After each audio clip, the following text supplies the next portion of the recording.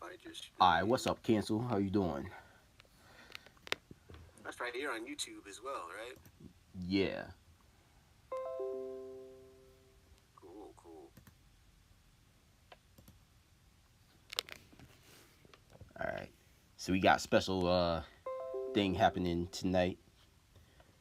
Gonna be animating with my man Monk. He's gonna be teaching me the animation basics. Cause he's so kind. So kind. So let me set this up. I'm gonna set up to where I can share screen so I can show your screen. Share it with everybody. Alright. Oh, cool. I got you. Got it already set up. It's already got you in there. Sweet. Alright. Oh, but it has. Okay. I guess that's fine. That's fine. Let me see how this is gonna work. I don't want to take away from what you're doing.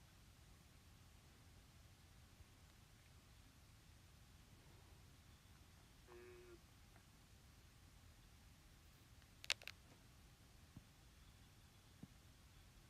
all right, that's what I thought. Needed to make sure it shows just your screen. All right, cool. That's good. That is spot on. It almost looks like some type of Inception. But let me see. I can.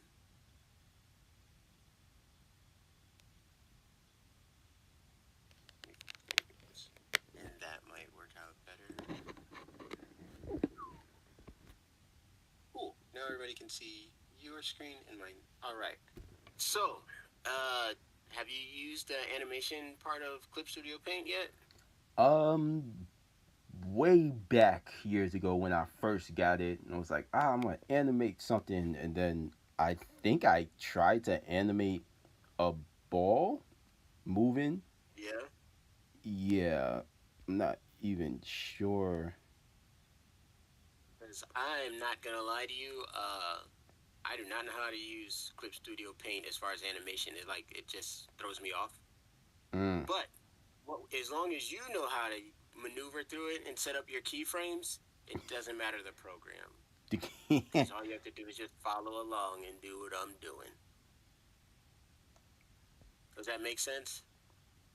In a way, if only I knew how to set up the keyframes. Do you know how to set the keyframes? Let's see, new animation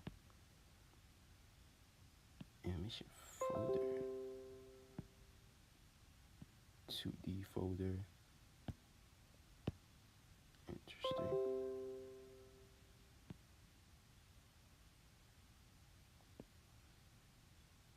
So what we're gonna do today is I'm gonna help Nan with some animation basics, and we're just gonna start simple with the bouncing ball and stuff. And yeah, we're Okay. just gonna groove and learn, man. Let's learn some stuff. All right, there we go.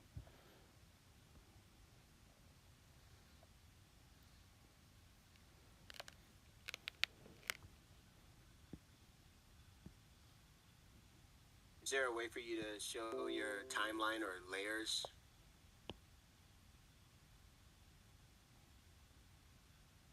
Uh, Timeline. Enable timeline. Let's try new timeline. Yeah.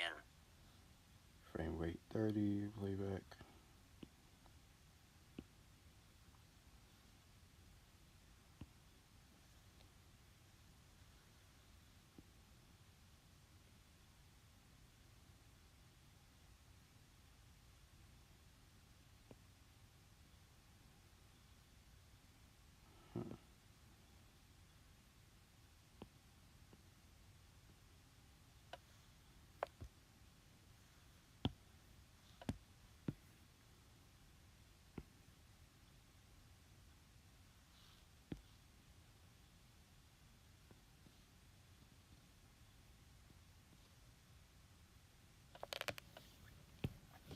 C2 on there.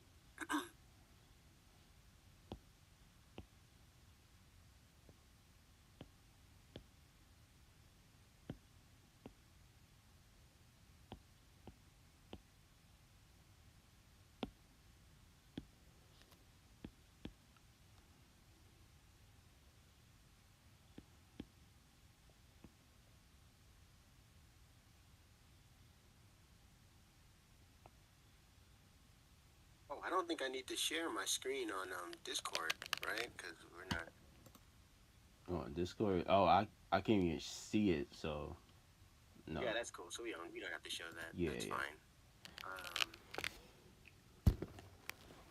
Awesome. All right. Cool. I got this to where I can see what you're doing. Folder.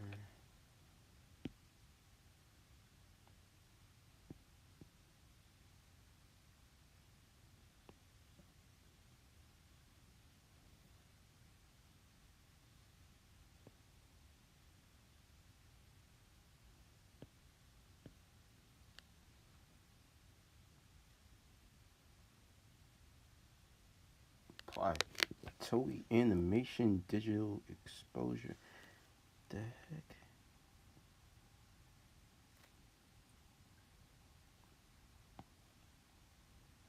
Boy, animation digital exposure sheet. Oh, that's a exposure sheet.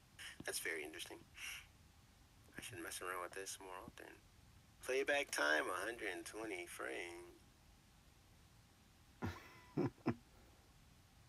Oh, I was gonna say go back and make sure your frame rate's at 24 frames a second. Oh, okay. Nope. So timeline.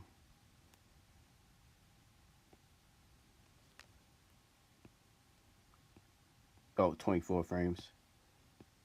Yeah, you Frame want it rate. at 24 frames a second. Wait. Oh, that's why. Oh no, that's your playback time. Yeah, you just want your frame rate at 24. Mm-hmm.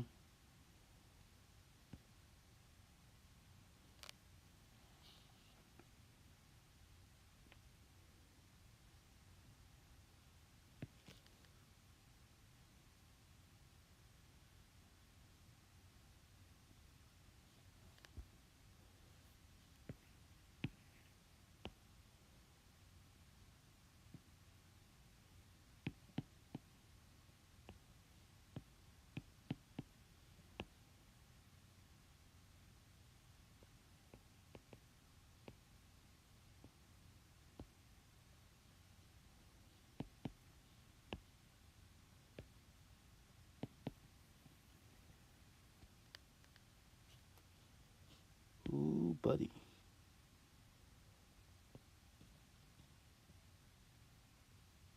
Playing real You're time. able to like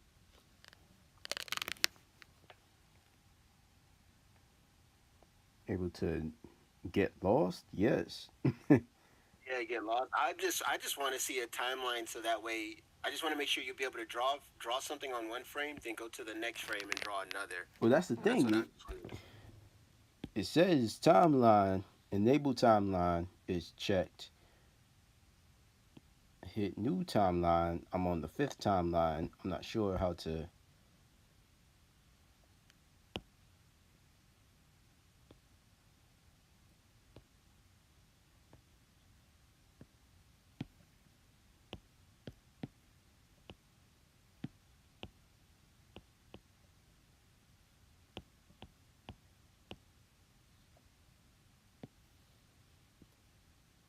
Move with.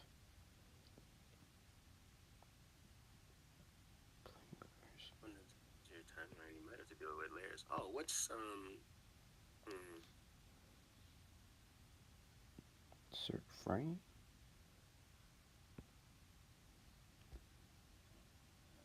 I was gonna see what's this. What? See, I don't know how it looks on a tablet. What's this here with the that looks like film right here above the layers? I think on your toolbars. Looks like film. Like yeah, Oh, it's like this? your layers and then there's something above. Yeah, what is that? That's just the color history. Oh, that's color history. What's below that? What's that with the layers? Layer property. Oh, beneath it is layer property. Oh, effects, and then that's layers right here at the bottom, right? Yeah, that's layers.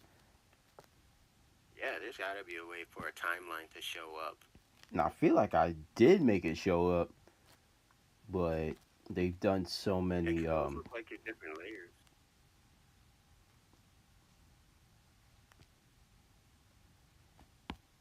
under window and show, or what's under window?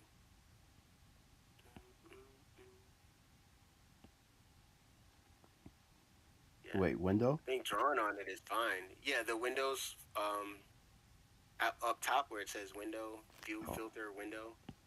Let's see. animation There's cells. timeline. Click on timeline. There we go.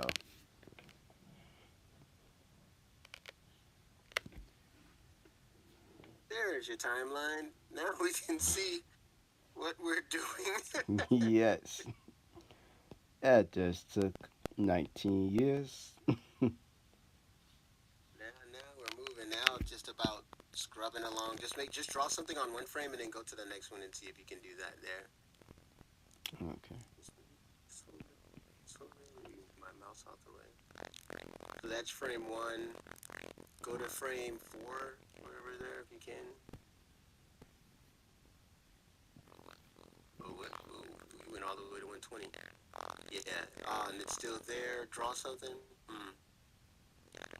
You gotta be able to differentiate so we can see each one. I think you have to make like a new layer or keyframe or empty drawing for that one. Like I said, I don't use Clip Studio Paint for animation, so I'm still like with this as well, new to this. Okay. Go to 2. Timeline 2. See how you have that white frame, I think it's 1. And go to 7 and see if you can, oh yeah, don't hit the automatic, just scroll to it.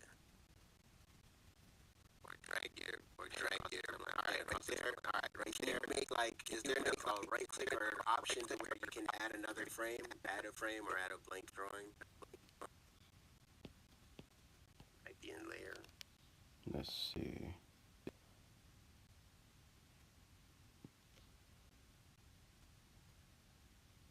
Okay, move frame.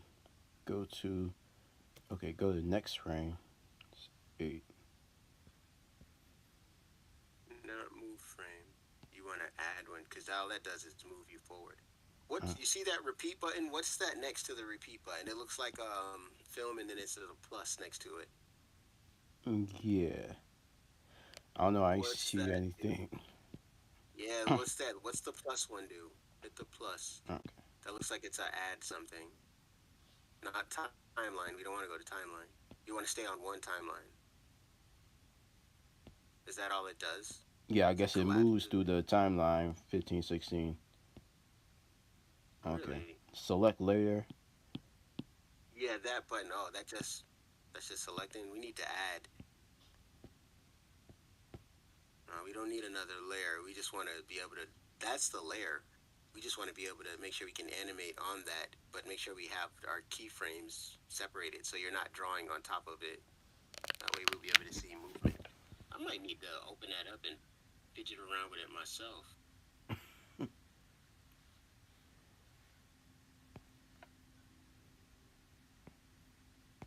Oh, the groove is real tonight.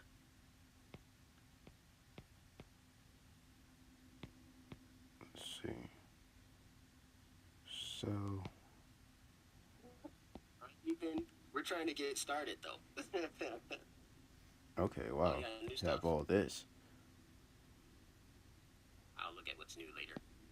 Let me see. Animation, new animation. I don't have an animation folder.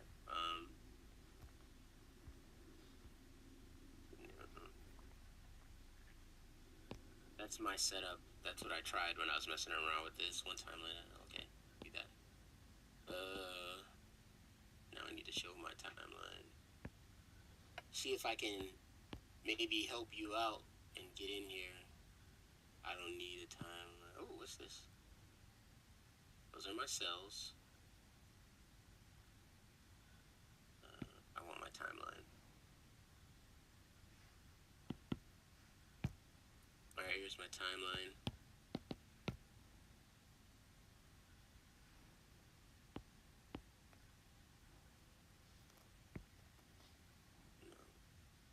New animation cell. That's what. Oh, are you doing stuff? Look at all the stuff you're doing on yours already.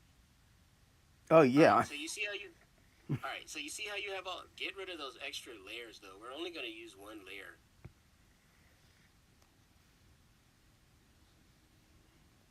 Okay. That way you can.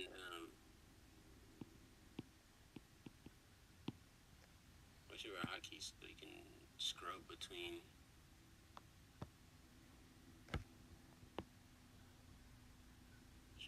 keyframes and stuff. All right. Turn on an onion skin. All right, cool.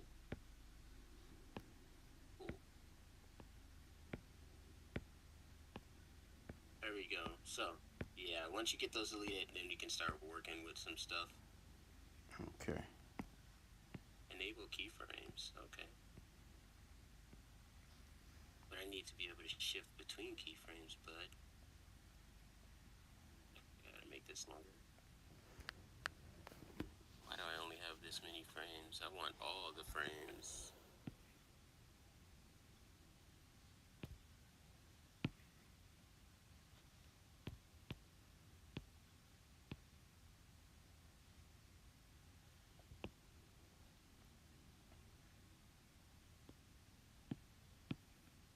Okay. So one layer, one paper. Well, it only went up to 24. See my settings up. Okay, so we just needed to add a layer. That's what we're looking for.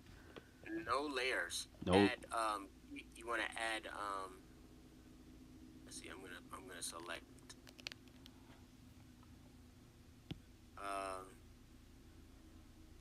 you want to insert a frame. No, what did I do? Because I did it too, and I'm like, where is it?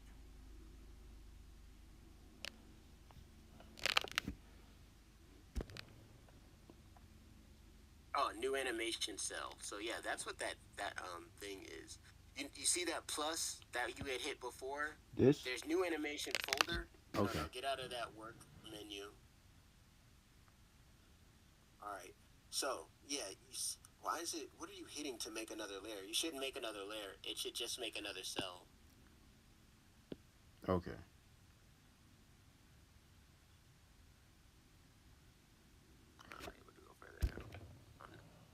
Yeah, so that button where it's like it's a cell with the plus, that's how you add another cell. How long is your timeline? How long? I gotta look at the timeline settings because mine stops at frame 24. How far does yours go? Yours looks like it goes to frame 29. We need more than that.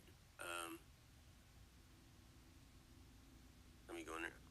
Edit track now. Okay, I thought it was 120, but I guess it's. Does it? How far does yours go? Just drag across and see how far it'll let you go. Okay, you can go further. You're set to 120. That's fine. I'm gonna close this. I'm not animating in that though. I'm gonna be using Harmony. All right, so go back to your frame 1. I think you have enough. We should be fine. This is gonna be pretty simple.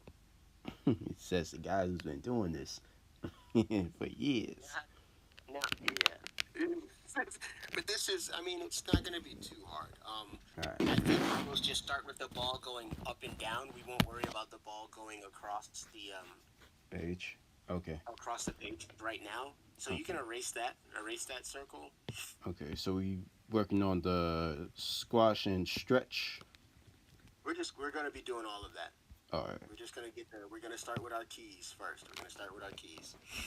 All right. So what I want you to do is, and this is probably where a layer would come in handy, so you would know where the bottom of your frame is, so you'll know where the ball will stop. Okay. But so I'm gonna make one for me. I'm gonna make one. Whoops, I didn't do that though. All right. So I'm doing this so I can know where the bottom is.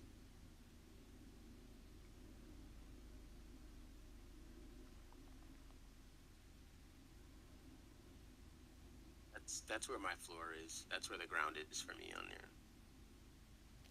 Okay. And if you're able to make a new layer and put this on the bottom layer, you should be fine. And then you can lock that, and that way you'll be able to what into the paper, I guess, for me. Yeah, for you. Yeah. See, because you have paper, you have layer one. Just make a new layer on your timeline. I would work on the timeline. I don't really mess with the layers in there like that. You should be able to add a new layer on your timeline without going to your layers. Hmm. Nope, that's No timeline. balls yet. No balls yet. Sounds funny. No balls yet. That's a folder. Uh,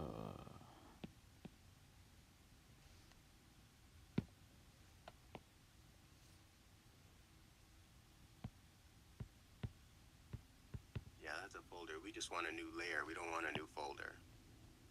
all right, let me delete that. Okay, so layer one.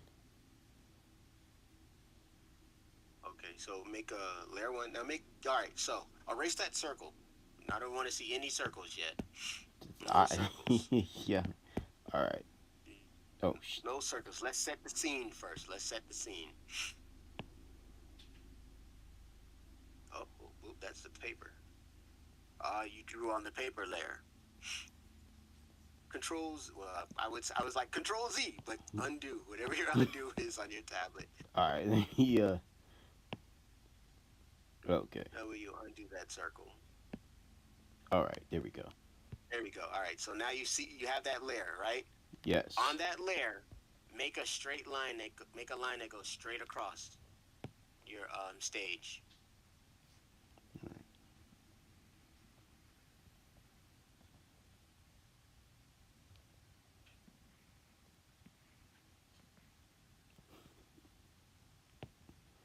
Oh, make it straight. I don't know how you're able. Use your line tool to make a straight line. So erase that. All right. Undo that.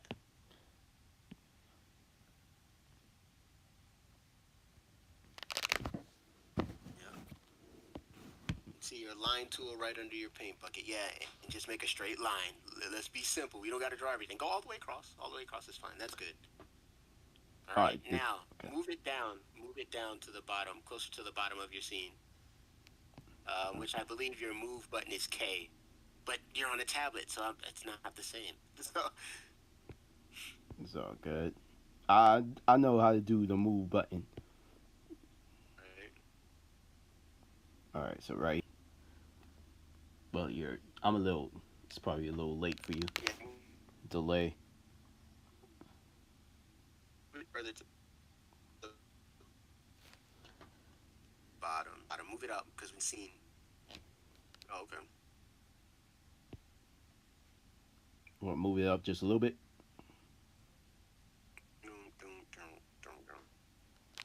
Yeah. I can't even. I have like this circle. I can't even see what you're doing. There we go.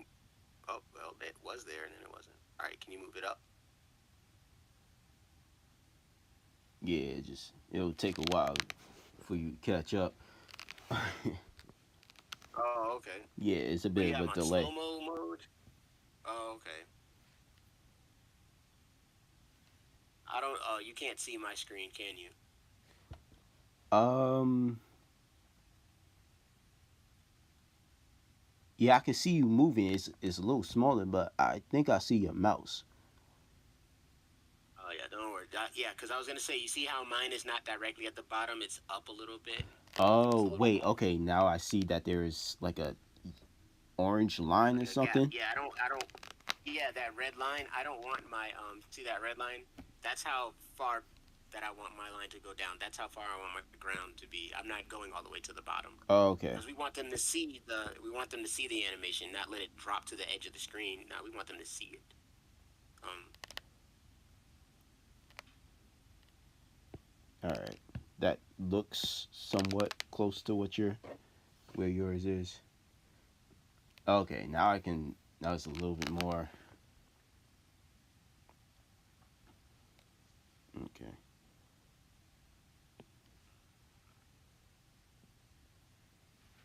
wow, there is a delay.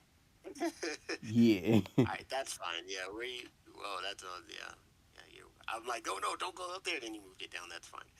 Yeah, so that where you have it is fine. Okay, so now we have to make sure that that line will show up through your whole animation because that's going to show you where your block is. So you have to find a way to extend the exposure to the length of the timeline to the frame. Uh, this here, Extend the I guess you could just pull it out. Really, exposure. you just pull out. Yeah. All right. So let's see. I guess at the edge of your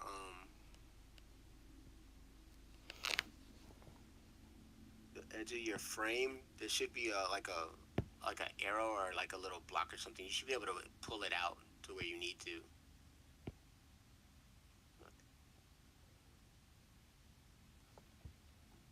Yeah, that way you can extend your screen.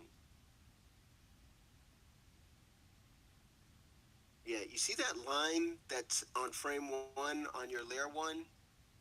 There's like that little tick line on there on your exposure. On line 1? Yeah, yeah. You see, you're on layer one, Yeah. frame one. There's that little white tick line. You should be able to grab that and pull it the length of your Okay. Got it. But it actually looks like your frame is already extended all the way. Yeah, I'm sure it's extended all the way to like Oh, okay. If it's already extended, then don't worry about it. 120. Yeah, it's 120. Okay. All right. Cool. Cool. If it's already there, it's there. So now make another layer. That's gonna be your ball. Got it. That's Okay. gonna be your ball layer. Yep. And make sure the ball layer is on top of that one. No, yeah, you don't have to move that. You can move that back.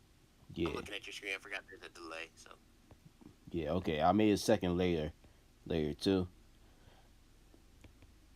Yep. On layer 2, and that'll be your. That's where your ball is going to be. All right. Cool.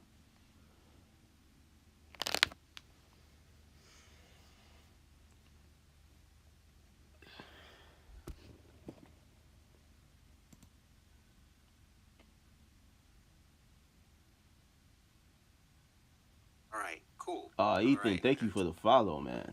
Awesome. Uh All right, so what's next? All right. So now, let's start with drawing our keyframe. I'm not animating. I just cannot animate in that program. Which I probably should because that way you'll get it.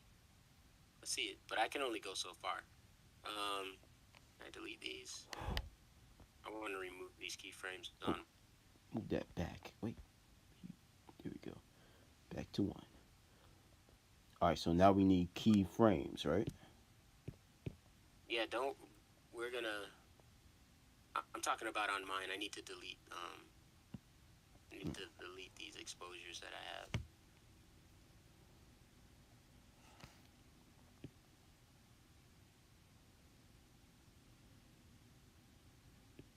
And it ain't doing.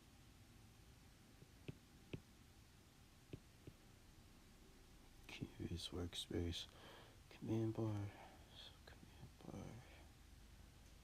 Animation cells. Yeah, I'm gonna use. I cannot use that. The program is so. Bleh. Okay. All right, so as long as you're on frame 1, we should be able to get started. All right, so we're gonna draw a circle, not at the very top, but close to the top. Okay. My favorite pastime is draw a circle, erase it. Draw a circle, erase it. No, my circle's not perfect. And this doesn't have to be perfect. We're just working. All right, so that is frame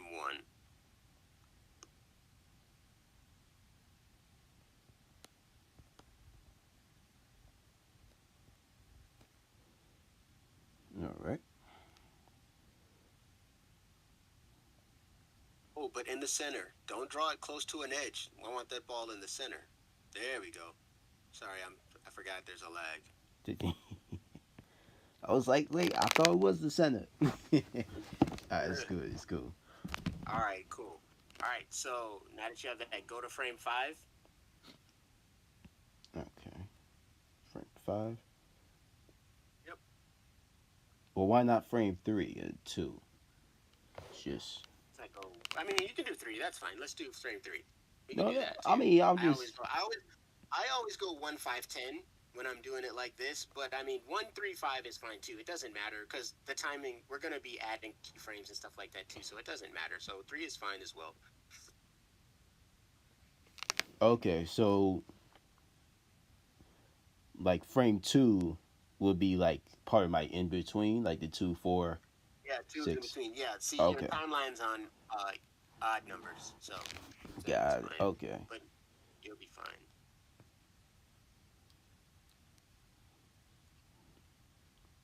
So you're gonna have to add another frame. You have to add a keyframe there. oh, I need to add. So Oh, yeah, you're gonna need to add a frame because that. See how that is?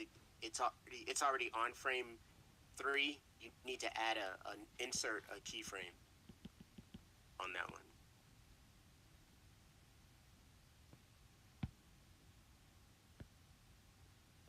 oh wait,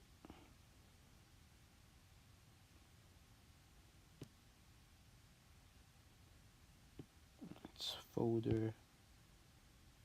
What do you do? Not there, not new timeline, none of that stuff. Oh man, what did you do? You should do everything from the timeline. Don't do anything anywhere else.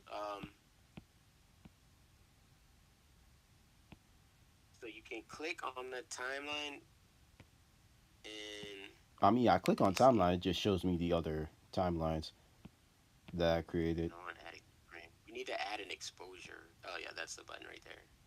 So it says you need to add a new animation cell is what you want to add. Ah, okay. Animation cell. That's over Yeah, here. not a timeline. Yeah, you got so many things happening. I guess table specified.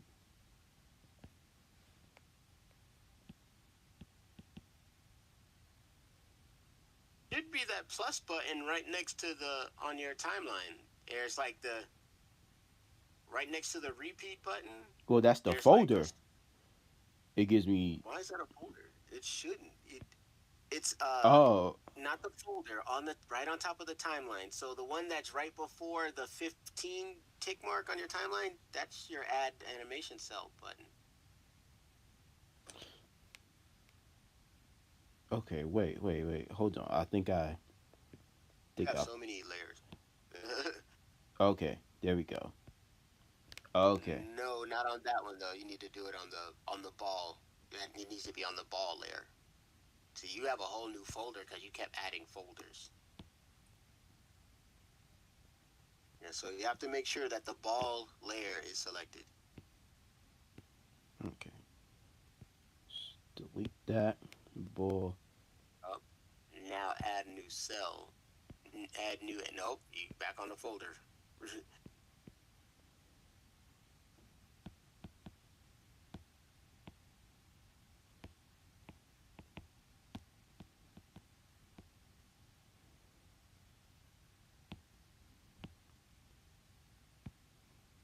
Timeline. But that's the thing. It won't let me click it unless I make a folder and then. That's weird. You should be able to just go because I don't have a folder. I don't have a folder on mine. Oh, that's how I do my cells. Let me delete these cells.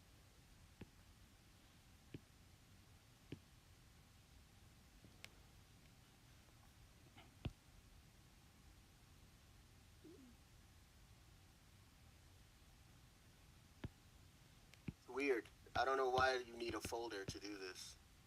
I would get rid of that folder and just go back to the ball cell, to the ball layer. I'm on the ball layer. Then animation You're cell. doing a lot of. There's a lot of stuff happening that doesn't need to happen. That's a track label. Oh man, there's so many different things. Yeah, I don't know why you have those pluses. You shouldn't even. Those shouldn't be there. Oh, what are you? Oh, oh, I think I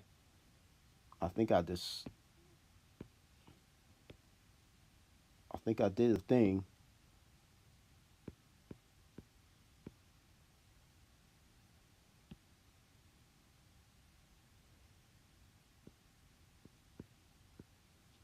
Nope, I did a thing, but I don't think it was a helpful thing.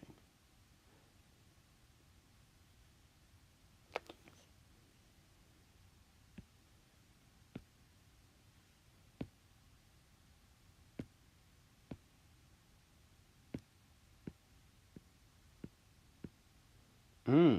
Okay. I think I.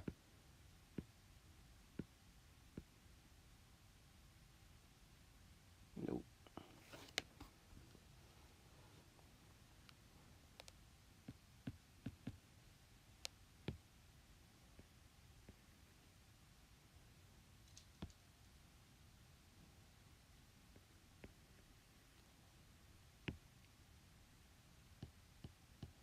Timeline is so weird.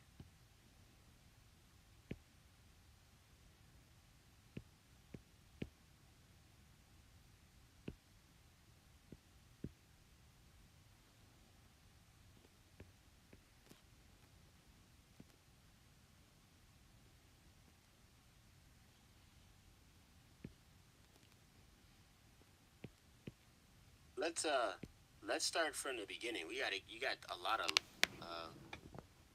I don't know why you have like that plus arrow there on the ball and stuff, and why it says track label.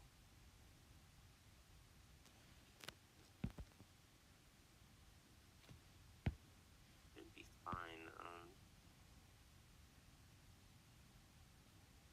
Okay, yeah, you don't need that drop menu. So see, man, and it won't let you add a animation cell. You can't. None of these are highlighted. See, it'll let me do it this way with the folder. So I guess I need to make a See, you folder. just did it. There's a two. You got two cells right there. But I don't know why that's very interesting. I don't know. I guess yeah, I'm in an animation folder, so yeah. So work from the animation folder. Delete that ball track or whatever that is, All right. and then because your line is still there, and we can just use those cells for those. So delete that ball layer, and then go back to frame one on the animation folder. Delete those extra keyframes. Just All right. start your ball over.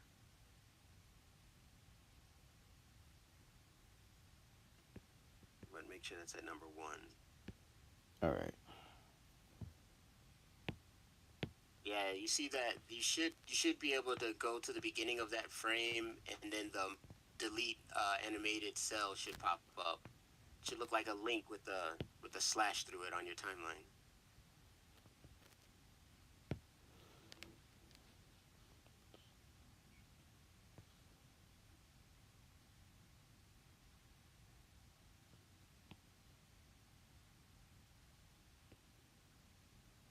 Right.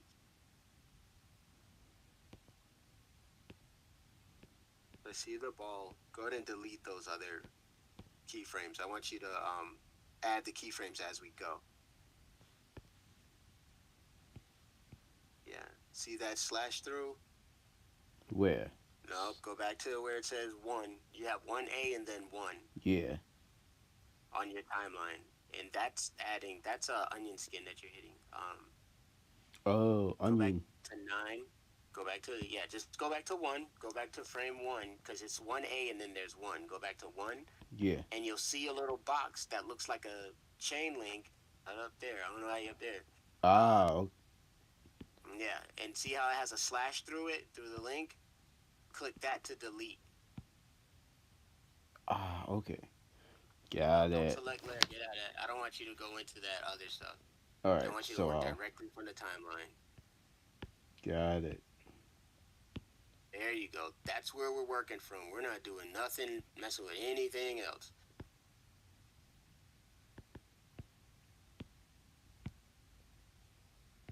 No, stop. It should be just a point click. You got to go to the beginning of the frame though, because it won't let you do that.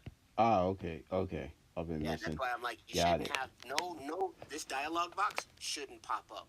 You should just go to the beginning of the frame and then hit that delete keyframe, delete cell. All right, cool. So now your exposure is still long. Go to frame 3 or 5, whichever one it'll let you go to. You have to go to the beginning of the frame though. So go to 3. Go to 3 and see if it'll let you add animated cell there. There we go. 1B. Is that what it says? Yeah. There's such a delay on your stream. I can't. I'm like a little behind. All right, cool. We'll just have to work with that. Yeah. All right. So now you're in the middle. Let's see. Can see how do we want to do this? It can either be we can either do a stretch one or we can just keep it round. Let's keep it round for right now. Let's keep it round. All right. Draw a circle there for that frame, almost close to the bottom. Not to at the bottom, but close to the bottom. You can see where mine is. Okay. Somewhere. Now there's the next question is seeing All right. the last frame. Okay. Yeah. All right. You see. All right. Now I'm going to show you. You see now. You know where it says delete animated cell is, right? We already know where that button is, right? Yeah. Right next to it is your onion skin. Click Ah, that to turn it on. got it. Okay. All right. So we know that ball needs to move over just a bit. Make mine look like the other one. I'm going to redraw mine over again. The, the perfectionist. Yeah, I don't like when you're doing animation. You kind of gotta be a perfectionist and be a little anal about it. You can still be loose, but it's gotta make sense. If that makes sense. Actually, I'm just gonna trace this and move it down. That's what I'm gonna do. Trace the first circle in, or copy paste it.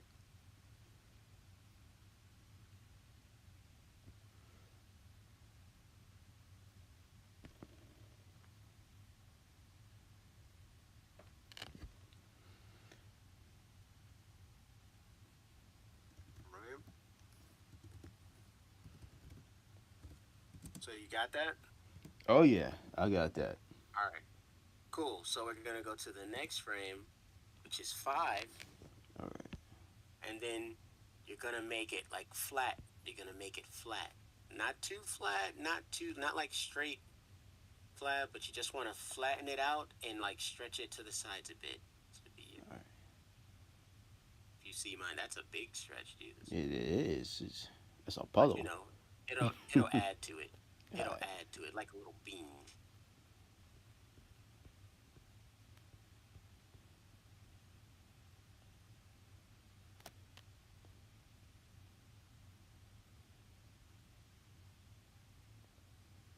But it's got to touch that flat piece. Got to be on the ground. It's got to touch the ground, so it's got to touch the bottom line.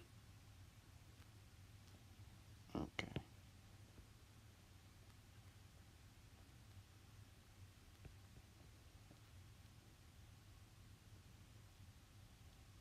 Oh. Okay. Got it. Yeah, you don't want it to go flat before it hits the ground. It's got to hit the ground.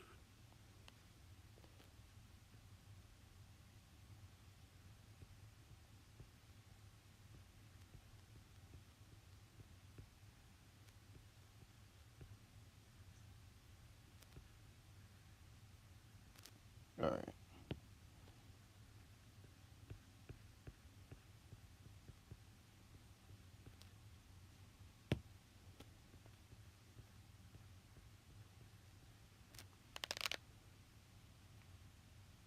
All right. How's that? Bad, bad. You said bad.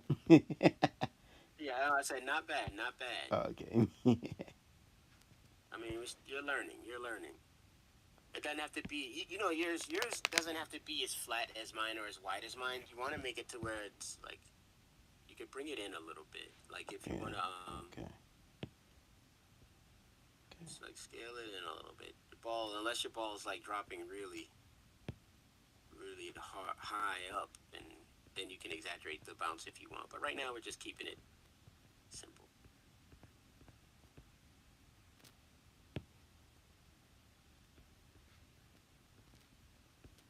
So, that's fine. All right. All right. So I'm gonna extend that for 2 frames so that I know. So it'll go one. It'll go from 1 to 2, then 3 and 4, then 5 and 6. So I have like 6 frames of animation so far, right? Okay, 1 to 2. And if you scroll, you can see the ball, how it's dropping. Okay. Nope.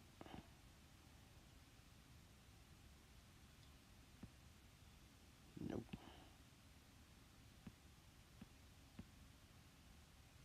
Nice. I do kind of like mine's at the end. It gives it those little That's fine. Yeah, that's fine. It's like splatness flat. Yeah, images. Yeah. boom. Right, and then we're gonna have it come back up. So okay, so on frame, right, 7. well, 1, 3, yeah, on frame 7, you All can right. have it stretch like it's coming back up, and you can exaggerate that how you want. Ooh, guys, we get some creativity. You know, and I got the Discord group opened up too, non, if you didn't know yet. Oh yeah, I heard Legit you though. talking to somebody about that. I was about to ask you, I but was telling Ethan, yeah, but it's there now, and there are references and stuff in there. But if you want to start dropping animations or any art that you want have done, there are different tabs for that and stuff.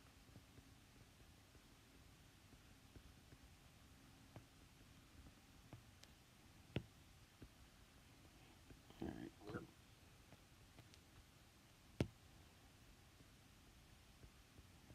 Yeah, you can stretch it out a bit more, if you like, because you're gonna move that. You're gonna move that up a little bit from the ground. Oh, okay. I see. I see. The ball's got to come off the ground.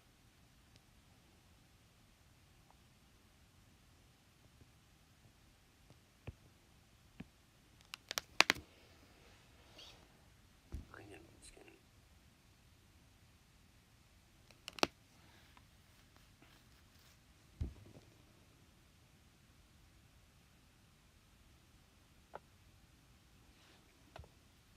All right. Okay, now I can see what you see. All right, how's that?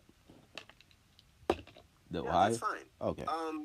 Is there a way to edit your onion skin to where you can see the frames past the first one, the last one you did? Like, Oh, I can okay. see behind me 5 frames. How far can you edit your onion skin? Let me see if there's a how you can do that. Okay. It's not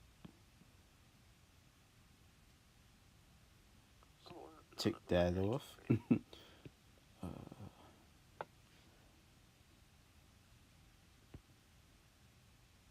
oh no, wait. Bring that back.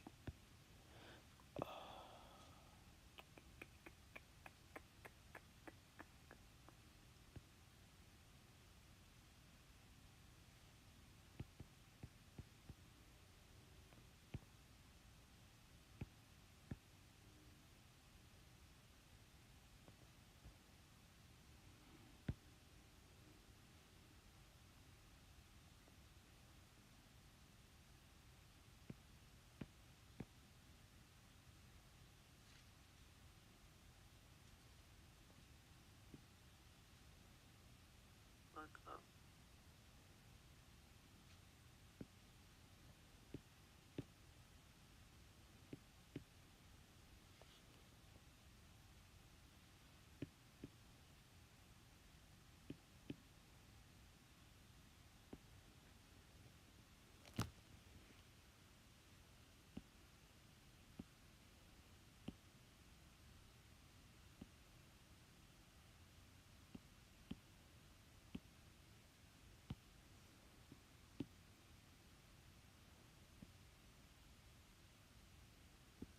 we go. Onion skin. Is it letting you edit how far back the onion skin can go? Yeah, 10 frames previously. Oh, okay. Go. I say 5, 10. 10 is fine. Just fine. Just do that. Okay. There we go.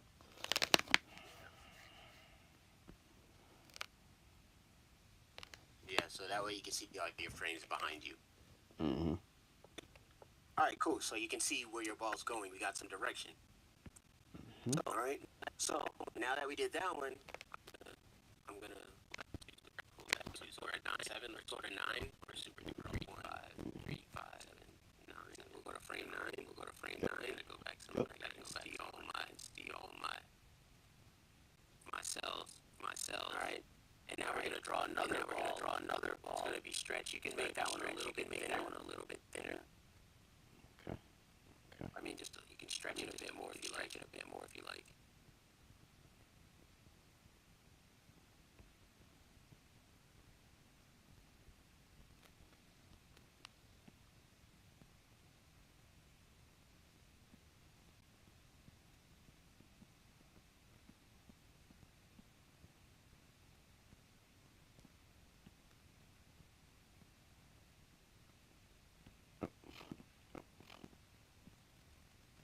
Ooh. Ooh, it's looking nice. Ooh, I like that bounce. Yeah, you like see how it's bouncing? Yeah. Cool. All right. So we're on frame 11, right? Yeah. All right. You did frame 10, so now we're gonna do frame 11. So on frame 11, just copy the first ball over again. Put that ball back.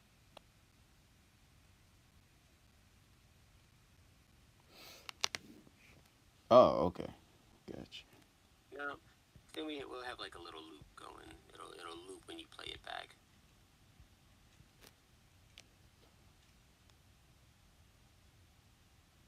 Okay.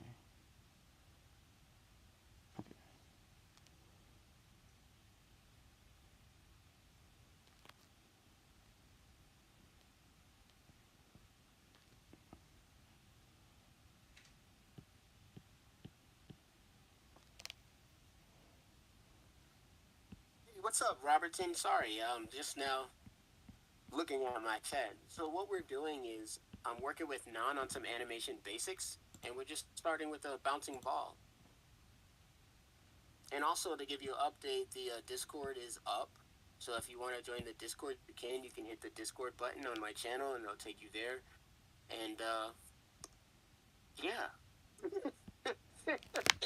yeah, we're good to go. And you can see the references I have for backgrounds, gestures, facial expressions, some animation stuff, and character designs and stuff. So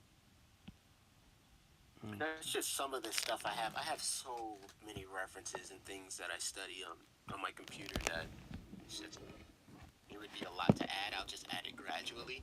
But you guys can also add some references that you might have on there as well.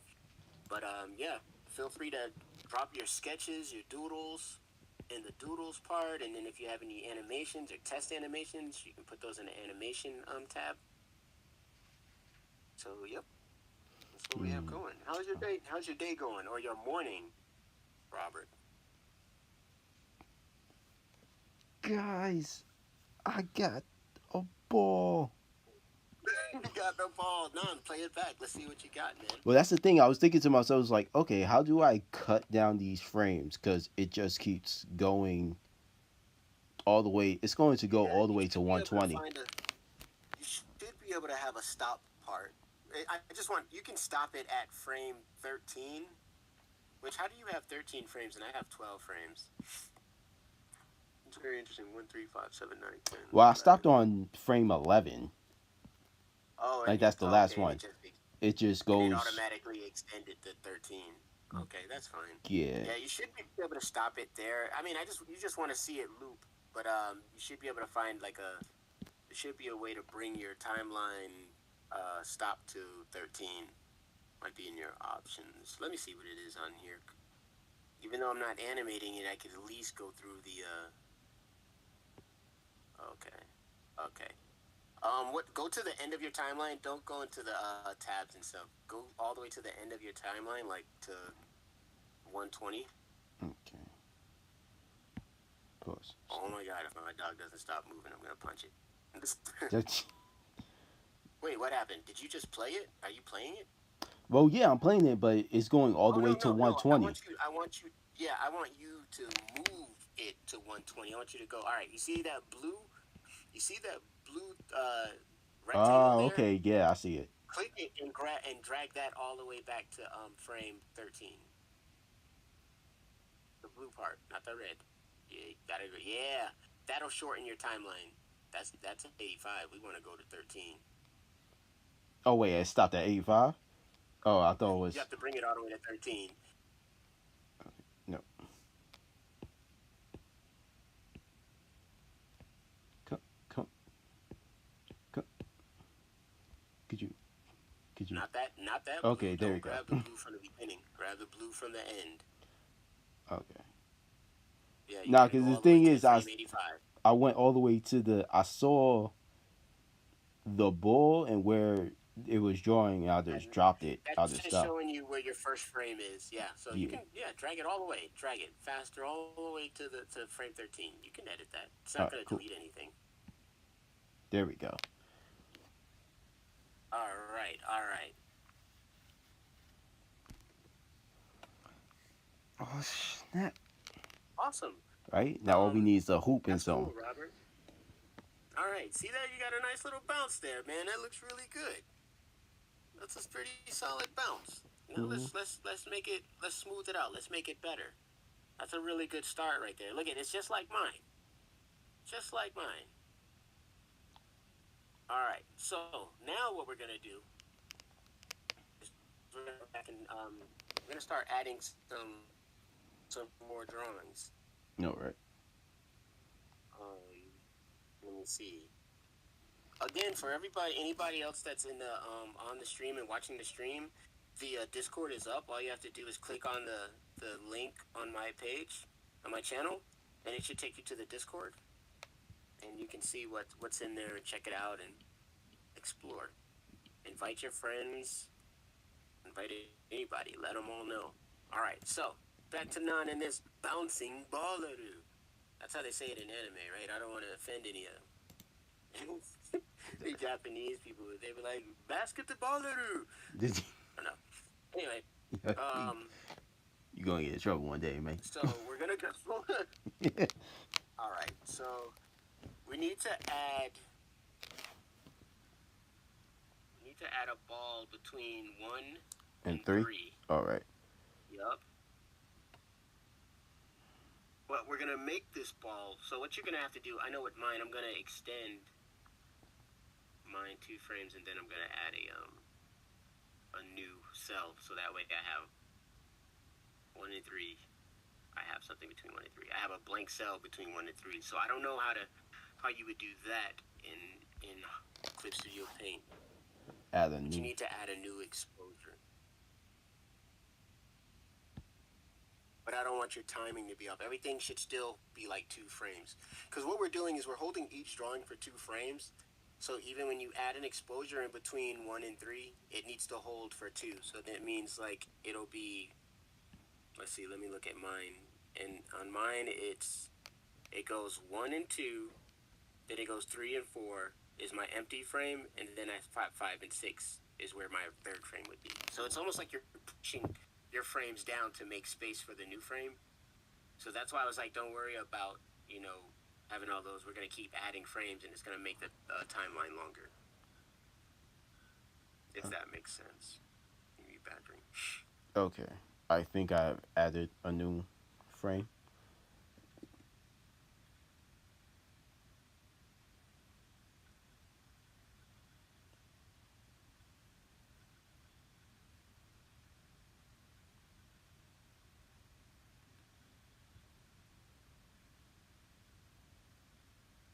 Did it show it yet?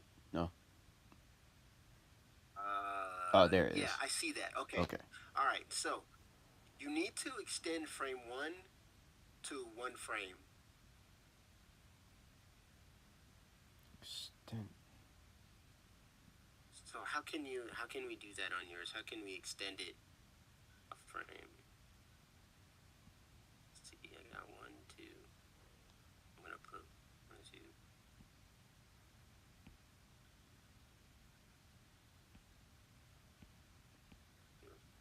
oh, Yeah. So frame one should it your first drawing, your cell should hold from frame one to frame two, not that way. All right. So there, it's on. What happened to your blank frame? I think it got combined with the other frame. All right. Let's see what. Let me see something here. There should be a way to insert a frame. We'll say two. Insert.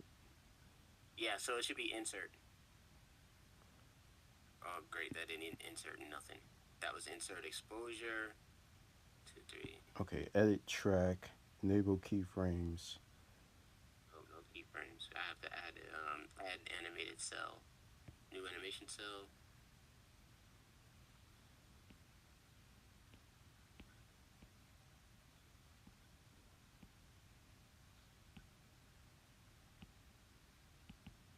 Insert frame.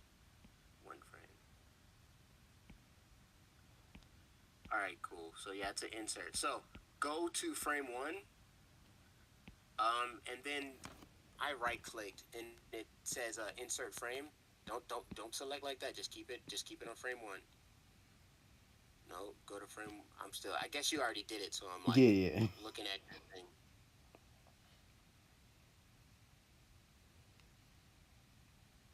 Okay. So whatever it should be like a non-animation. Go to animation. Mm-hmm. Let's see what happens. New animation layer. Oh Folder. no, we don't want any more layers. We don't want any more layers. Yeah.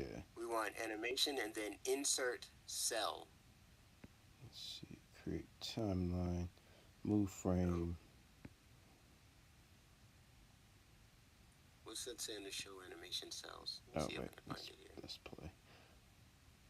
Animation curve.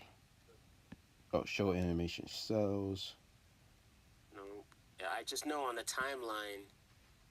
If I right click in the timeline and there's an option that says insert frame, and that's what I want. You need to find your insert frame, but you got to do it from the timeline, not up there in animation. All right. There's got to be. I wish Clip Studio Paint was a little bit easier to mess with.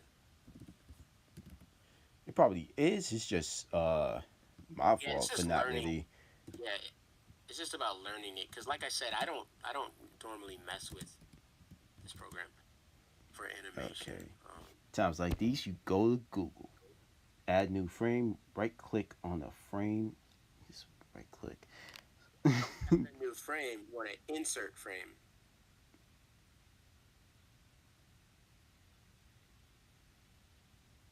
Then choose insert frame. Okay. Have to.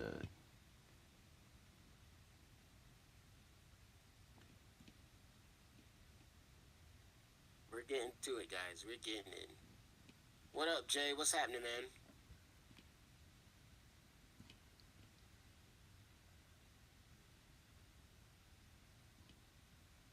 Going over some animation basics with Nan here. And he's got a pretty good bounce going so far. So now we're just going to neaten it up, make it nice.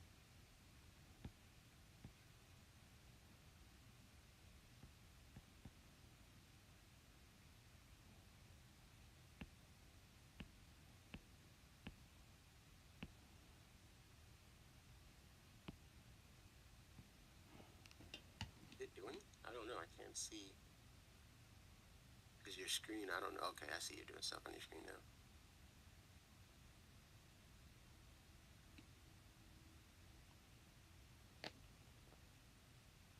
Auto action. Still not doing.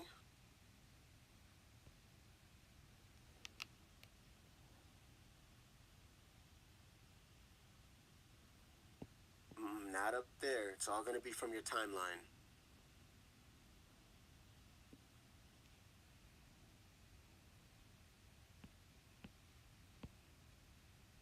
Nope. That It's definitely not it. What the heck is this? What's the star?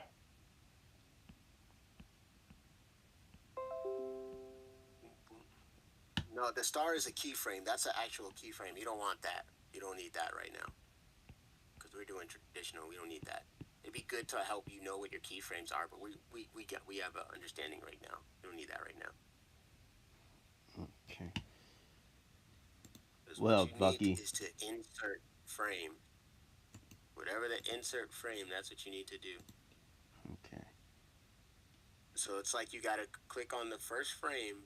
I wish you had like a this on your Clip Studio Paint on your PC, which you should be able to since you already have it on your tablet. You should be able to put it on your computer because you already have the program.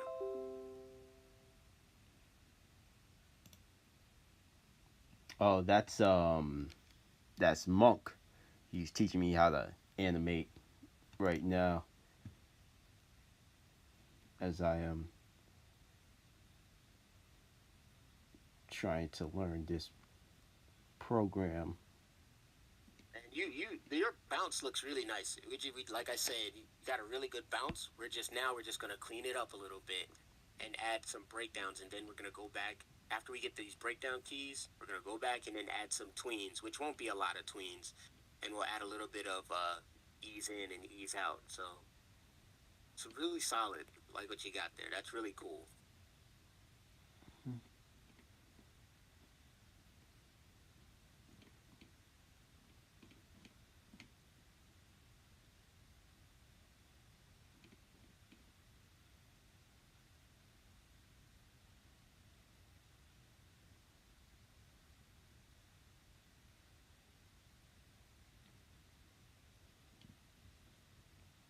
Okay.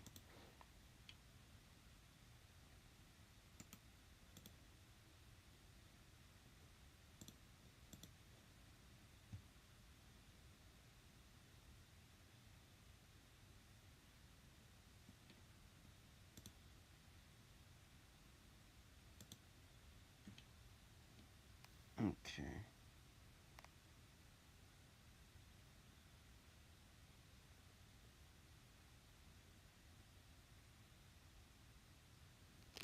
Find it yet, none? Yeah, I'm reading this tab thing. It's pretty much saying there is no button for inserting There's no frames. button for it. There is no button. It's I like like I said I'm on a PC, so can you see my screen? Animation cells, maybe. Hold on. Yes. All right. So let me see what this does. Nope, that doesn't do shit. Sorry, excuse my language. Oh boy. So you see these options here where it says add keyframe, delete keyframes, delete all keyframes, all that stuff. Well, at the bottom here, there's insert frame, and then there's delete frame. I want to insert frame, and that's going to extend the exposure, which is the drawing. It's going to extend the exposure, and you want to do it for one frame. Okay, create keyframe. No keyframe. No keyframe. Nope, not those. Nope. Yeah. You gotta go back to frame one. Make sure we're at frame one, so that way you don't mess anything up further down the timeline.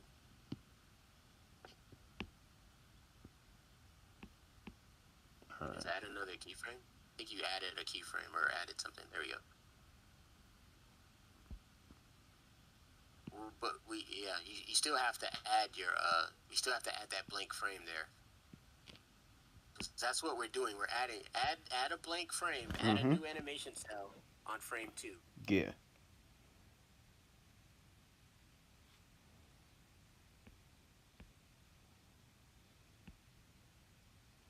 All right. So now go back. Now go to frame 1. I wonder if you can do it in edit. Let me see. No. No. Okay. Cool. Oh, that's perfect. So now that you're there in frame one, go to animation. Yeah. All right, and go to timeline. Uh huh. Oh, okay. There we go. See where it says insert frame? Yeah, I got that. Okay. Yeah, that's what we wanted to do is insert frame, and a Okay. box should come up with a number in it. All right, and just say one. Hit OK. All right. Okay, that extended it to two by Yeah, keeping. so now you have one two. All right, so now go to the blank keyframe Got it. and do the same thing. Extend it one frame, which so now it should be frame three. Yep, go to frame three. Yep, and do the same thing. Go to frame three and insert frame. Wait, frame three or frame five? Oh, you're on frame three. Because Oh, frame three is the empty layer. That's what we're working. We're working on the empty keyframe right now. okay. So I added, already added. All I right, extended cool. that. Yeah. There we go. All right, cool. So now we're gonna draw another ball, just a little bit below the first one. All right. Just a little bit. Actually, let me see. Yeah, we're just a little bit below. Ooh, my favorite pastime. Draw a circle, erase a circle. Just gonna copy the first circle. Bring it down. All right.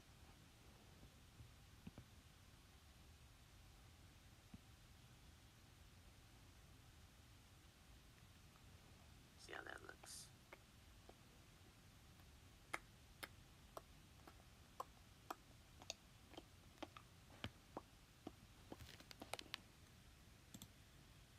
I hate this thing. So I don't like using phone. Get that over again. Frame ain't even open. Stop that though.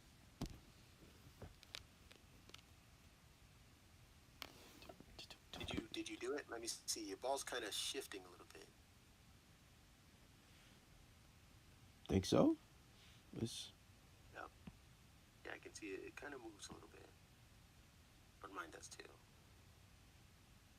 That means my frame five, I need to move over a little bit. Yeah. Okay. This is how you edit and go. That's why we have our onion skin on, so you can see what your frames are doing. All right, cool. All right, so you see we got like a little. It's starting to flow a little bit better. Don't move it up. All you have to do is move it over your frame three. You don't want to move it up. You just want to move it over to line up with the first two circles. So now you see how your circle is kind of, they're all off. Yeah. Dang it. Yeah, I would take frame three and five and move them over to the left. Yeah. So that way you don't have like a weird arc going. See how you just moved it up a bit? You should use your, you don't have arrow key, so you can't just do it. Yeah. It's just pretty much me. Pencil. All right. Rob, I'm just helping out. You know, he asked for some help on some animation. I'm like, yeah, sure, I don't mind doing that. And you know, just going over some animation stuff. I don't mind at all. It's kind of fun. I like to help out where I can. All right. That seems a little Seems straighter. right. Yeah, and just like drag your pen across the timeline. You don't have to play it back all the way. Just we call this flipping, where you just dragging it back and forth so you can see how it's flowing. You don't have to play it all the time because we see that it bounces. Now we need to make sure things are right, and that we call that flipping. See how I'm Okay. moving the timeline back and forth? Yeah. That's what you want to do to make sure things are right. I don't know the hotkeys for Clip Studio Paint, but for Boom Boom Harmony, it's F and G that lets me go forward a frame and back two frames. You could Okay. also use period and comma to go forward each frame. Okay. But F and G goes two frames every two frames to the next keyframe. But I have It'll no go to the step. hotkeys. All I have is a pen. Just my Yeah, trusty so pen. yeah, that's why you can just scrub the line. Yeah. Just scrub the line to flip so you can see. All right. So Okay. That's good. now, the closer the frames are together, the slower things will move. The further apart they are, the The faster faster. they move. Right. Yeah. So we're good. Now, what I want to do, what I kind of want to do, is take frame 5, Mm-hmm. and since we already have the circle, I'm gonna move it up a little bit, and then I'm gonna stretch it because I want it to have a little stretch to it before we go into the squash. Oh God, I hit old. I was gonna say, how did that happen? Hit old. Okay. Yeah, so we'll just make it a little bit thinner. It won't be as thin as the one closer to the bottom, but it'll look like it's going into it. If that makes sense.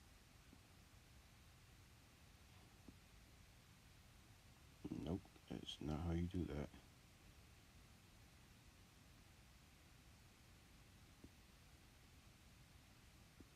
I missed the damn frame. Oh no. Hmm. Oh no. I'm sorry, I did that wrong. That was my fault. Oh yeah. I do want it to stretch. No, I was right. Yeah, I do want it to stretch a little bit. Yeah, so it's not gonna be as long as the stretch that's coming back up.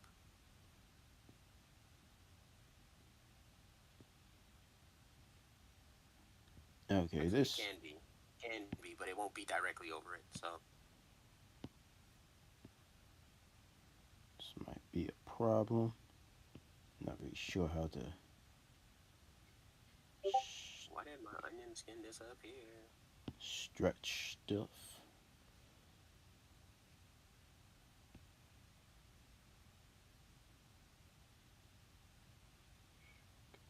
Actually, yeah, move that down. We'll move that closer to the yeah.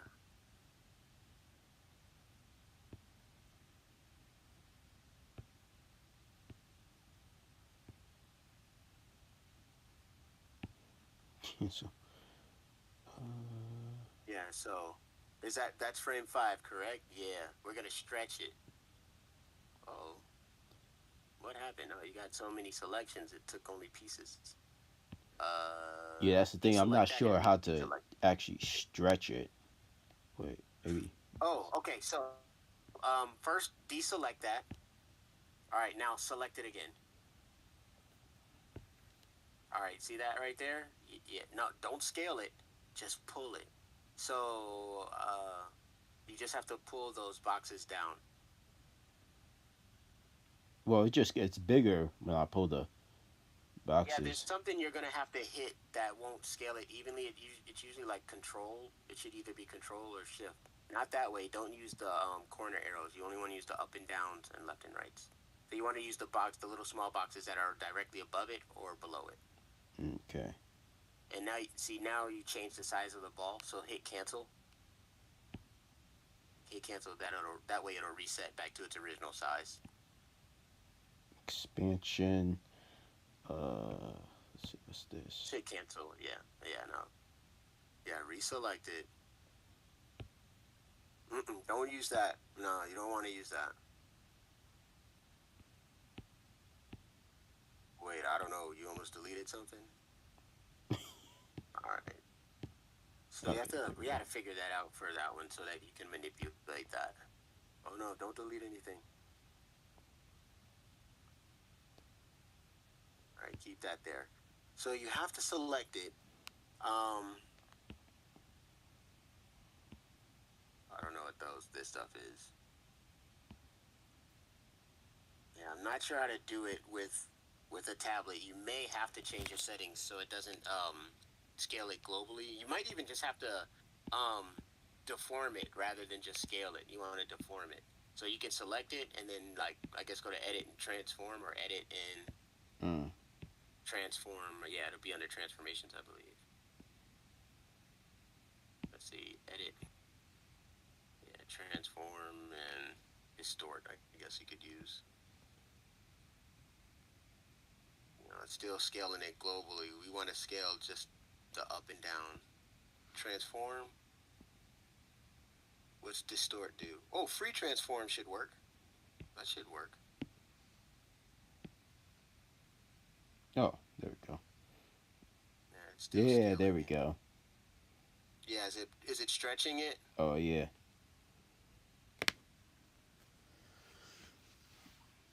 Yeah. Yup. So yeah. Now from there, push the sides in a little bit, Mm-hmm. just a little bit. Actually, that's actually fine right there. Yeah, not too much. We don't want to be make it too thin. Just a little bit.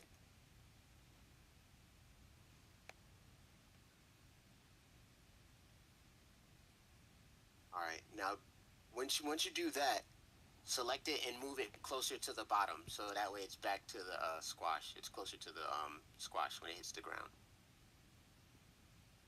Okay.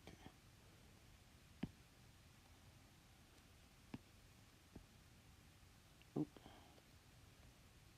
Oh, I want yes, this one.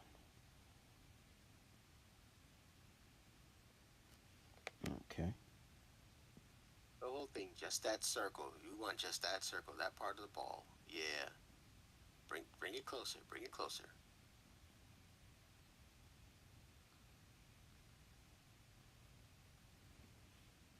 Yeah. Bring that closer. Bring that ball down. Bring it on down. Bring it on down. Bring it on down. Bring it down. Mm. Like it's about to touch the squash, but not really. Okay. Probably just a little closer then. All right.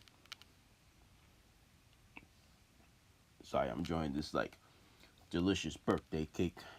It's my mother's birthday Whose birthday today. is it? My, Oh, it's your mom's birthday? yeah. Awesome. Well, happy birthday, Mom. That's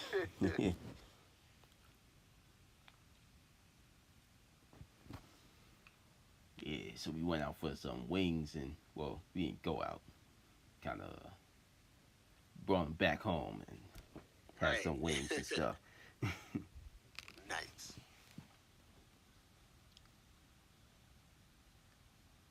All right, cool. That's fine. That's fine right there. All right, so little stretch.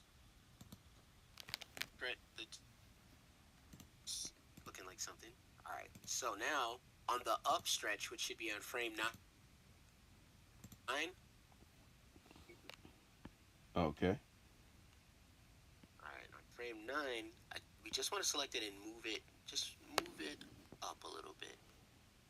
Because right now on mine it looks like 9 and 5 are on the same. They're like right on top of each other, and I don't want that. I want there to be a little bit of difference.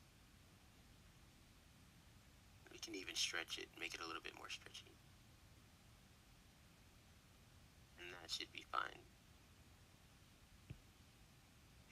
Yep, so you'll have to make your stretch for your up on frame 9 kind of almost the same size as your as frame 5.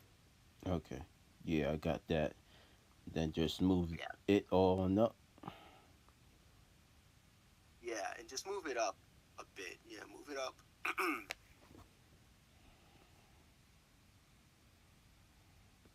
Yeah, that's fine right there. That scale and then move it up.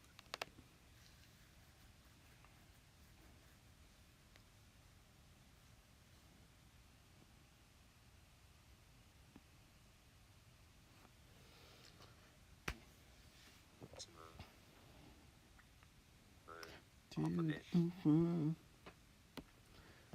Finally got a piece of that pie. Cause we're moving on up to the east side. Do you actually know the lyrics to that song? So I don't really know too much. That's playing right now. No, That I'm the playing right lyrics, the lyrics to the Jeffersons. now. Oh, Yeah, you talk about kind moving on of. up. I was singing the Yeah. theme song. Oh, not really. Mm. You know, Okay. I Now, went back and fixed frame 5 to look like it goes into frame 9. That's good. That's good. That's good. Okay, so we got that. So now we're gonna go to frame. I won't do it ease in right now. 11 or 10? I'm gonna go to frame 12, All right. and we're gonna put in another animated cell. We're gonna put another blank animated cell there. It's almost like rinse and repeat, you know.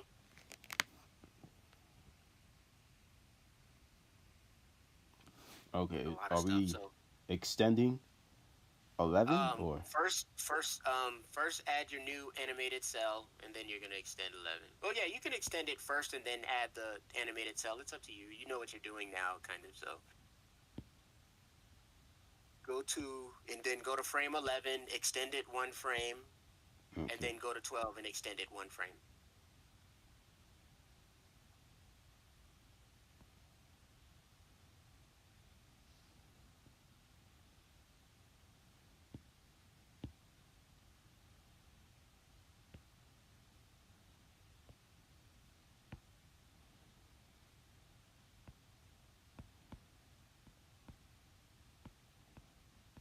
It's mine. It's off a little bit.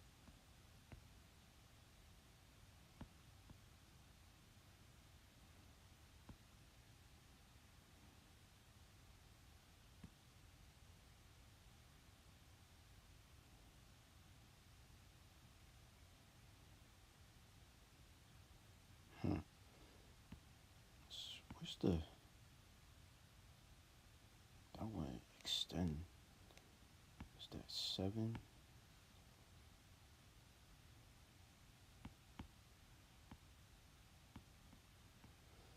Wait, how is yours looking? Because my splat seems to be going a bit too fast. Adobe getting Going what too fast? A bit too fast?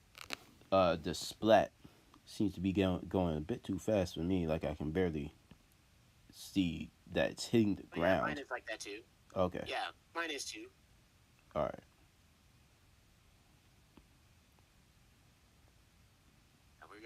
We're gonna build to that. We're gonna do some things.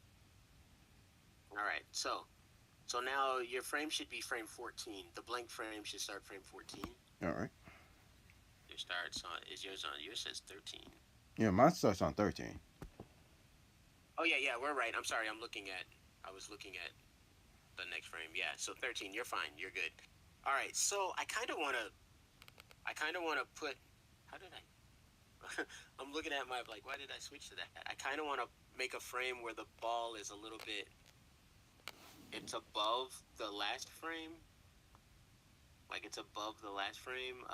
Let me see how that looks first. I'm gonna see how that looks because I could be effing up. Sometimes I like to add overshoots a little bit. I just want to see how it's gonna look when I do this. Yeah, you draw a circle, erase it.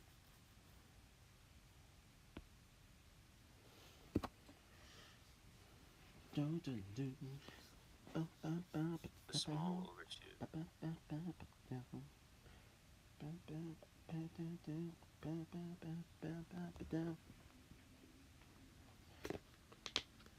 Yeah, we're gonna do a ease in for that. Yeah. Or I do that. Let me see.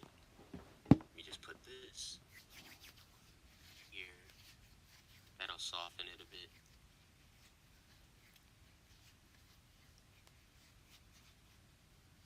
Yeah. Okay, we'll do that.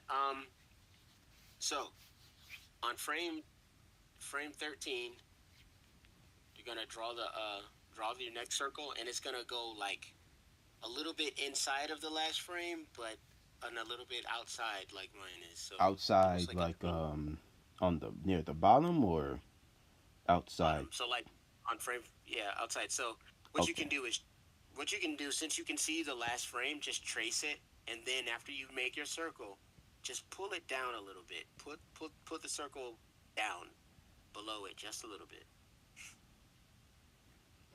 us a nice little ease. All right, there we Yeah, go. gives us a nice little ease in there.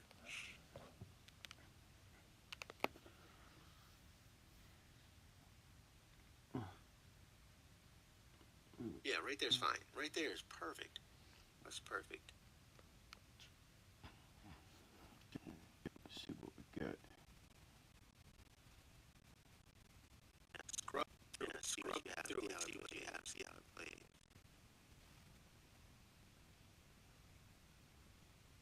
Yep. Yep. Frame 11 and 12. That actually isn't bad. I don't mind that too much. But Go the to thing your is, frame 12. you still mind it. Okay, so what's wrong with it? Yeah, it still bothers me a little bit. All right, so that frame on frame 11, yeah, your frame 11, move it up a little bit. Just move it up just a bit.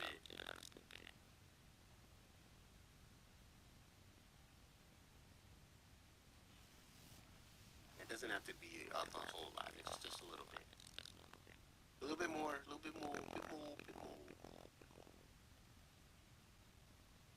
be fine.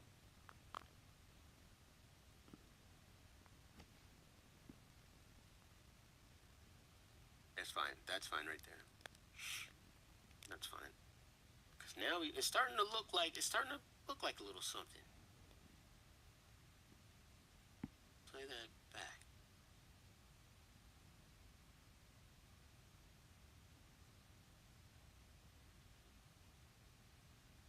Now, is there a way to slow it down? That's the. To slow this down, we're gonna add more frames. We're gonna keep going. Okay. Yeah, we're gonna keep going. It still looks nice. You still have a nice bounce. We're just gonna keep adding to it to smooth and cushion things out. What we're gonna be doing is like some ease in and ease outs, right? All right. So now I guess we can go ahead and start tweening. We can tween. All right. So we're gonna do the same again. We're gonna insert a blank cell, and then we're gonna extend the exposure to 2. You don't have to always do it 2. I'm doing them evenly spaced right now, but later, once we get the frames and stuff that we need and we like the way it feels, we can mess around with the timing. Okay. As far as how long an exposure holds for, we can start messing with that. But first, let's get our drawings in place, okay? All right. All right. So we're gonna go back to frame 1. I'm looking at between frame 1 and frame 2. And we're going to add a frame in between frame 1 and frame 2. Okay.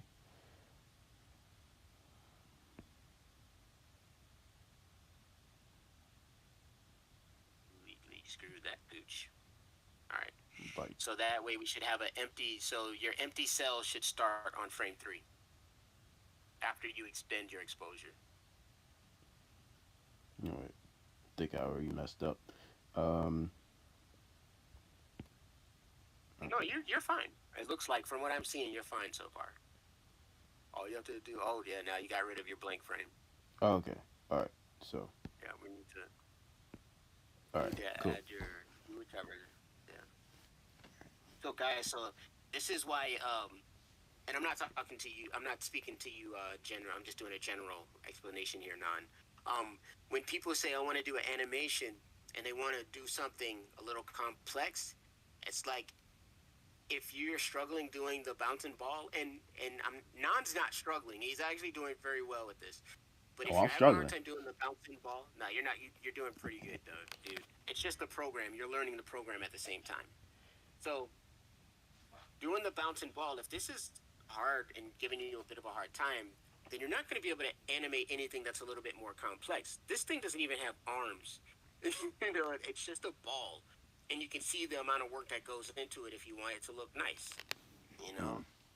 So that's just something to think about when you're doing animation. It's like, I have people that call our studio, me and Jay, studio and stuff, and they'll say, I have an idea for 10-second animation, and I need it in like 2 weeks. which is also doable in 2 weeks. You can do 10 seconds worth of animation, depending on what it is. But they're like, yeah, I want this to happen, and they're like, okay, first, in 10 seconds, the amount of action you want to happen, well, it'll happen so fast you won't even know what's going on. And they think it's gonna take a short time to do. It's like that 10 seconds will probably take about 2 to 3 weeks, 4 weeks to do. Again, depending on what's happening in that animation. Yeah, this But just animation something to think doing about. backflips and jumping through Yeah, hoops stuff. Yeah, doing backflips and hoops, and you want it in 10 seconds. Well, all you're getting is a loop. You know, you might get a loop, or you might do two backflips and then land and set, and that would be your 10 seconds. But it would happen so fast, and it would be lots of frames, and there's lots of frames, and in between the breakdowns that would go into it, and people would be like, "How long did that take?" It took me about almost a month to do. they did. Maybe. You know, it really just depends. Like I said, it depends on what the action is. If it's something simple, it won't take that long. Like a walk cycle, you could do a solid walk cycle. Realistically, you could do it in 48 hours. If you just that's what you're doing. You just do that, and it's just a walk. You could do it. You know. So, but yeah, you can see there's work that goes into these animations, man. Starting with the bouncing ball is a good intro into working into everything else. Right. All right. I So wanted did to you do a make your? walking stick figure. This man was Yeah. like, "Nope." No. Yeah, I was like, no, that's too much. I admire your enthusiasm and your go get it attitude, but no, no, sir. We will start like everyone else, and we will do this bouncing ball. Baldy. All right, what's next, man? All right, so you already extended the exposure, correct? Oh, for layer one. Yeah, extend um Where am I at? the first frame to 1, and then the blank frame, extend that 1 frame as well. So that way, the blank frame begins on frame 3. Got it.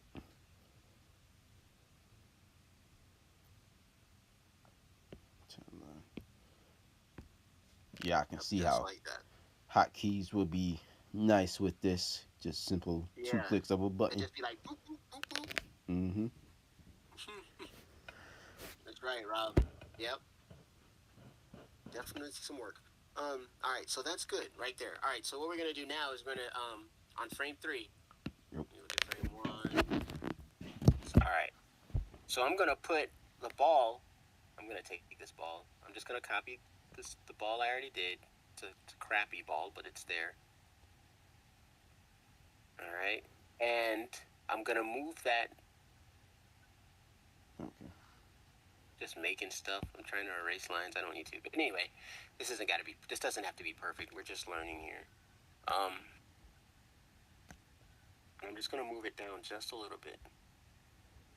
All right, that's gonna give us a nice little ease out. Or it can go in between the first two. Yeah, we can do that. Let's put the ball in between frames 1 and 3, like smack in the middle. In the middle. Smack dab.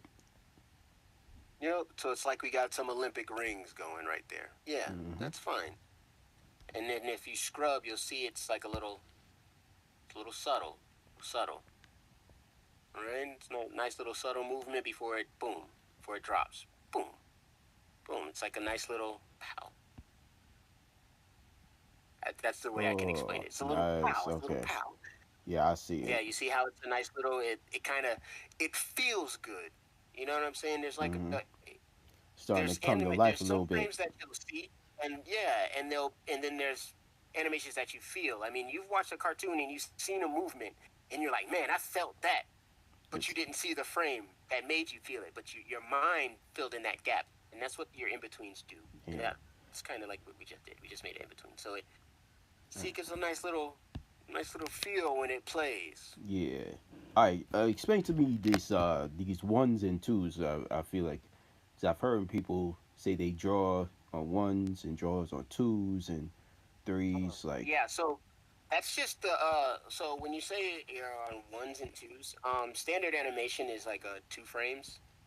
That means that one drawing is holding for 2 frames before it changes to the next drawing. Ah, okay. So what we just did here with we just These extended. are all on twos. Yeah, Okay. these are all on twos. Um, Usually when you go on ones is when you're doing fast movements and like if you really want like a really fluid animation, you could do it on ones. Um, So and kind of it like just depends. Like, motion blurs, or well, yeah, your blurs would be on ones because those would be your in betweens. It depends on what you're going for. You can hold them for 2 frames too, just to get the feel or timing of it. But okay. if you're going on ones, and Jason, if you're still on, correct me if I'm wrong, um, because I've been known to be wrong from time to time. Animating on ones, you would usually do for like fast movements, like fight scenes are usually done on ones. You know, Mm, depending on what the speed is and what's happening. Like okay. Naruto, watching it, I'm pretty sure everybody watches Naruto. I'm not a fan of Naruto, but I do like the animation, and I like some parts of Naruto. I won't break my neck to watch it, but like some of their fight scenes are on ones. They'll switch between ones and twos, you know. So, and some animators do that. Well, they'll animate on twos and then they'll switch to ones real quick. Sometimes they'll do the threes to twos or fours and ones. It just depends on what's happening, like what's holding, how long the frame is holding for, and when it goes to the next one. That's all that really means. Um, Okay. but most of Naruto's fight scene, like Madara, you remember when Madara, and I hope I'm not spoiling this for anything, when Madara was using his eyes to look at all the other ninjas, and his eyes were moving real fast. Yeah. Those That, eyes were like those eyes were on ones because they were moving so fluidly, so fast. That was on ones. To me, I could be wrong, but to me it looked like it was on ones, and some of his movements were on ones. So that's how you get those like fast-paced animations and stuff. It's a lot of drawings that are done on ones, though. now, You know, have you seen the what's his name? Yukitake Nakamura. I think that's his name. is he an Yeah. animator? Yeah, he's an animator. What did he work on? Oh, he worked on a lot of stuff. You ever seen the Cowboy Bebop movie?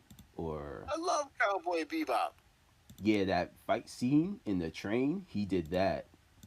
Yeah. So yeah, and I'm pretty sure he was on. There were some ones in there and then some twos. He was jumping just to get the feel and the flow of the fight and everything. Yeah.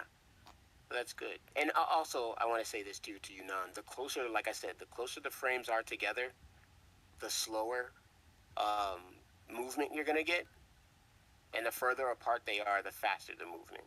So as you can see Okay. on your bounce, it kind of like slows as it's about to drop, then it speeds up when it's about to hit the ground. Just a little bit. It ain't nothing major, but you can tell something's Yeah, happening in I see it. Yeah, I think they. I don't know. I kind of I went and watched the video on the 12 principles of animation just to there. help make the teaching process a little smoother for you. So look at that, man. Taking initiative, man. Look at you. Hmm. Yes, Robert. Yeah, I'm talking about drawings on each frame. Yeah, one. So it's like draw a pose, go to the next one, draw a pose. It's usually called straight ahead as well. Well, yeah, straight ahead. You could do it straight ahead, or you can plan it out um, with keys, doing keys and going back and forth. So yeah, talking about frames, drawings per frame. Yes.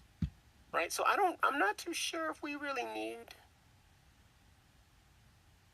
We can. We can add another one for the up part. And that'll be our ease in going up because it'll slow down as it goes up, because of gravity. Um, so let's do the same thing again. We'll put a blank cell in between 13 and 15. Okay.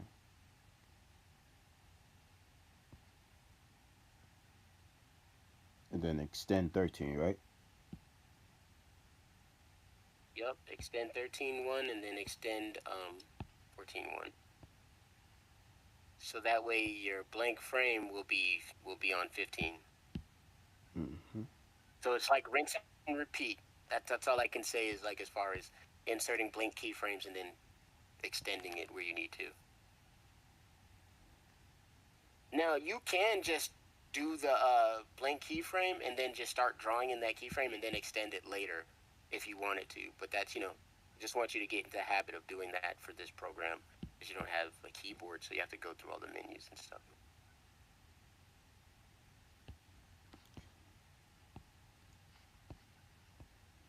Extend 13. Wait a minute. Let's try. Everybody can see the Discord. Okay. Nope. I think I done.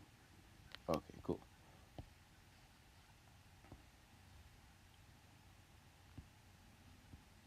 All right. So now, what we're going to do, we are going to do is now draw another one, but the circle isn't going to be like. It's not going to be like the other ones. It's kind of going to be a little bit stretched, but not all the way, if that makes sense. Because now the stretch ball is easing into the regular size ball. Yeah. Okay. Okay. And that's on 15, right? Yes, on frame 15. Okay. Just gonna copy this real quick. And move this bit up.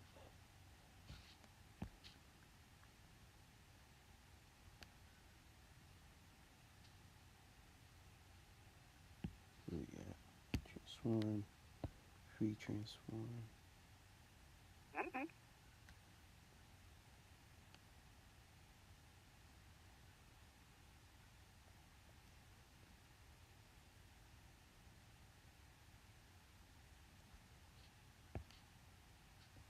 Yeah, I don't like it.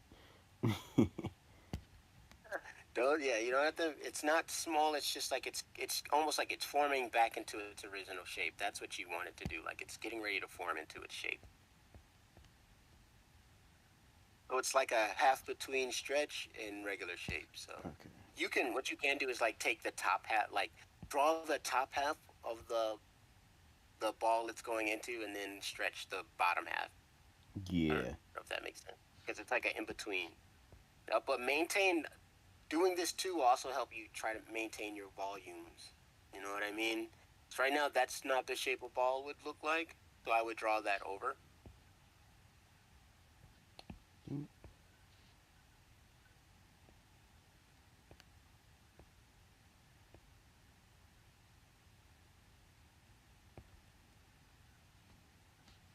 Okay. Just turned it upside down.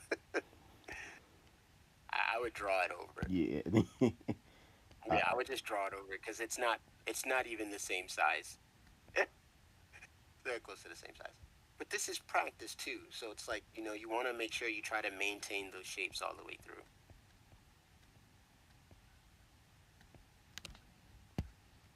Yep, and just stretch that a little bit. Doesn't have to be a lot, just a little bit.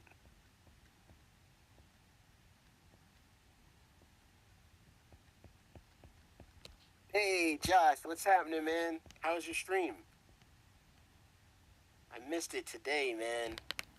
I love the goblins, man. I love the goblins playing in the bits, man. That's awesome.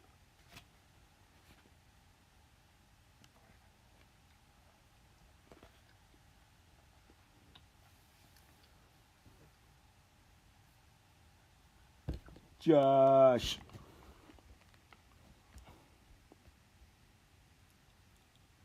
All right. I think that's pretty. Okay. Oh, I like it. Yeah. Let's see. What's it looking like? Yeah. Yeah. Yeah. Look at you. Look what you're doing, man. You making stuff happen. I know. I was about to say, I like it, but I got those amateur eyes. See what professional is. Trust me, we all started the same way. We all started the same way. And you see how your keyframes are kind of. You see how your ball is kind of like veering to the right a little bit. That's an easy fix. You can just go back and start realigning. You can start realigning your keyframes. You don't have to move anything. All you're doing is go to that keyframe and move the image. Yeah. But you know, it happens so fast you don't notice it. But because we're working and we're looking at it, we can see there's a small arc cap. There's a small like shift happening, but it's okay. So yeah, Okay. that's pretty much the 15. ball. I don't think we really need anything else. Move that over I don't just a think we little need to bit. do anything else to this. Okay.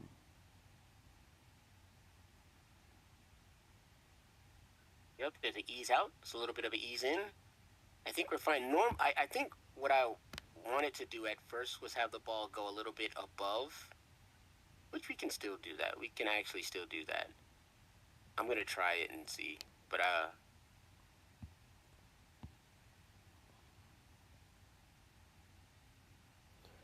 Now I want to play around with it just a bit to yeah, play around. see. What I'm about to do. I'm about to see how I can get this nice little overshoot going, like a nice, just a little bit, like it goes a little bit above, and then it'll come right back down. Won't even notice, but you'll feel it.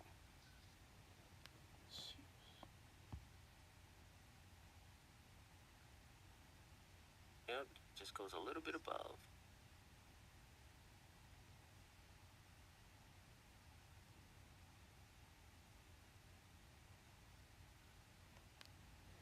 Ooh, squash and stress. That's right. He's doing awesome. He's doing an awesome Hmm. job. I know, I got that first principle down, son.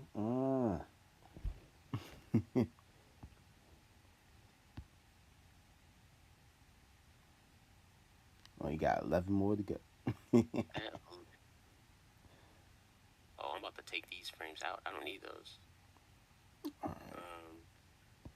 Because it's a loop, I'm not even going to use the last frame because it loops right back to the first one. The first and last frame are the same. Oh, I like it. Like it. Oh my goodness. 22. I need you to go to 20. Help me out. There we go. Yep. All right. So what are you doing? What are you doing to yours? I see a frame missing. There's a gap there. Oh, that's because I extended the frames a bit because I wanted to see if I Yeah, could you make went that 3 frames. splat a little bit more impactful. Oh yeah, just hold. Well, if you want impact, you hold it. Just hold it for 1 frame. Just make it even for right now. If you hold it for 3, it'll be too long. Well, you can actually play it back and see, but you have a gap between 11 to 13. You see those? Why is there a gap there? Well, yeah, that's the extension Oh, play of it and see what it looks like. frame 9. See, yeah, if it was gonna be like that, then your ball wouldn't bounce back up because now it's crashing. Yeah, So it would yeah. just splat, and that would be it. That's why it's a bounce. So it bounces just boop right back up. Hmm. That looks like somebody's grabbing a hammer and smashing it to the ground like they're hammering something. But that's fine too. Give you a splat and then back. All right. But when it's a bounce, we boom right back up.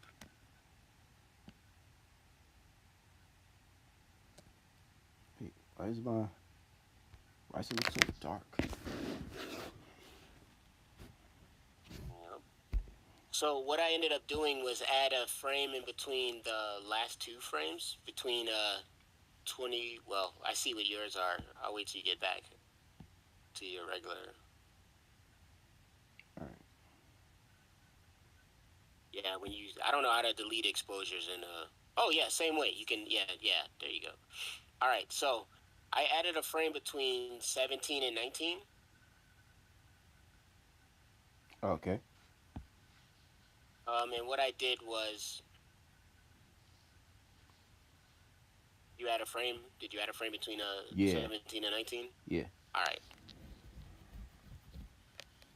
So when you do that, you're gonna draw the just trace the last circle, the last ball at the top, Hmm. and then you're gonna move it up a little bit.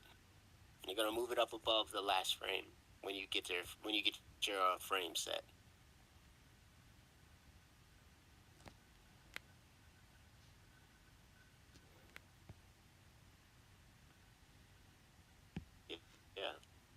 and then just take that and move it up.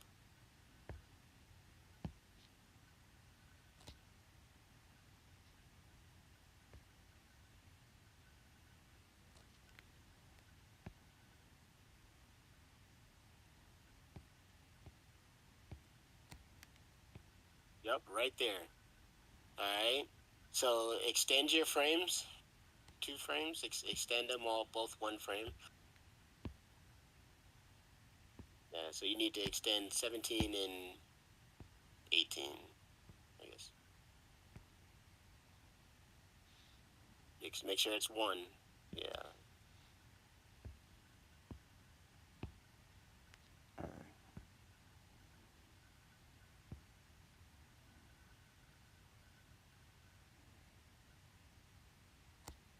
Awesome. Peace, Josh. Have fun with that commission. Thanks for the biddies. Yeah.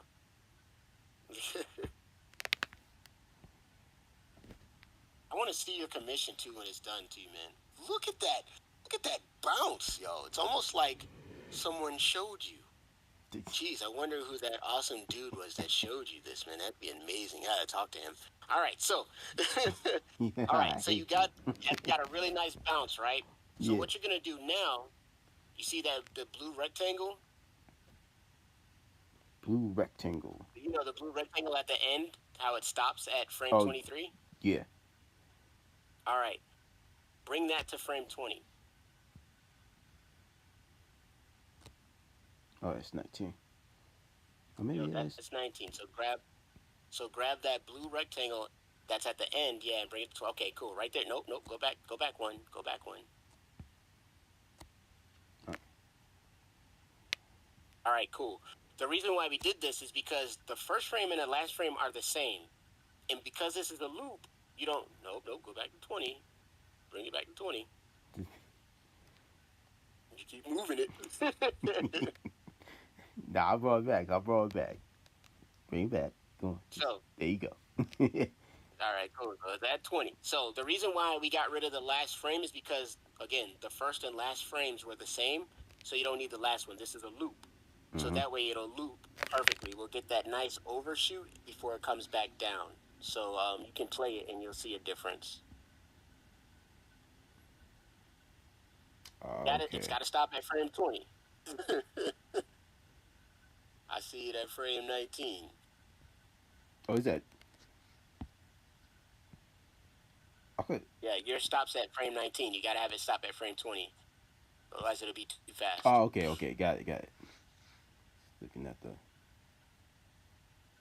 Okay. Now I see it. It's. Yeah, that's right there.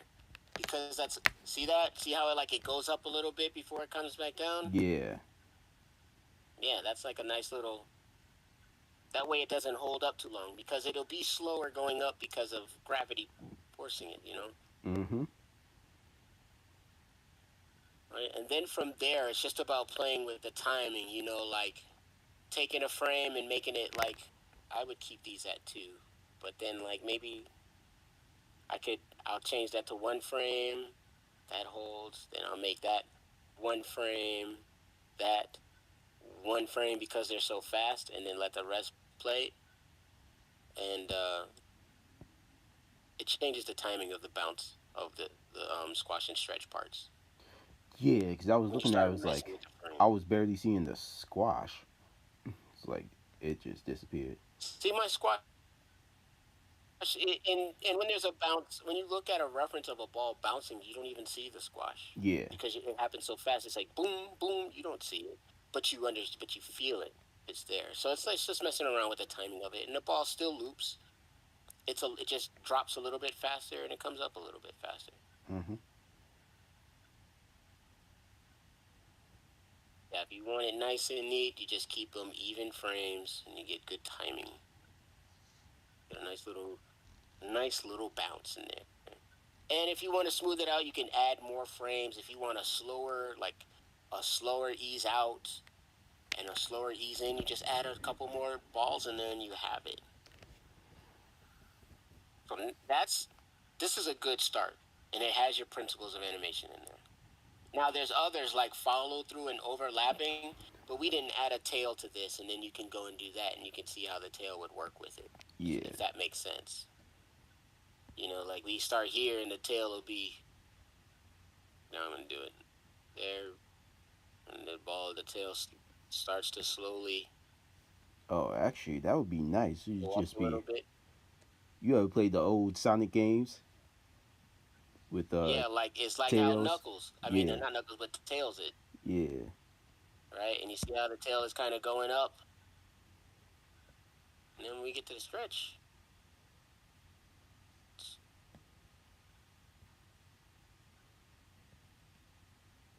And you learn stuff like this on some of the online courses and stuff, man.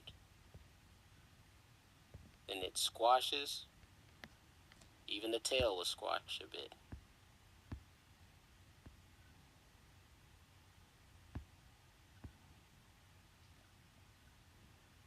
Then the tail is down.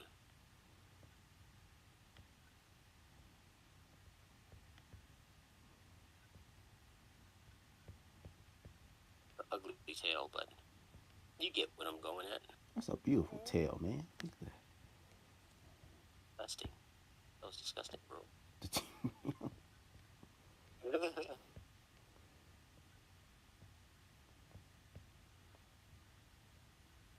And the tail eases. It's almost like it eases right back. And I gotta fix that. I know what it comes here.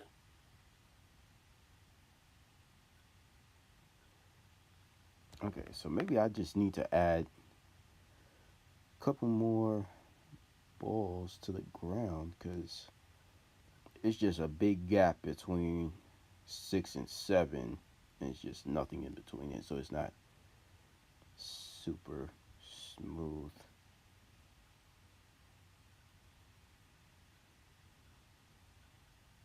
It's terrible. But yeah, that's just, you just work with the tail and stuff. And that's how you can work with your overlapping and stuff like that. Okay. But it's like just practicing. So the next step would be having the ball bounce across the screen with your arcs and stuff.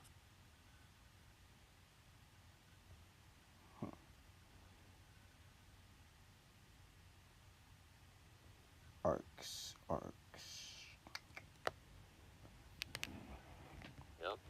I would say a good book to to get would be Richard Williams' The Animation Survival Kit. Oh I yeah, I mean, found it's a like the staple. PDF of that. I was looking because Yeah, I have that, and I have the DVD lectures that he has with it. Um, it's really good. It'll walk you through all of this stuff.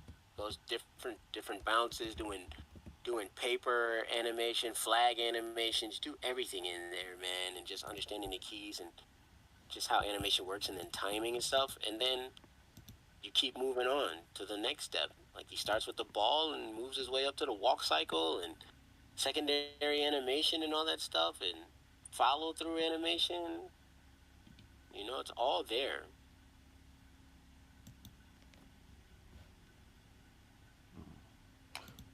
yeah, that's what everybody was saying. Like everybody, Yeah, that's a good book. mhm. All right. Well, that would definitely be a good read for this weekend. Yeah, read and do. It's like read it, and then when he starts, he does rolling balls, like rolling pennies and stuff. He does so many things, and it's always good to have it by when you're animation because, like, there's a part in the book where he does like a waving line, right? It's a waving line. Like he does a line that's waving, and then he talks about animation he did for a Christmas Carol for Tiny Tim and his laugh, and everybody was like, "Well, how good was the laugh?" They're like, "The laugh was really good. What did you use as a reference?" He said, "The waving line." He's like, "If you pay attention to how he's laughing, he's moving in the same way the wavy line is." I was like, "What?" The principle still applies, right? It's like he's done it on something simple. He just applied what he did and knew to something a little bit more complex. And that's just like what we're doing with the bouncing ball. You're learning timing, keyframe, spacing, squash, stretch. And if we added a tail or a cape or something, overlapping, secondary animation, learning all those things just from a bouncing ball So when you move into people running, walking, jumping, stuff like that, or animals jumping and stuff, you understand the timing and what goes into it from the bouncing ball. You'll learn about arcs and stuff too. So learn your basics. Start simple, and then once you get used to that, work your way up. You know what I mean? Another Yeah. guy that's really good is like watching Travis Blaze and AM Beige. Like they're Ashrad, like they're really good. They're really good, and they really break some stuff down with animation. So some stuff to look at. I watch those guys. They both work for Disney and other big name studios, Blue Sky and all these other studios. These guys are good. DreamWorks, Warner Brothers. Their the accolades are crazy, but they really know what they're talking about when it comes to animation and doing this stuff, especially traditional. So that's what they mainly do. What was the name?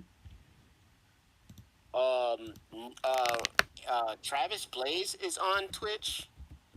Travis Blaze goes by oh my god, I hate I'm gonna forget that because he's on here. He's it's animation something. I'll find it for you though, Rob. But Travis Blaze, he's Aaron Blaze's brother, younger brother, I believe, and AMB. If you type in A.M.B real animator training on YouTube, you'll find him. Like he is, and he's one of the people I talked to when I was still in college. I would reach out to him when they had Blogspot and stuff, and he would show me how to. He would give me tips on animating. What is it called? Oh, Animation Academy. Okay. Yeah, but you can still he still puts stuff up. Oh my god, I'm mad I'm not gonna be able to find Travis Blaze's thing. It's like animation something. You know what? I'll just look at my. He streams every Monday. Travis streams every Monday because they do Draw Over Mondays. Okay. And he usually animates. It's a draw over, but he animates, and it's really cool. Oh my god, I hate that I can't remember his name.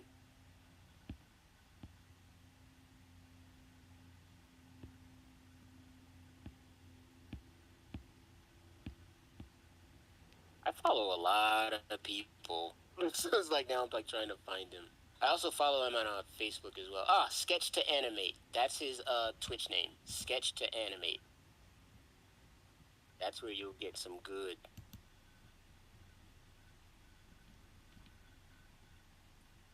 Oh no, we didn't raid Travis. I wish we did. I have not raided Travis yet.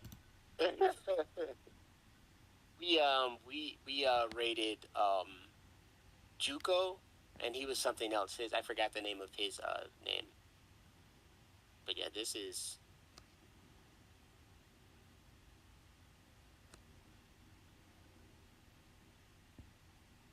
That's who we want to look for. Sketch to Animate, and Travis is really good with this stuff, man. Also, Animation Mentor, they do a lot of 3D animation, but Animation Mentor, the principles are the same. No matter it be 2D, 3D, stop motion, or whatever, the principles are the same. And one of your courses at 3D at Animation Mentor is doing the bouncing ball, and then you have the ball doing different things before you start moving on to, rigs and stuff like that. So it's worth it in my opinion. You said it's worse? Yeah, it's streams, huh? You said it's worse? No, it's worth it. Worth it. Oh, worth it. Okay. Yeah, it's worth watching. Definitely worth watching. Really, really awesome stuff.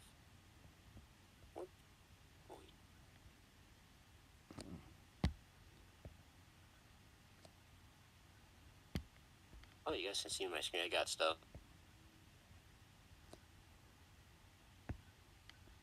Dun, dun, dun.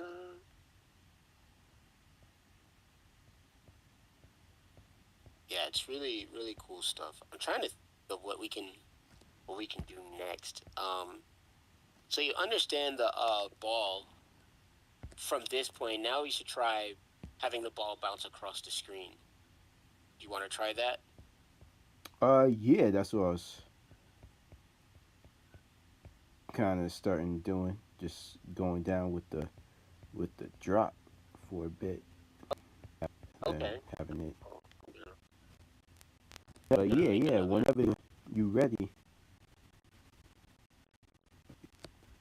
Yep. I'm ready to do this now. I'm just gonna turn off. I'm just gonna turn layer bouncing balls there, and then I'm gonna start on it. So this one, um, we're gonna do it like the same. We still have our ground, right? Yep. But now I'm going to make arc lines so I'll know where my ball is going to go. So, I'll just do this.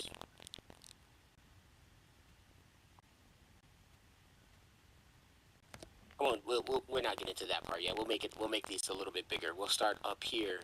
Go. Boom. Boom. And that's just a guide. Now I gotta make it right. That's me. This is the perfectionist in me. We'll just have it bounce out. All right.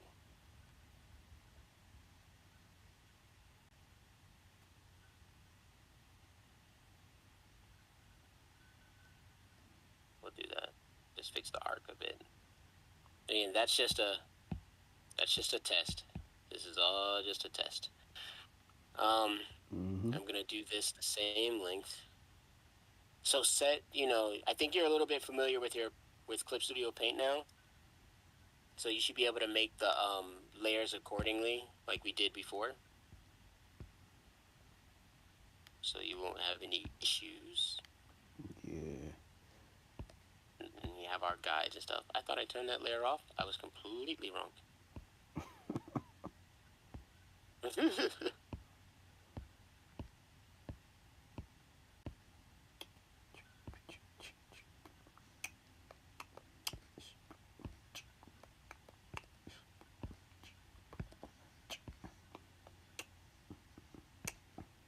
Now, what kind of music do you listen to? Because I feel like you just be all over the place with your playlist.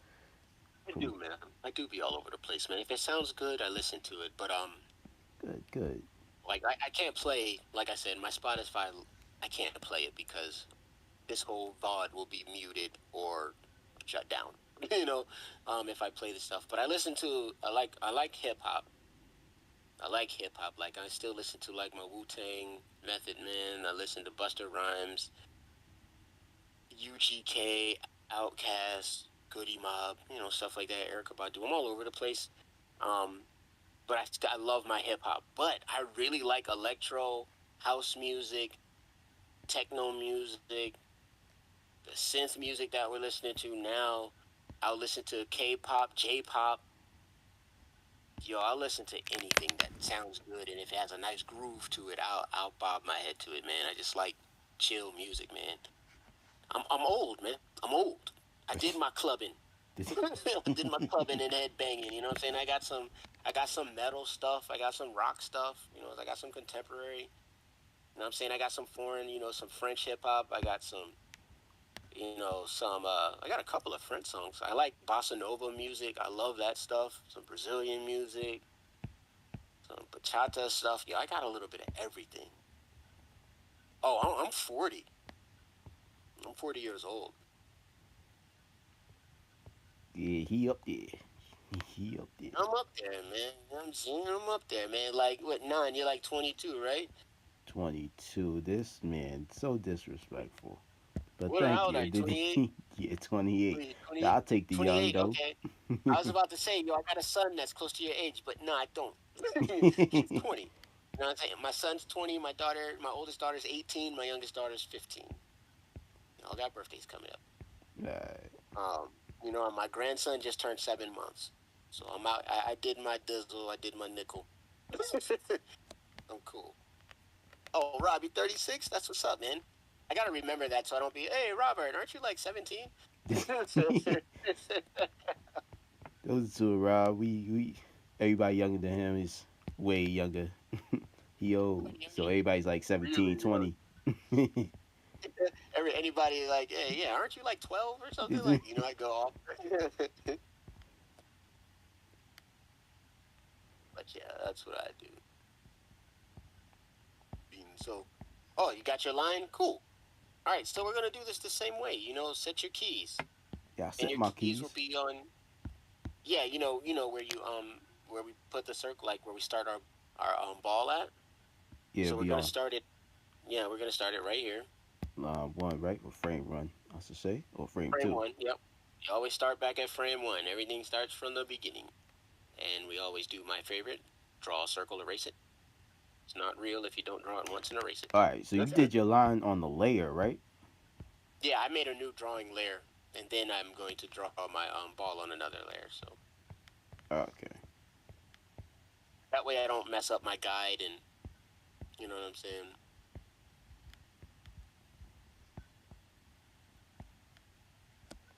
Yep, makes sense.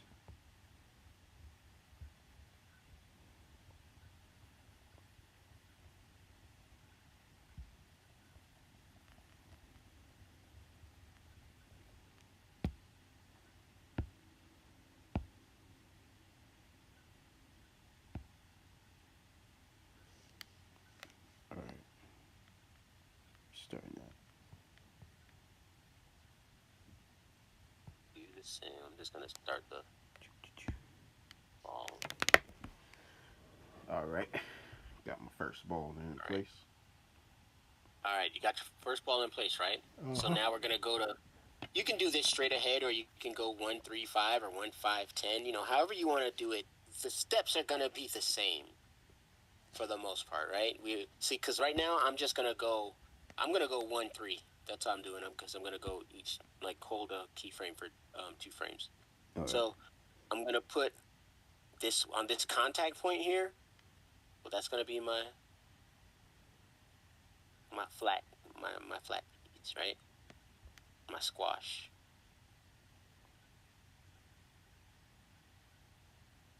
And it probably won't be as wide, but as we're going forward, so I think this will be fine. So the start. Right. Then when we go to frame 5, well, the next squash isn't gonna. It's not gonna be as flat as that one. It's just gonna be a little bit because it's not coming from A a higher. higher higher drop, right? Mm-hmm.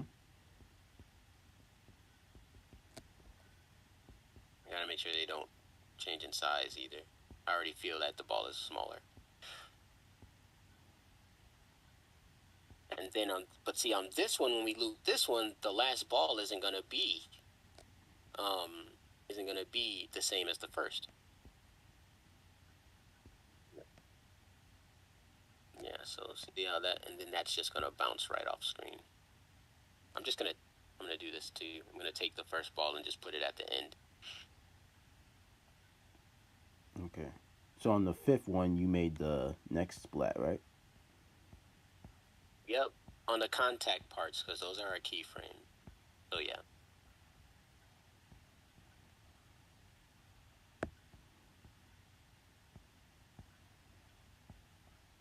Yep. 7.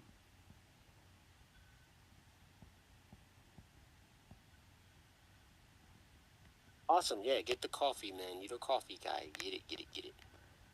Oh, coffee sounds good right now, man. I just can't. I'd rather have tea. I mean, it's true. I when I draw, I do get the tea, and I get coffee for studying. So that's the. So it's like That's nice. I kind of feel like in the mood for coffee though. So I just. So I guess I'm kind of in that study mode right now because I'm learning something new.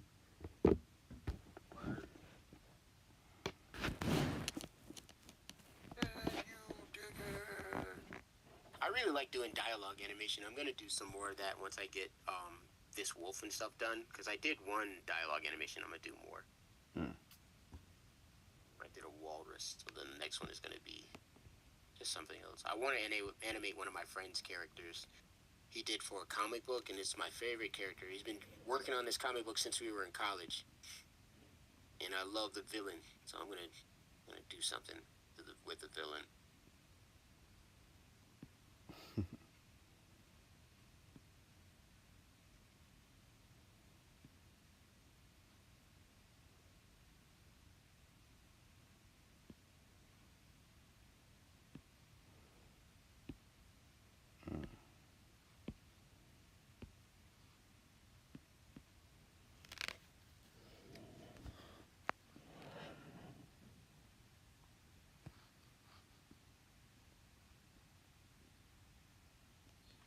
Now, who's your favorite character on that from that movie, the Warriors?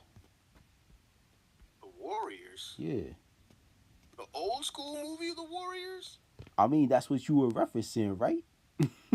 Can you dig it? That was, yeah. Yeah. Yeah, I don't. It's been so long since I seen that movie. I was like a kid when that movie came out, so I couldn't tell you who my favorite character was on there. Okay. So I remember I I. just remember certain parts, and I'd be like, "Can you dig it?" Oh, he called them suckers and everything, and somebody shot him. Yeah.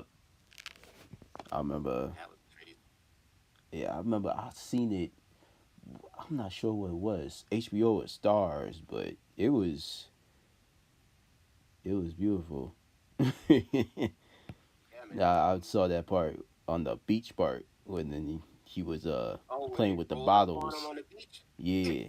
Yeah. Warriors. Come out and play. It's so good. It's a good movie. I just haven't watched it in like years. Yeah, I know it's been like 20 years for you. Yeah, it's been a minute. And every time I see it pop up, watch that. I'm gonna watch that. And I think I probably did watch it in like 2009, and that was it. Why did that show? I don't like. Oh, it's gonna show up anyway.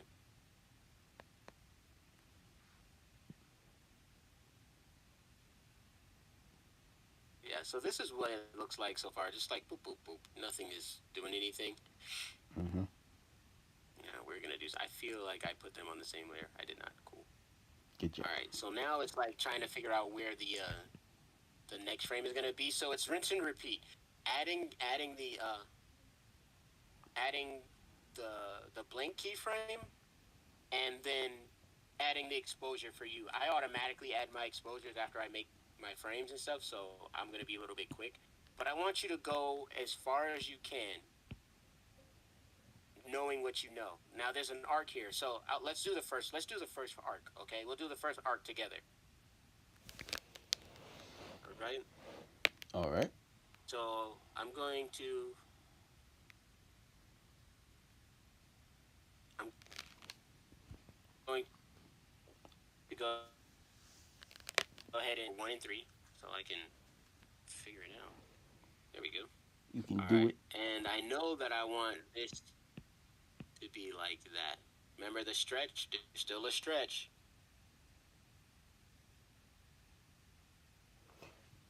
Okay, so the stretch is going to start on frame 3 instead of frame. Oh, wait. Oh, okay. All right, frame 5 is the. Oh, okay. I Yep. done. I done goofed. Yeah, you done goofed. Done under your thumb. Under your thumb.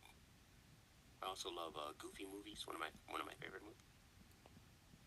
Both of them. Uh, Have you seen a Goofy movie? The sequel. the sequel, yes, I love the sequel. I Uh, love the sequel too because in he was like college. when they were in the bar.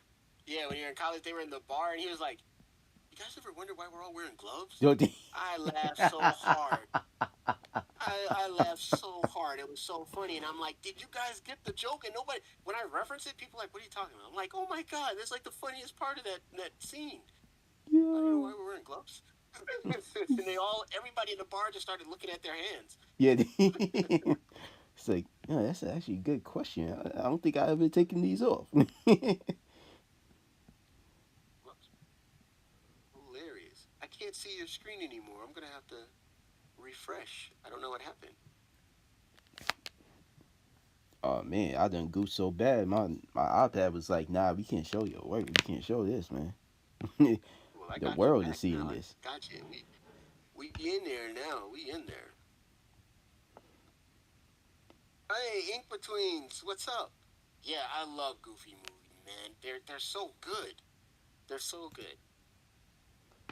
That damn Goofy, man. He's just wonderful. Wonderful. Maxie is just and the Possum Park is this gold, man. Hmm. The Possum Park is gold. All right, so you got the stretch part, right? Yep. In betweens, what we're doing right now, I'm helping Non with animation basics. So we started off with the bouncing ball going up and down, and so now we're gonna do the ball going across, just messing around. All right, and that'll be on layer 7. Well, not layer No, seven, 7. All right, I gotta do the. right? Frames, do the frames.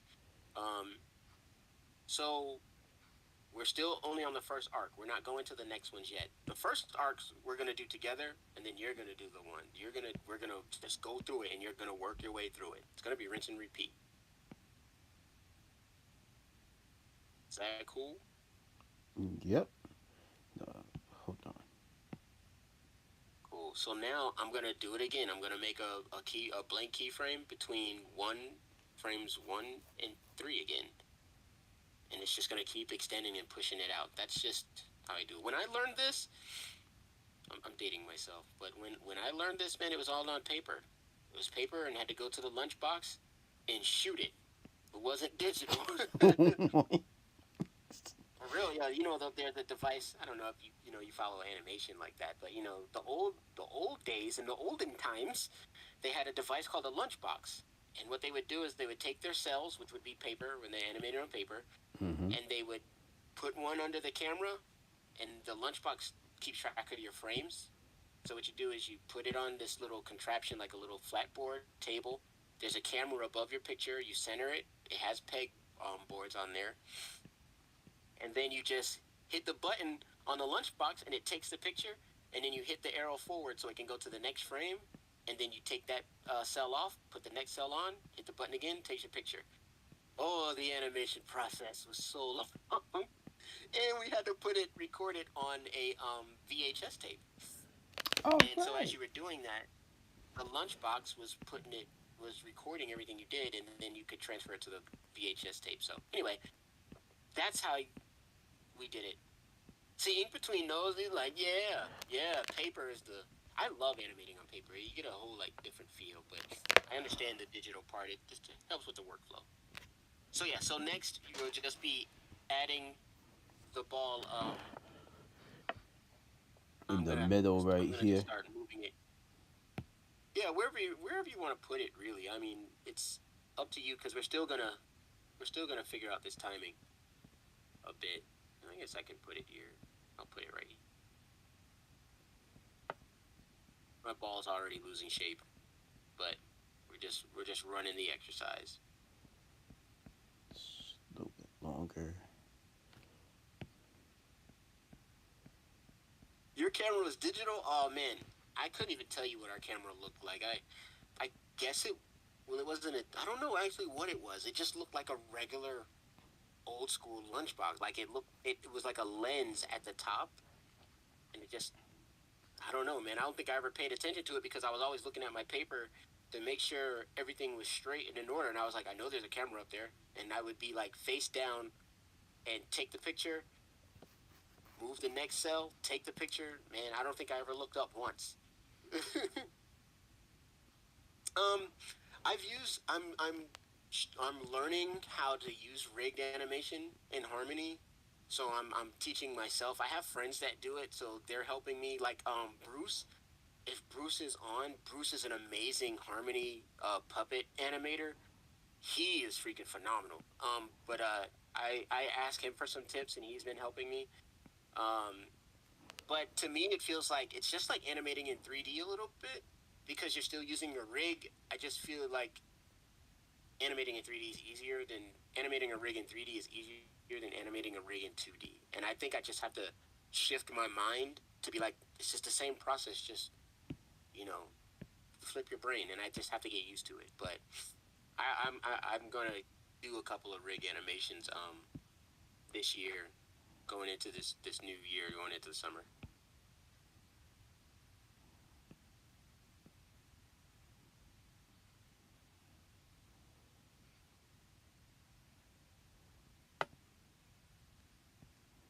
It's gonna be such a slow. It's gonna be like a ease out or a ease in so bad at the end.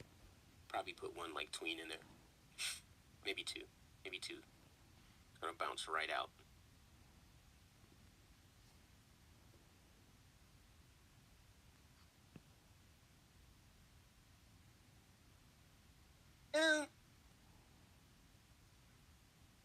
what's this Ink Between to work with? Buddy Q Bum. Oh no, you know what? Ink Betweens. I downloaded his Olive rig and the other rig, so that's what I'm learning with. I'm learning with the Olive rig. So yeah, Kim Bum Lee. I follow him on here too. I don't know if he streams anymore. I don't think he's like really streamed after the after New Year's or Christmas. But yeah, Kim Bum Lee, man, I love his work.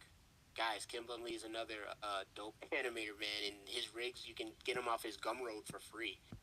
Um, but Rob, to answer your question, I think there is a little bit more freedom in traditional animation. But I've seen some amazing things done with rigs, with puppet rigs, where they're doing like a hybrid. Where they'll do a little bit of 2D animation and then they'll go to a puppet rig. So it's like a little bit of both, where they're still rigged in some parts. So you can do some amazing things. I just think it's just your understanding of the rigs now. Now there's some animators out there who be like, "Yo, puppet rigs, it's cool and all, but you don't have to know animation. You just have to know how to manipulate keyframes or learn the program."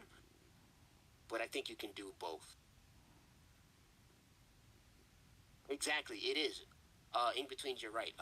Looney Tunes is, um, Teen Titans Go, Rick and Morty, um, what's it call it? Adventure Time. Not Adventure Time. The regular show was, and I believe the new show, Enchanted. I think that's another one where they do a lot of hybrid. I think Disney's newer shows also use a hybrid animation technique where traditional 2D and rigged. So it's really cool.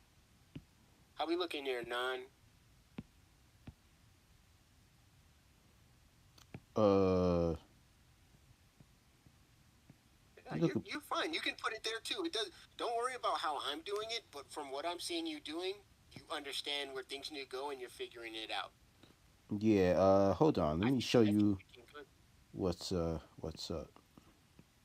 Oh, you're starting to add that ease out now. Okay, nothing wrong with that. Getting them tweens in early. There you I go. like to add my teens and breakdowns first.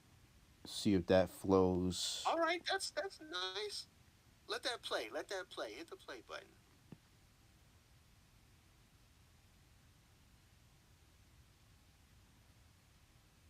Hey, that's not bad.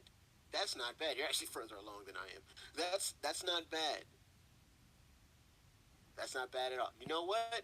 Let's go ahead and finish this, man. Let's go through it. I don't think I need to show you anything else, man. I think you have a good understanding. Just think about your timing. Remember, the closer the frames are together, the slower it's going to move. Mm-hmm. So, but I think you're on the right track, man. That's looking good. Let's go. Let's finish this. Let's go through this. All right.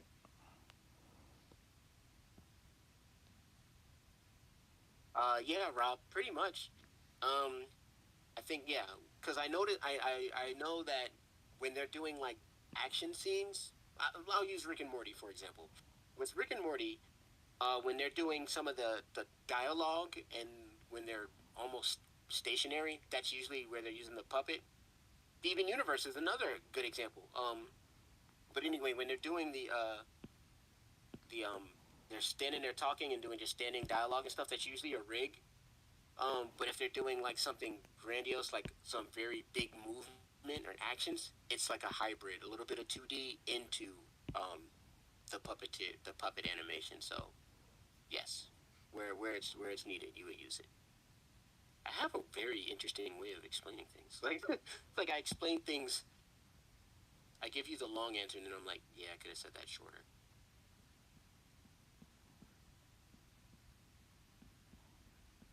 Gotta catch up to Non, man. Non's like destroying me right now on the animation tip. Like, I gotta get it together, yo.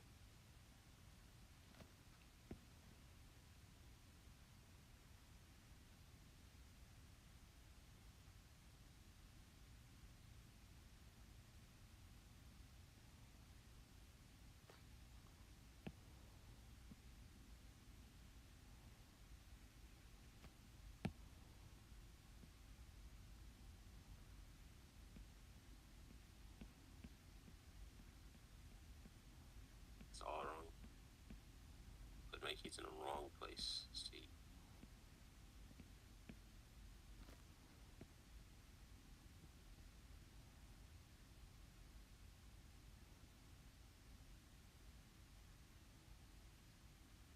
I doing that? Oh, I see what I did.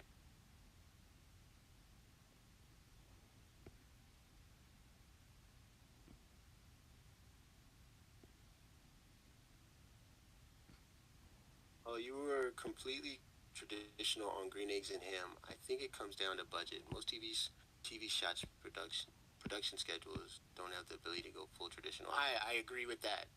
Ray saves you money in doing some basic animation. It also helps your 30 animators stay on model. True. Agreed. In betweens, have we? You do you know Bruce? And how in betweens we've talked before, I believe.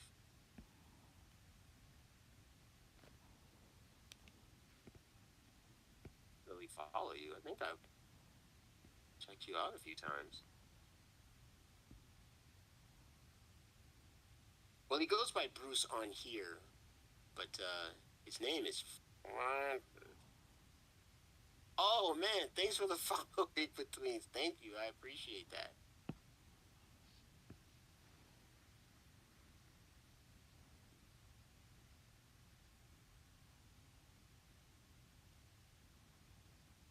My goodness, come on, help me, help me, help me, help you, help me.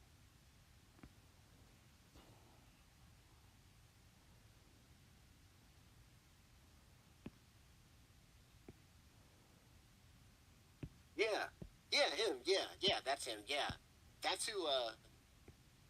Yeah, I've probably met you because of him, because he was like when I first got on here, I was like really trying to find an animation community.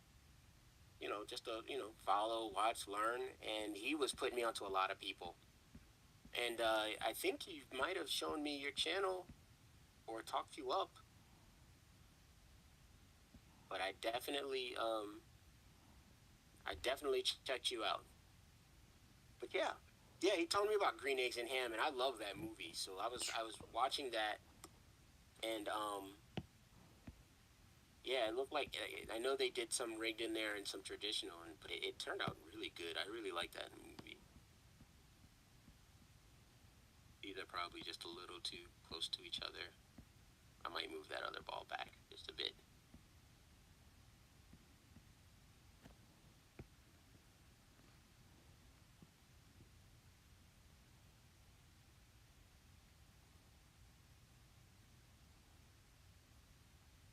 Oh yeah, yeah, really awesome.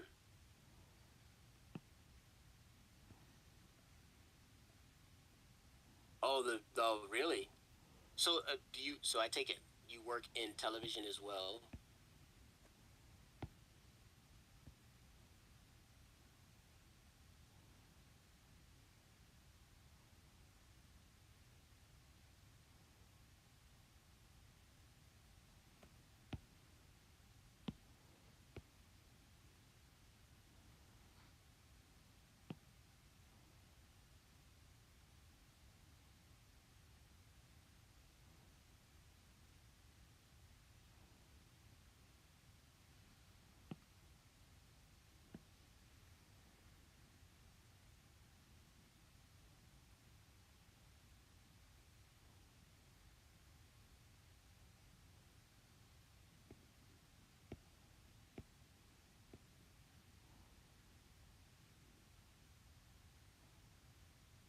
Yeah, that's fine. That's fine. I totally understand that. Yeah, yeah, no problem.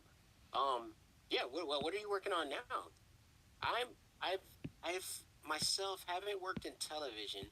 I did work for a studio here in Atlanta called Design Light, where we did stereoscopic conversion. So we pretty much had to turn traditional movies into 3D. For those who don't know what stereoscopic conversion is, but you had to know how to animate keyframes. So I did that. But I actually run my own studio here in Atlanta called Creative Overdose Studios, and we mainly do explainer videos and pitch animation so people can pitch their stories to bigger networks. That's usually what we do and help people with here. Were you about to say something, Nan? No, Sorry no. if I cut. Sorry, I'm concentrating on seeing how this is going. Now, see, now you're doing like an animator. You're like, I gotta think. I can't be talking and drawing at the same time. I gotta figure out these keyframes, man. That's how it is.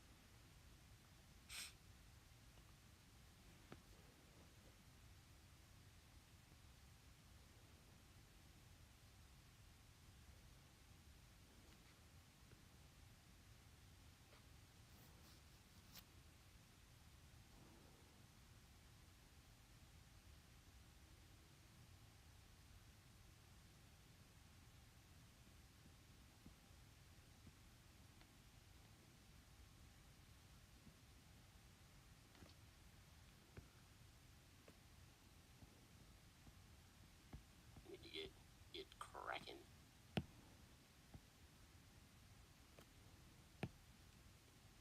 Yeah, that looks crazy nasty.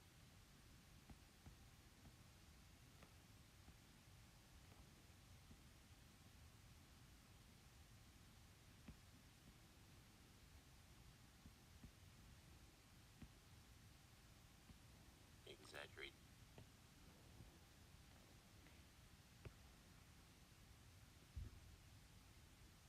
There we go.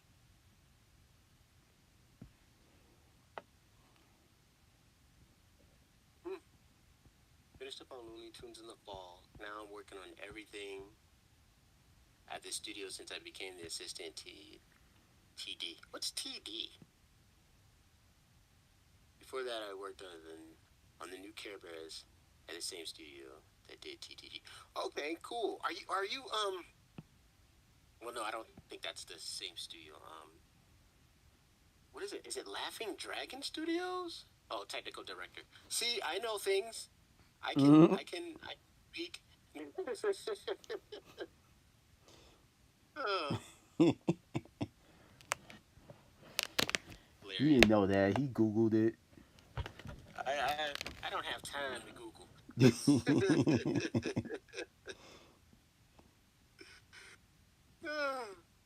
Yeah, yeah, I can be cool. I can be cool too. That's awesome. I feel like my nib is about to like break up. Might have to switch it. Mm. So I be wearing these things out, man.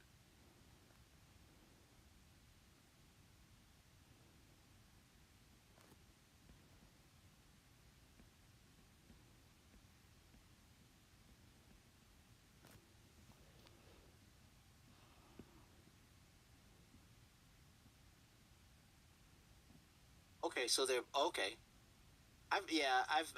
Um I've been in studios like that too, where the work is split. I believe when I worked at Design Light, the sister studio or the parent studio was Studio D. I think they still go by Studio D. I know they do. They probably changed their name, but I know they were doing a lot of stuff with Marvel and stuff because I remember while I was working at Design Light, we were supposed to be getting the Captain America film, but then the studio here, uh, the sister studio got bought out, and they just pretty much cut our studio off, so everybody got furloughed. It was like the worst. It's the worst thing ever.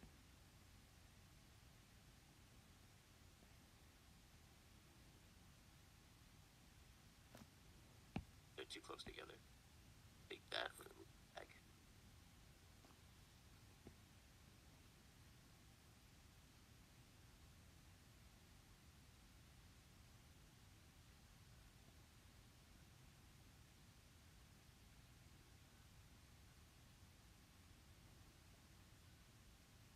Yeah, it sucked because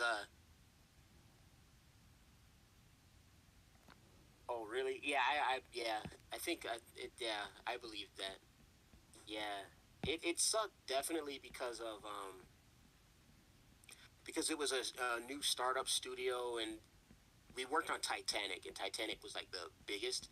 It was so we were supposed to get Captain America and Avatar with the blue people. We were supposed to get that, and then the studio got bought out, and that put us down. But the guy who started it was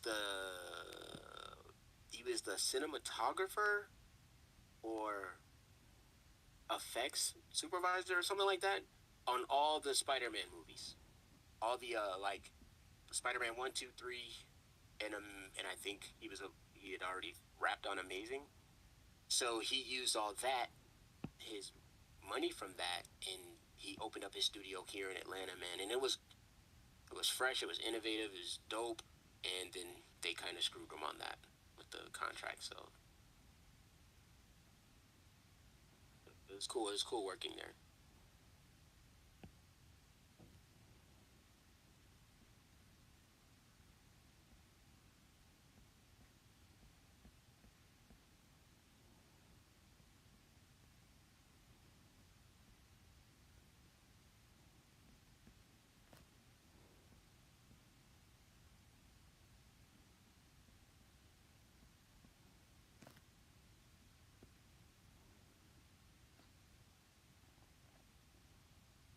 It is, man. Those guys, people in the visual effects department, man, they make magic. Those guys' jobs are amazing.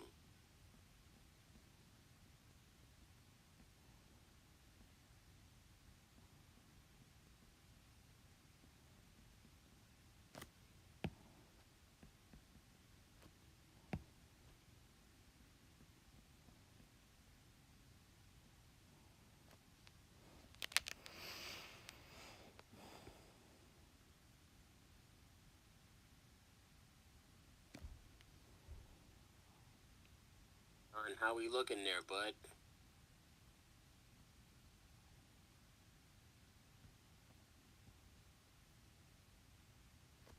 Uh, I don't know. You tell me. Let's see. Nah, that's pretty good, man. That's really good. It kind of speeds up on the second hump, like when he's going through the second arc. Going into it is fine, and then coming out of it, it kind of speeds up. So you might want to add a little bit, maybe one more frame in between that one, if that makes sense. Oh, after the second hump, right? Yeah, yeah. So it's like you have the first bounce, and when it comes out of the first bounce, it's good, but as it's coming out into the second bounce, it's kind of fast. So it's Yeah. just about yeah. So it's about your spacing, really. It's your spacing, but that's all you have to mess with. It looks pretty good. Yeah, I've been kind of working on the water part a little bit. Oh, you added some water in there, man. You adding a little bit of effects there. Yeah, I guess you can't really see them because it's moving a little fast. But I if saw I, him flat. I was wondering what I wasn't gonna say anything. I was like, oh, I see he's got little things happening, but I didn't know he was doing water. But that's what's up, man. yeah, Being being creative, man. kind of like after it splashes down, it's supposed to. I guess I could make like a puddle or something down there to indicate that.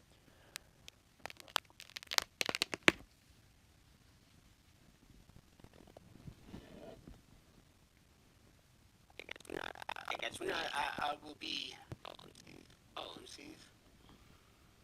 So did I animate my entire career? Pretty much. And I wouldn't say it was like yeah, I have. Like, I started out before I got that job in design, like, I did a lot of freelance. And it was mainly like, I did graphic design and a lot of character design work. And I'm like just character concepts, really. I wouldn't say character design. But I did some character concept work. And I started doing motion graphics. So that was a lot of stuff. I did while working part time. I was doing full time. Excuse me. But yeah. Yeah. The short answer is yes, no. So yeah, I did a lot. Yeah, I did a little bit of everything. Did some illustration work, some posters and stuff like that. But animation, man. At the time when I first started, I wasn't confident in my animation, so I wouldn't take on animation jobs unless I was working with a team. But then I got tired of working for other people, and my senior year of college is when we started Creative Overdose, me and a few friends from college, because we all worked in the industry and did some things. We just decided to work for ourselves, and that's how we now I do Creative Overdose. I still work part time, Um, but I do more animation and freelance work more than my part-time job. It's crazy.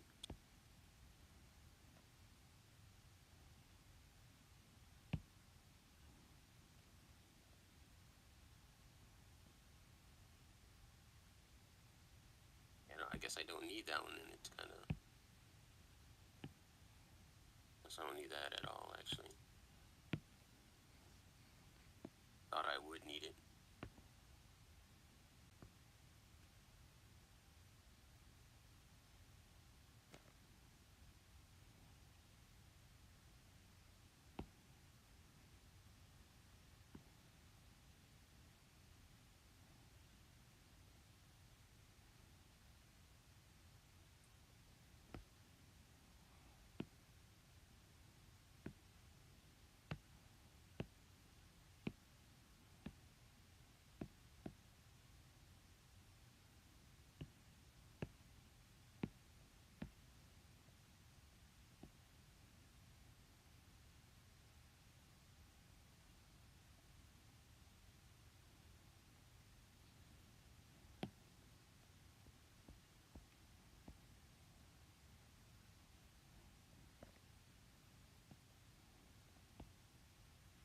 Okay. Oh, that's what's up. That's what's up. Um, Man, you don't think your art is you don't think your art skills are that good? I mean, you must be being very humble. I'm pretty sure your art's like pretty dope. But I don't know. It's just one of those things. Because I was the same way. It was like I wasn't confident in my art at all. But especially when you have friends and stuff that are just god tier artists and stuff, and even some animator friends I have are really good. And I'm like, why am I sitting here with you guys right now? But that helped you get better. It helps you get better in the long run. And it's just like finding the art that's for you. That makes sense. Yeah.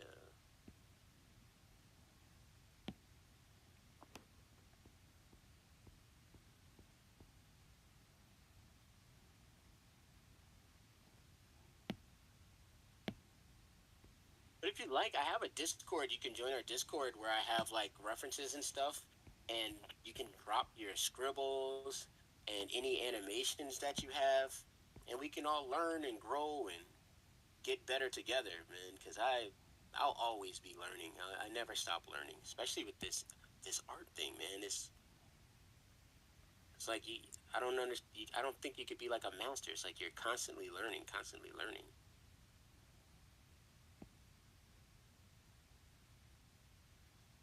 And my dog is getting mad at me. She's like, "Okay, you need to do something with me." All right, how's this? Oh, definitely. Let's do that. All right, now let's see the magic you got happening over here with special effects and everything. Look at that. No, that's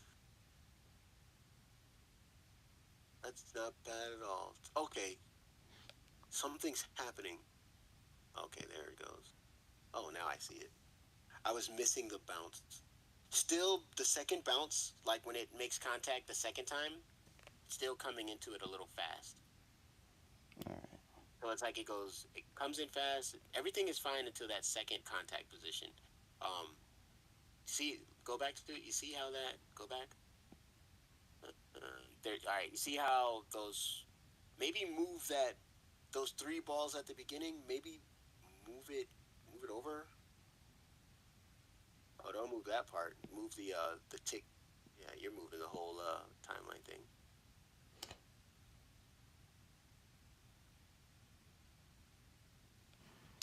All right, which move So what go near back some like more. Go back. 24, So 23? you see how after the first bounce you got those three drawings that are real close together. Yeah. All right, so that gap between the ball, that one and that one,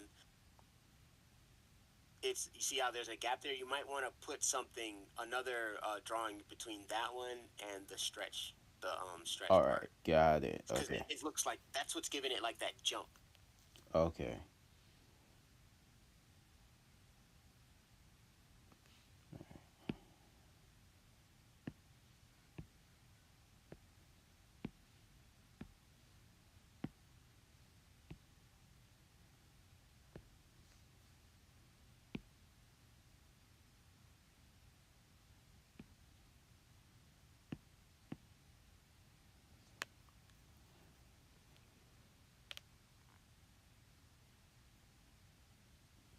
me see. Yeah, we can definitely yeah, we could definitely trade Discord links. Let me see if pull that up.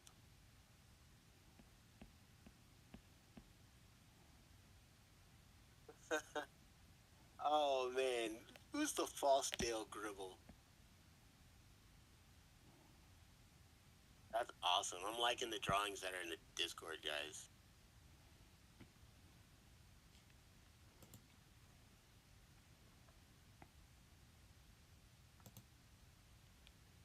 Whom art thou at Aries? That's funny.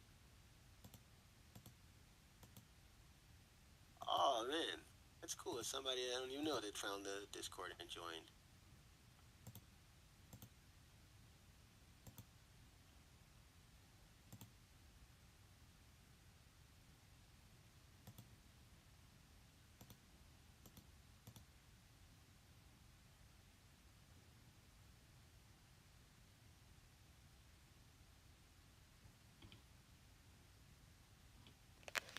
Be ready to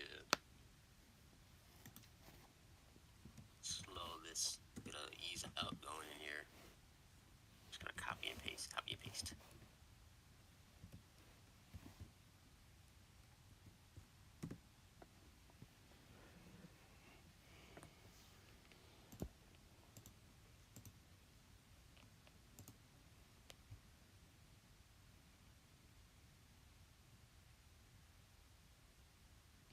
Wait, what is your Discord thing? It's on my channel. Did you get it? I thought I invited you to it. No. I'll post a link in chat though too. Discord. Oh wait, I think I doodlers in anime. Okay. Yeah, doodlers and animators. Okay. I don't know. I was trying to figure out something. I just saw Ink Between. Just he jumped in and hopped out.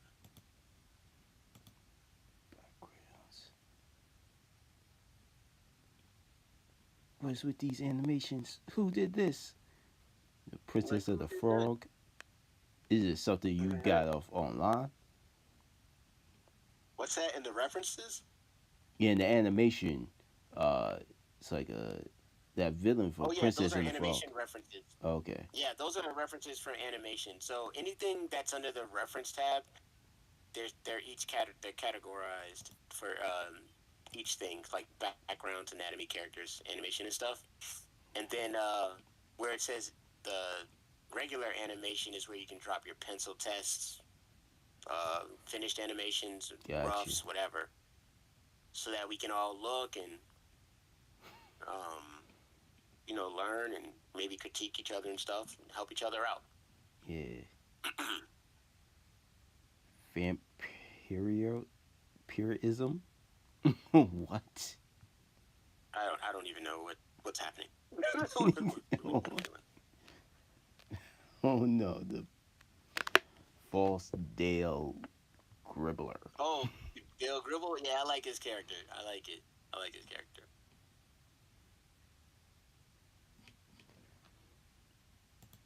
Nice.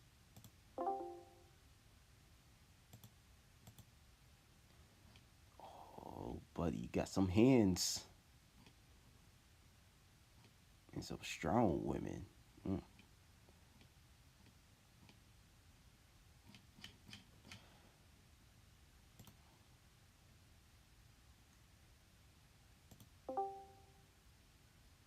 Wait, hello?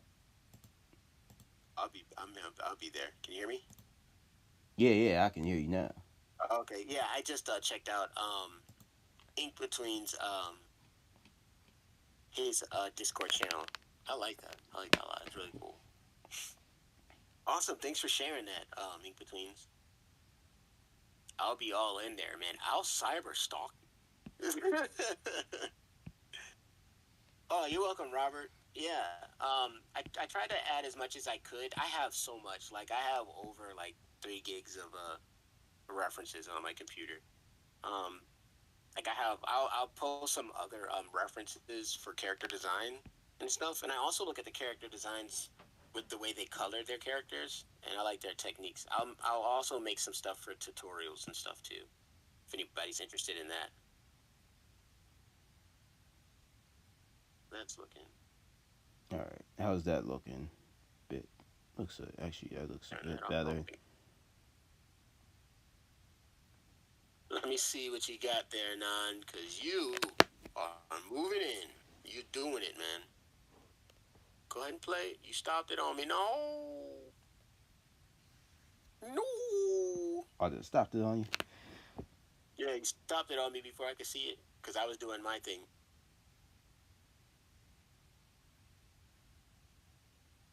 Man, that is solid. I don't think there's anything else you need to do. That is solid, man. That's really good.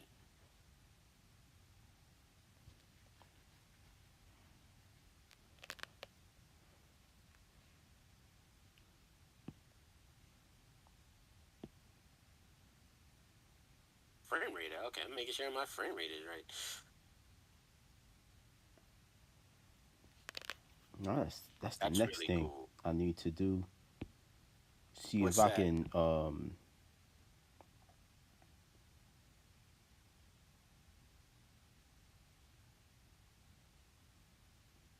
start manage the frame rate like Oh yeah, like manually. I mean, I yeah. Sometimes there's a button where you can change it to 15, 12, 10, 8. But I mean, for stuff like this, 24 is fine. I mean, when you start doing like the is that a tweet? Yeah.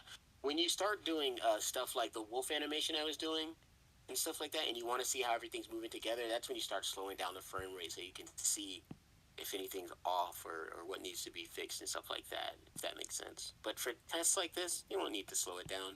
You can figure it out and add frames where you need to. Yeah. Oh, nice. I just got your whisper in between. Thanks. I will. I'll definitely check that out. I'll be all in there. I'll be all in there. You'll be like, get the monk out of here. But yeah, this is we got some stuff done right here, man. You've done that very well. Like you picked that up. It's like somebody's throwing my ball in there. Yeah, I like what you have. That looks really good. I'm trying to think what we can do next. Um, after this, but I want you to practice that off stream some more stuff. Um, try doing like a ball drop, like a bowling ball, and maybe a golf ball or a bouncy ball. Messing with the different timings of each one, that'll be a good practice for you as well. Mm. You know, All right. but you got this bouncing ball thing down, and this is just a good start. And then once you do those, we can venture into doing. You could venture into doing a walk cycle. But before we do a walk cycle, I want you to still keep practicing on your gesture drawings. If that, you know what I mean? Yeah. Yeah, and we can still work on that as well too. We can work on that, and like on the Discord, I got plenty of references in there. And guys, if you can follow Ink Between's Discord too, because he's got some stuff in there, man. We can all learn and grow together. But yeah, so I'm gonna jump on the wolf animation. All right, go for it. Uh, Thank you but for this, you did man. an awesome job. Yeah, just keep Thanks. practicing with this and mess with timings and stuff and anything else. If you want to do stuff floating, you could venture into floating, like doing a bubble or something too. It's still a ball, and messing around. But definitely get that Animator Survivor kit if you haven't already. Get that and read that. You said you got the PDF, so read and apply. Read and apply, man. Mm-hmm. Yeah, so I'm gonna open this up. I'm gonna stop this. But that you did an amazing job, man. Good stuff. Really good stuff. All right. Figured I'd try to get you as soon as possible because you said you were going to be busy soon with the. Yeah, I'm gonna be busy. I'm gonna be. I won't be too busy. I'll still make time if I can. It's just about scheduling. Yeah. That's all it is. It'll be about scheduling. Because I really want to like I keep missing these in between frames, but I'm going to clean up this frame here. The frame after that one. How did I get there? Right here. That's the next frame I need to do. Then go back.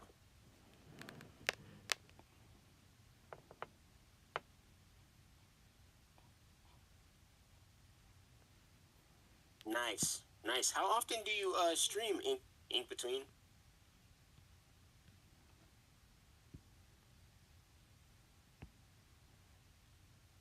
Do you know?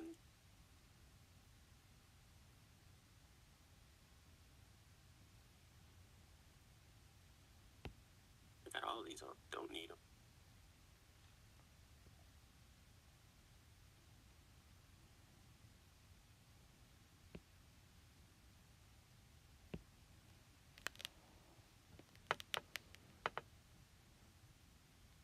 Mm-mm.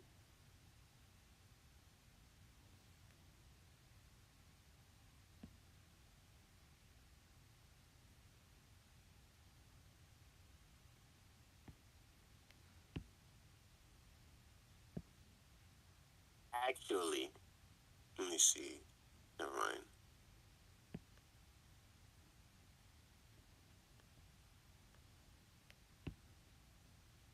Oh, I understand that completely. I know work and then you're moving. Yo, whenever you do stream, I'll know. I got the alerts turned on, man. So when you do, I'll be like, oop, he's on. He's on. I'll run right over to your stream, man. Check you out. I am really enjoying everybody on here.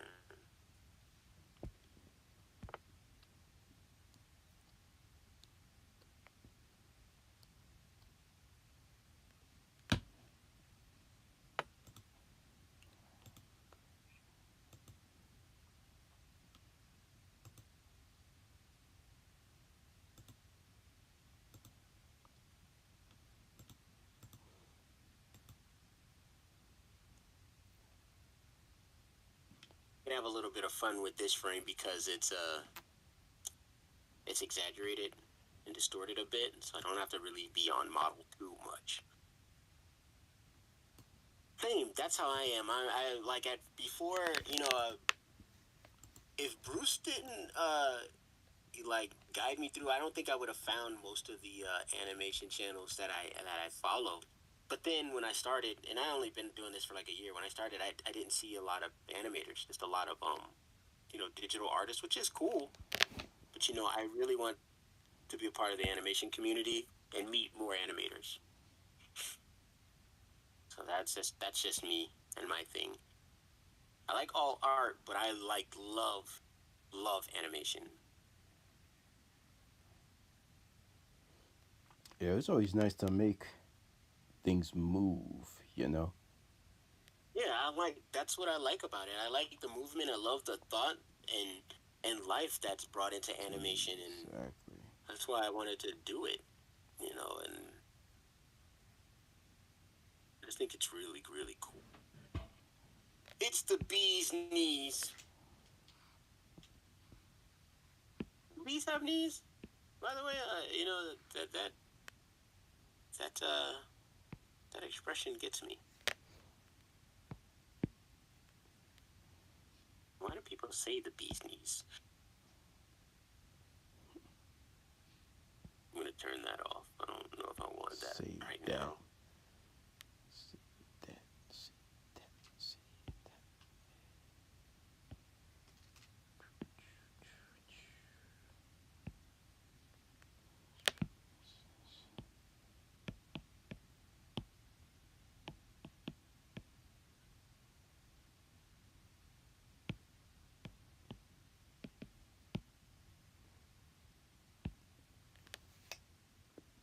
Beautiful.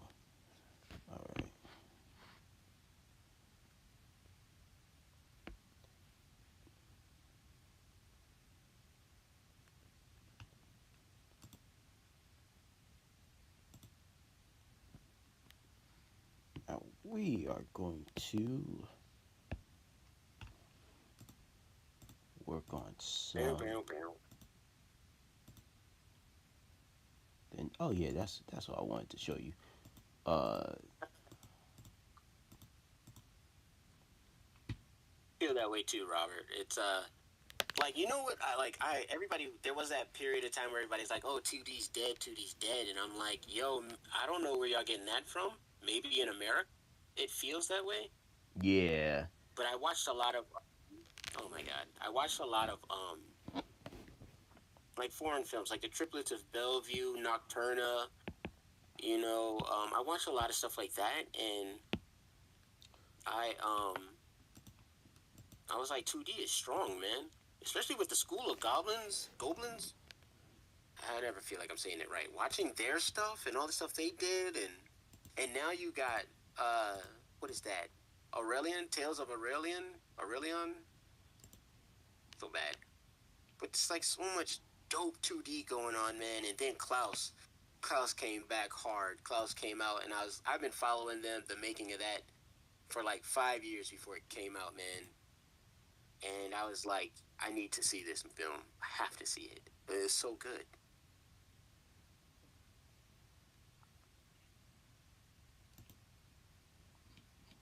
But yeah, 2D. I mean, it's just awesome, man. I love good animation. Glenn Kane and those boys, man, the Nine Old Men, they were on some another level, man. And I hear the term a lot, draftsmen.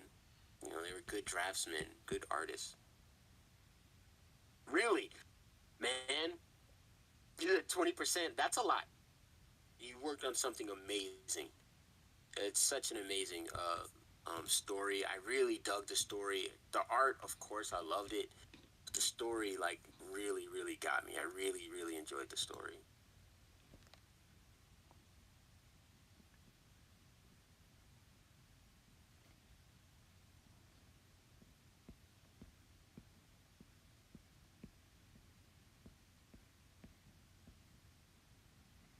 It's amazing. So, what did you guys like? Do the some of the animation on there, or were you guys?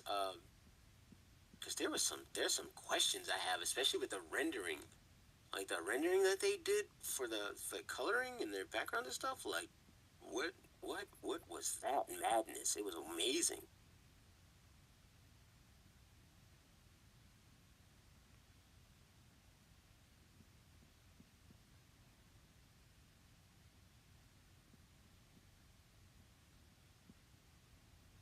Nice, nice.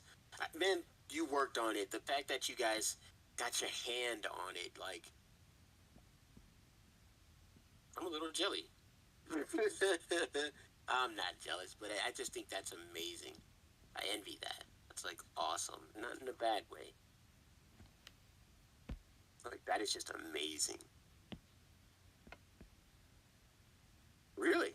What can you tell me what studio you're at or it can that or can you not? Really? Who Framed Roger Rabbit was one of my favorite films growing up. One of my favorite cartoons, animated films, along with the Aristocats and all the other Disney Golden Age stuff. I mean the person who Oh, directed Roger Rabbit, that was the guy who made the Kit, right? yeah, Okay.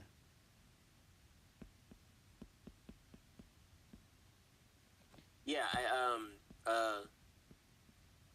Klaus was Netflix, straight to Netflix. If that's your question, Rob, I don't know. I'm just talking.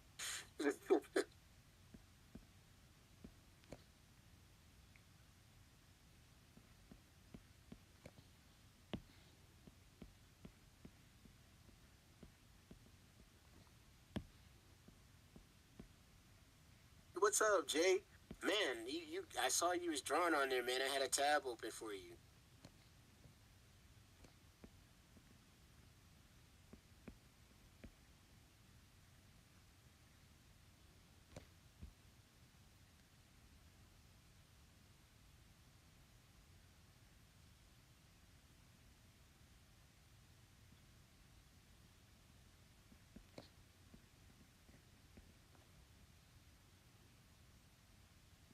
okay, okay. Mm. Saw you working on some splash, man. While we were doing our animation, I guess our animation workshop. Tutorial, I guess you call like an animation workshop. something like that.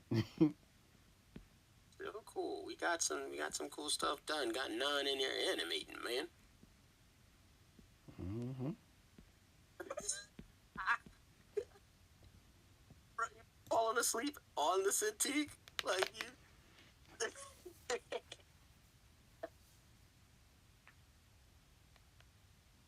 Gold right there, man. Hey, I can't even front. I've fallen asleep in front of a computer before too.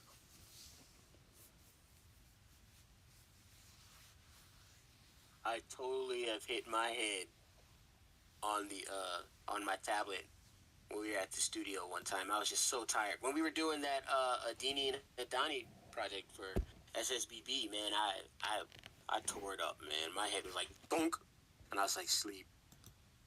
I need sleep. That animation life, man.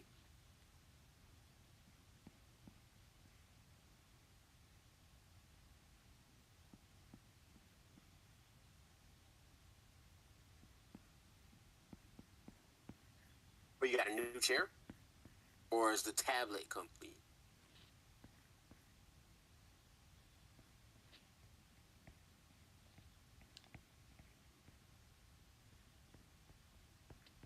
By the way, guys, Zufu ATT is my business partner, and the character that I'm animating is part of the story that he's written that we're doing in house over at Creative Overdose Studios. Um, and that's where this wolf and the uh, ram come from. We're all professionals. What do you mean, are these professionals? We're all professionals.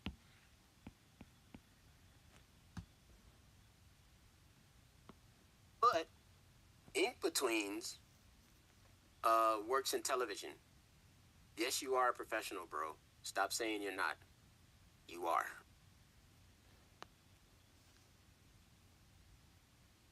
Professionals sleep on their computers too, bro.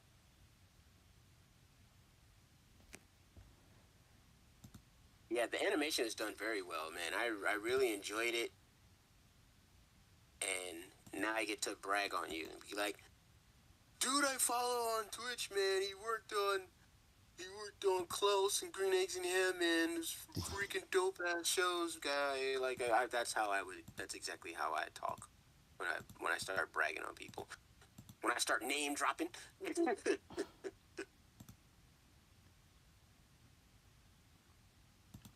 Yeah, man.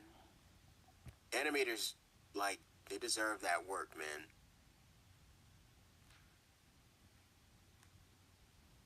They definitely do a lot of work that goes overlooked. Can you imagine, like, I don't know if you guys have heard this a lot. I'm pretty sure all of us have. They're like, oh, cartoons are for kids. You draw that stuff, you can't make any money doing that stuff. And it's like, I'm sorry. I don't recall any kids working on these shows, and I don't recall kids actually watching these. So what the fuck are you talking about? Like it's so crazy. It's like if you look at the way I like to break it down to some people, and some of my friends have said this to me too. They're like, "Yeah, that's for kids," and I'm like, "Motherfucker, you watch Boondocks and Family Guy. If I don't know if you noticed, but those are fucking cartoons. Excuse my French, everybody. Those are cartoons." And they're like, "No, you know what I'm talking about." No, I don't. Those are still cartoons. But anyway, that's how I like to break it down to them. It's like, yo, look, the colors and the bright colors and the noise and stuff. That's for the kids. The context the context is for the adults because Bugs Bunny, Looney Tunes, and all that stuff, it was funny and loony. But if you go back and pay attention to what they were saying, uh, no way, no way, my mom would let my kids watch it. No way.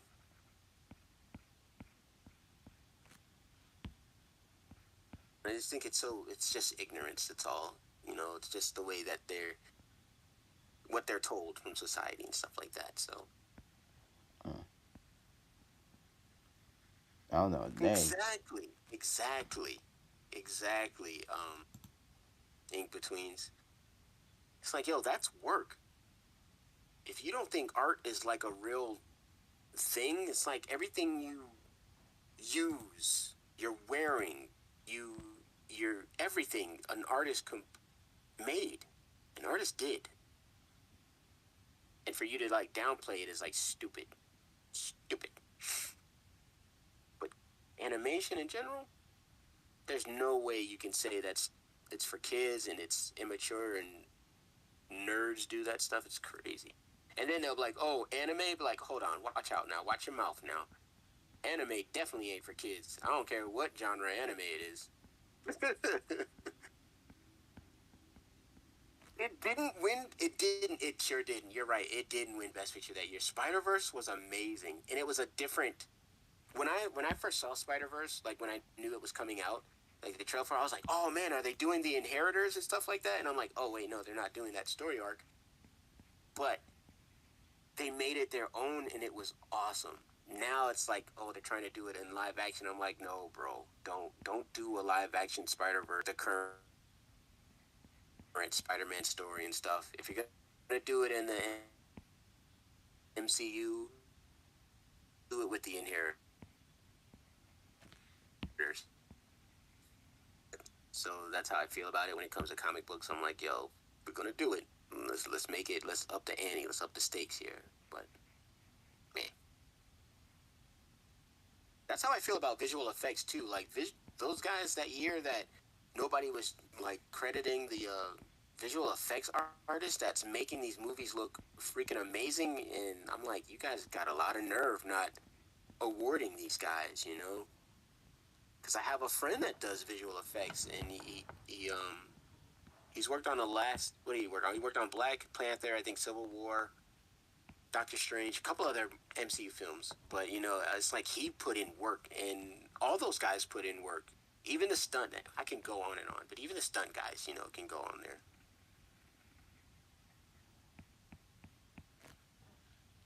Exactly. Exactly. Leave that like it is. You don't have to touch it. It's doing well by itself. They could even continue and build on that Spider Verse with Miles Morales and introduce the Inheritors that way because they've already shown the different Peters. So it's like, let's. There's just so much they could do with it. There's just so much that can happen. I am ready for it.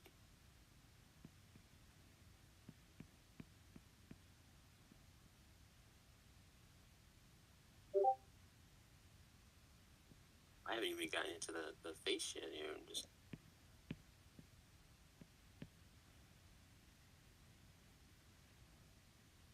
I asked Bruce when I get ready to like do some coloring and stuff in Harmony. Like I told him I was like, oh, I'm gonna hit you up for some pointers because there's some effects things that I like to do.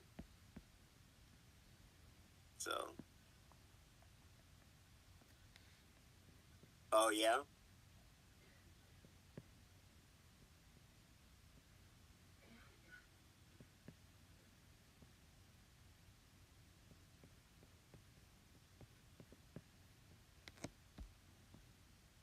hey, that's what's up, Ink Betweens. I mean, do what you love, right?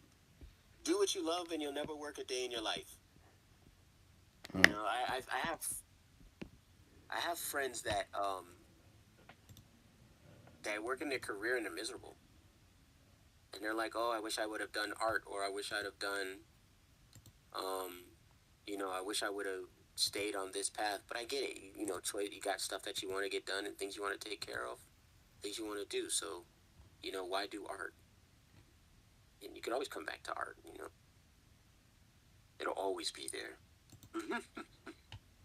What were you gonna say, Non? I'm sorry if I cut you off. Oh no. It's just looking through your gestures that you posted. No, Yeah. cool. Yeah, sometimes I'll just make noises. just to, Hey, I do the same thing. I'd be like,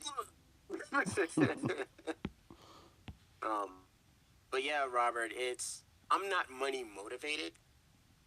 And when I say that, that doesn't mean I don't like money.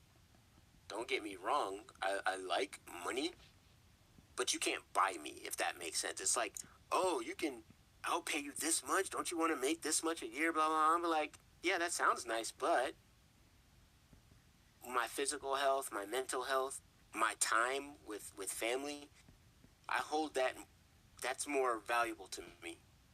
You know what I'm saying? It's like I would never want to compromise that for to work 8 to 12 hours a day and be too exhausted to spend time with my family when I got home. That makes sense, guys. Um, that's how I Definitely. feel. So Yeah.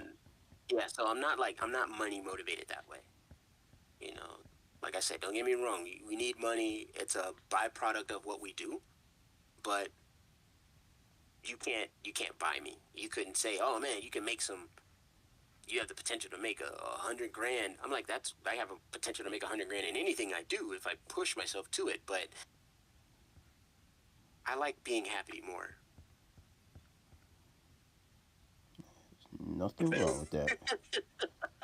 Right? In between, that's that. Yeah, yeah. You can be bought, but it's pretty steep. You can't just throw a $50 bonus on my check and be like, hey, yeah, don't you want to continue working for us? No, you got to come off them ducats, come off the doubloons, come off them francs. I'm with you all that one, man.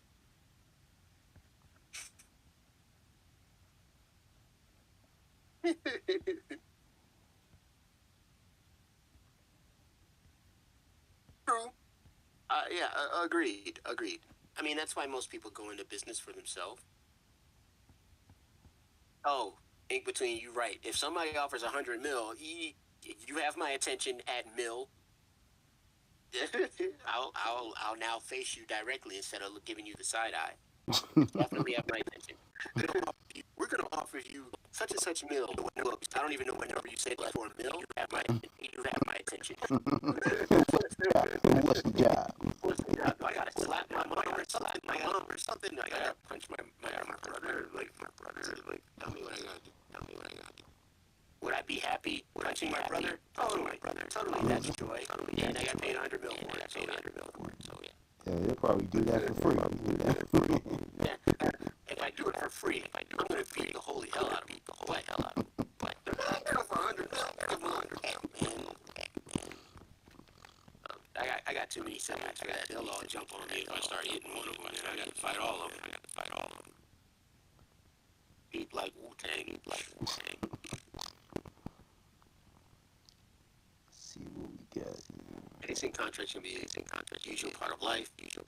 But I find it gets easier the more experience you get. I agree with that. I agree. Art is definitely a hustle, and especially with freelance and you're building those relationships. I'm totally with that. But like you said, the more experience, the easier it gets. I totally agree with that.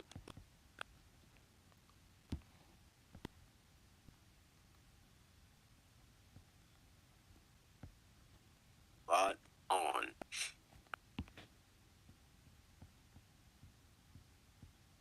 Doom, doom, doom, doom. Well, this cleanup is going rather swimmingly. This is an easy frame though, so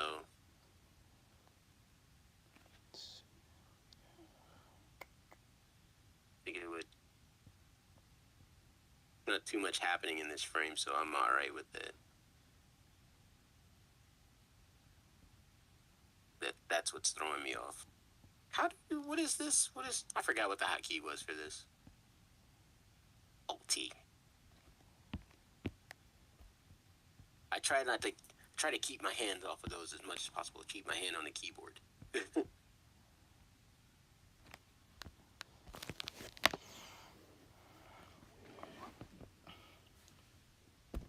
It's amazing.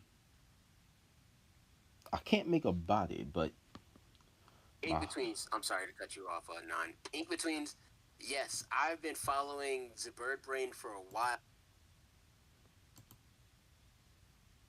oh wait.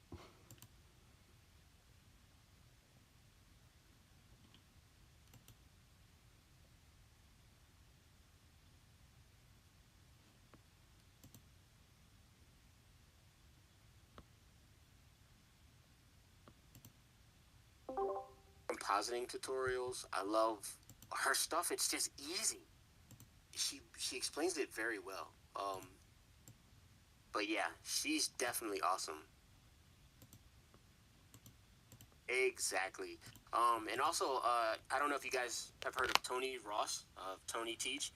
He's another good harmony instructor, man. He'll show you all the good stuff, but he breaks it down. But yeah, she goes into a little bit more detail about the process with animation, compositing, special effects, using the nodes, just using this whole program. I really love watching her, and I think his name is Onion Skin. He also has some really good tutorials. Ink Between, stay out my head, man. All in my stash of learning.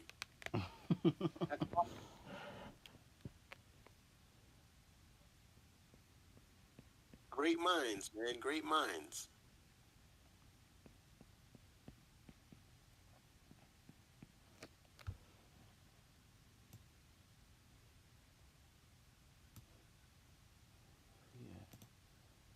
Yeah. Okay. Could you just stay right there? There we go.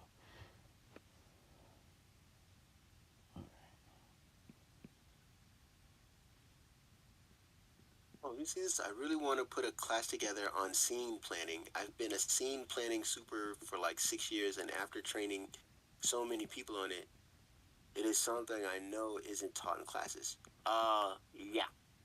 Yeah, you're right. Oh, I know as far as when I was in school, I don't know, was that like layout or something? But we really didn't go into background. It was like, oh, draw your background, slap it on a layer back there, and then animate over it. That's the type of stuff we were getting. We didn't really go into the planning. I think I saw, I think it was either CTN that did it, or I can't remember, but I watched something where they were talking about doing their background designs. Um, like just designing the backgrounds and how they go about coloring in them. But there's not a lot of information about it, and that would be awesome if you put something like that together. And I might, if you're okay with it and you have time, I'd like to pick your brain sometime about that stuff, because that's something I think I would like to know or learn, at least learn about. But only time. I'll just ask a question. I won't be like, "What about this? What about this?" I'll just be like, "Hey, man, pick your brain. Like, how do you go about this? How do you go about doing this?" Especially when bringing stuff into harmony, because I'm still learning harmony myself. I'm just using it like I would use previous animation programs. Like I use Digicel Flipbook, Sketchbook Pro, and I've used TV Paint. But I just I love the interface and everything of Toon Boom. I used it a little bit in college, but this harmony I really love. I use Toon Boom Studio. See, scene planning, scene setup, assembly, finishing artist. Oh, okay, cool. That's awesome. I'm gonna start looking that stuff up too. I'm looking up scene planning, do a little bit more research on it, because at my studio, we have background designers. And Zufu's like he's usually the director, the directing lead when we do a lot of the animations, and he's got a really good eye for that stuff. And then so he does good. But I would like to know a little bit more about it, and just being a little bit more efficient, and also take some of the burden off him while we're working. So we do a lot of stuff. Me and him, we work on a lot of projects together with our team. I'm usually the animation lead myself, the lead animator, and I think that would be something good to know and to help out with.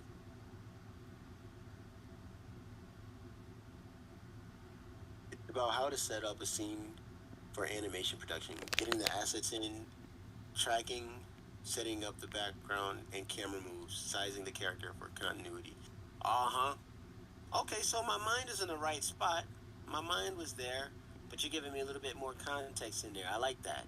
That's what I'm talking about. Ew, don't do that. I ain't gonna do that either. I'm not gonna do that either. I'm just gonna leave that alone. I'm making a mess.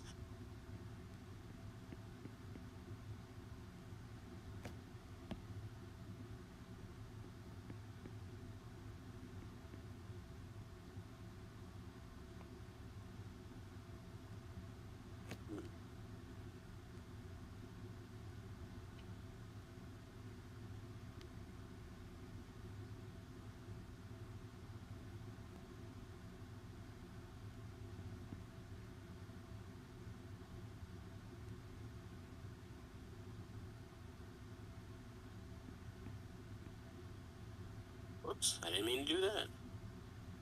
Right.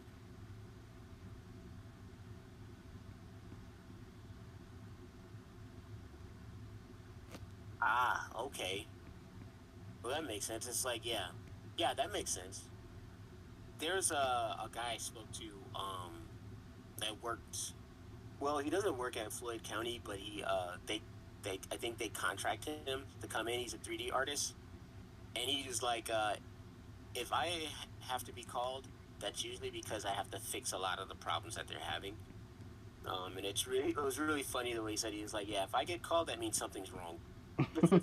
You have to come in and fix it at the last minute with 3D work, and I was like, oh man, I'm like, okay. But it was fun talking to him too about stuff. It was really cool. Met him at doing a networking event. He was talking about his job and stuff. It's really cool. Say I'm the cleaner. Pretty much, he's like, I'm the cavalry. He was like, if I get called, yeah, I'm pretty much fixing what they couldn't do. I have to come in there and fix it. And I was like, okay. But he's like really good at 3D too. Like he's fast, he's efficient. I can see why they call him when it gets bad, because we need somebody to fix this quick. That's good. Yeah, that's good. He's good at what he does. This motherfucker. Sorry, I just messed up something back in there. I wouldn't mind it. Working for big companies like them, but I think I would enjoy working for like Sony. What is that? I'm gonna mess up his name. I would like to work. I wouldn't say work for, but I would like to work with the guy, SPA Studios. I'm sorry, I'm bad with the guy's name, but they did Klaus, and they've worked with a lot of stuff with DreamWorks and stuff. I would like to work with the more independent people.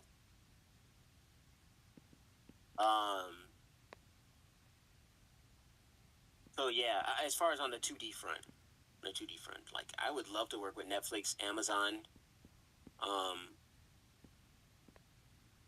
and yeah, Disney and Pixar would be good. Now we have been hit up. We did get hit up when they started filming all the Marvel films here. We got hit up by Marvel twice.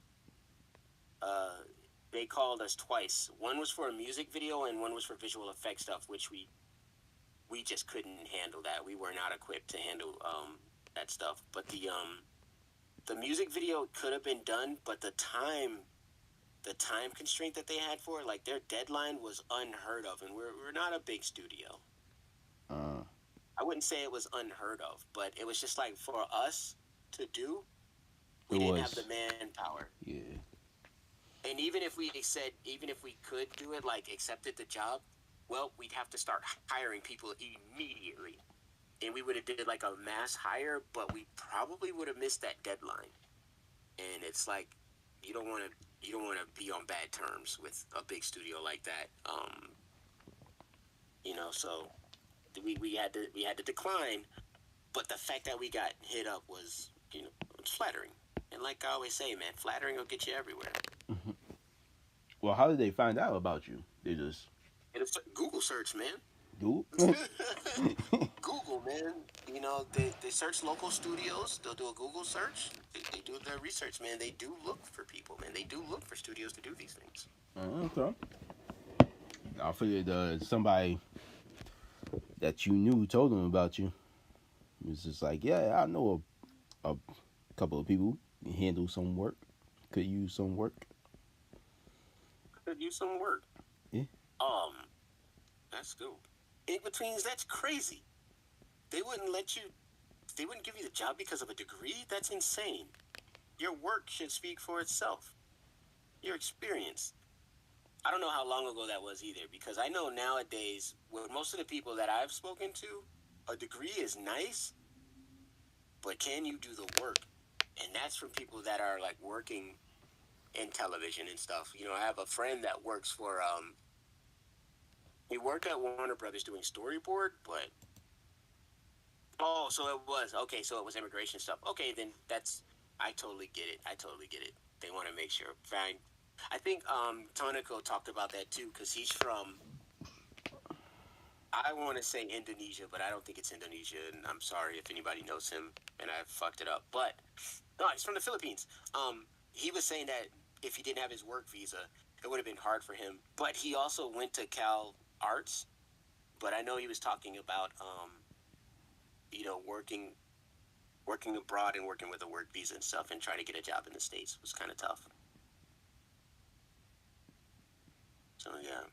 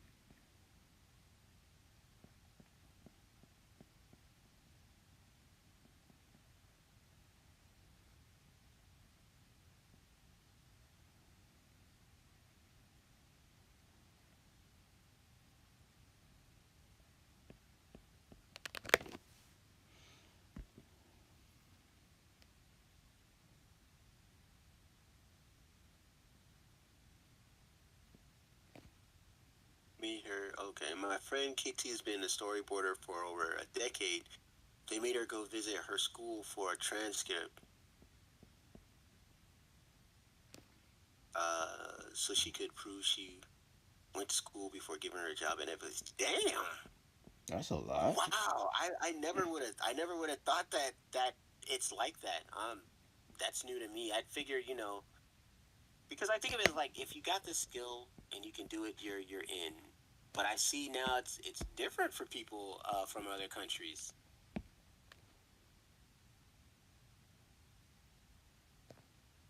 Mm. That's wow. It's an eye opener, man. Which is I weird. wonder if it would be the same for us if we were coming to Canada, which I think it would be if we were coming to Canada or working abroad. I wonder if it would be the same. Would we need to show credentials like that?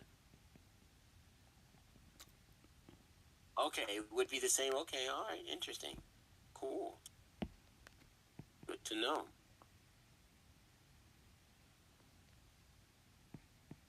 Did I do everything? Is that all of it? I think I'm done with him.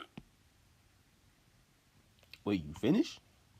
Well, with inking him, with cleaning up the lines, not Oh, okay. not the animation. No, no, no, no. I've got so much. Look at all this down here, man. I got so much.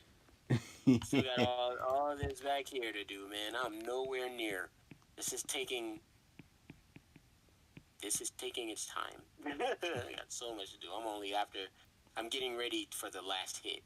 So there's 3 punches and I'm doing the last one and everything else is bang bang. Yeah, I think that's it. I really don't have. He doesn't have a lot of stuff on him. All right. And this is like a blur frame, like a wipe frame. So almost a wipe. It's more like a stretch, really. It's really not much going on.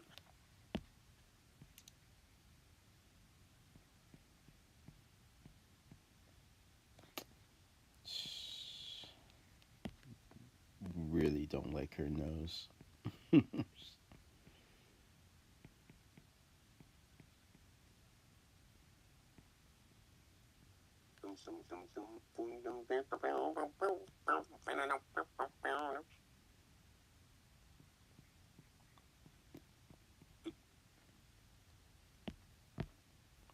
I like the funk part of this playlist. There's some really good stuff.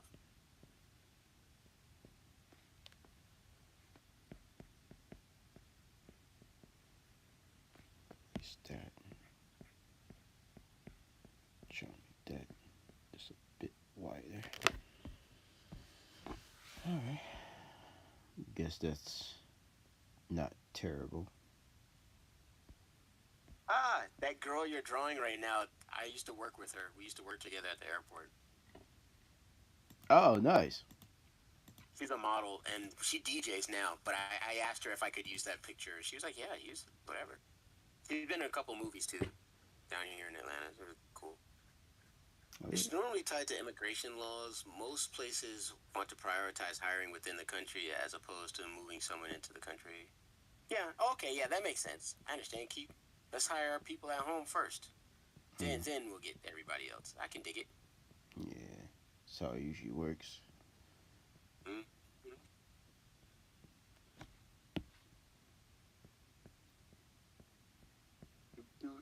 So what was you like, TSA or just Man, I worked in like in a very Radio Shack.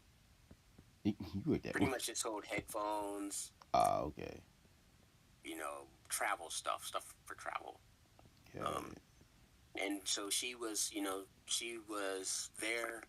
She was an actress, and she was in like a few movies and stuff. Nice. And then she started getting into DJing and stuff, man. And she was real cool, real cool. And I did some work for her. I didn't do any work for her, but she contracted a studio out to do some photo retouching. So we did some stuff for her. Oh, that's awesome. But yeah, but now she DJs, man. She's doing all right with that, man.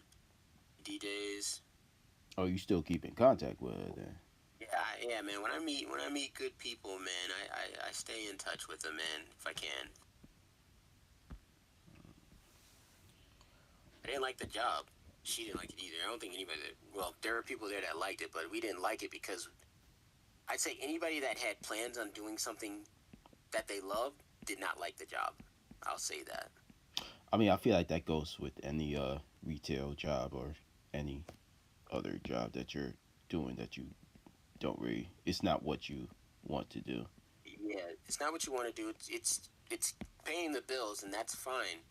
But like people that have like big aspirations and stuff like that, it's just not. They're not gonna stay there. And she was there for a while. She was there after I left, and then she left because she was like, yeah. She ended up being a manager at one of the locations, and then she was like, meh, crazy. Yeah. That's how I'm feeling about job I got. Some ink betweens. I'll text you next time, man. Have a good night. I'm sorry. What'd you say, Non? So that's how I'm feeling about the job I have right now. Just like, yeah. But No, it's like it does what it needs to do, Exactly. Until I get to the place where I want to be. Yeah, and that's how you gotta look at it. It's like, look, it's doing what it needs to do. I'll get where I need to be when it's time. You gotta get through this first, Yeah. And that's okay. That is okay.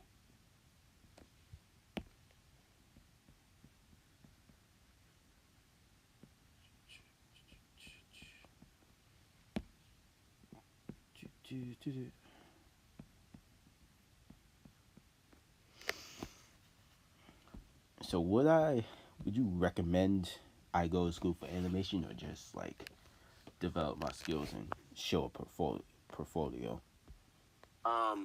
If I would, I'm a little on the fence about the whole going to school thing, but if you can come out of that thing without being in debt, depending on where you go, I'd say go for it, right? But because there's so many, I don't like that. Because there's so many online options now, I would just do like a course, like going to a college or a university, stuff like that, can get pretty pricey. But then you can learn how to animate from Animation Mentor. Yeah, it's 3D, but you're still learning animation. You still have to do work. You still have to draw and stuff like that. And it focuses on that, and you'll be fine because they give you a seal. You get your degree from them.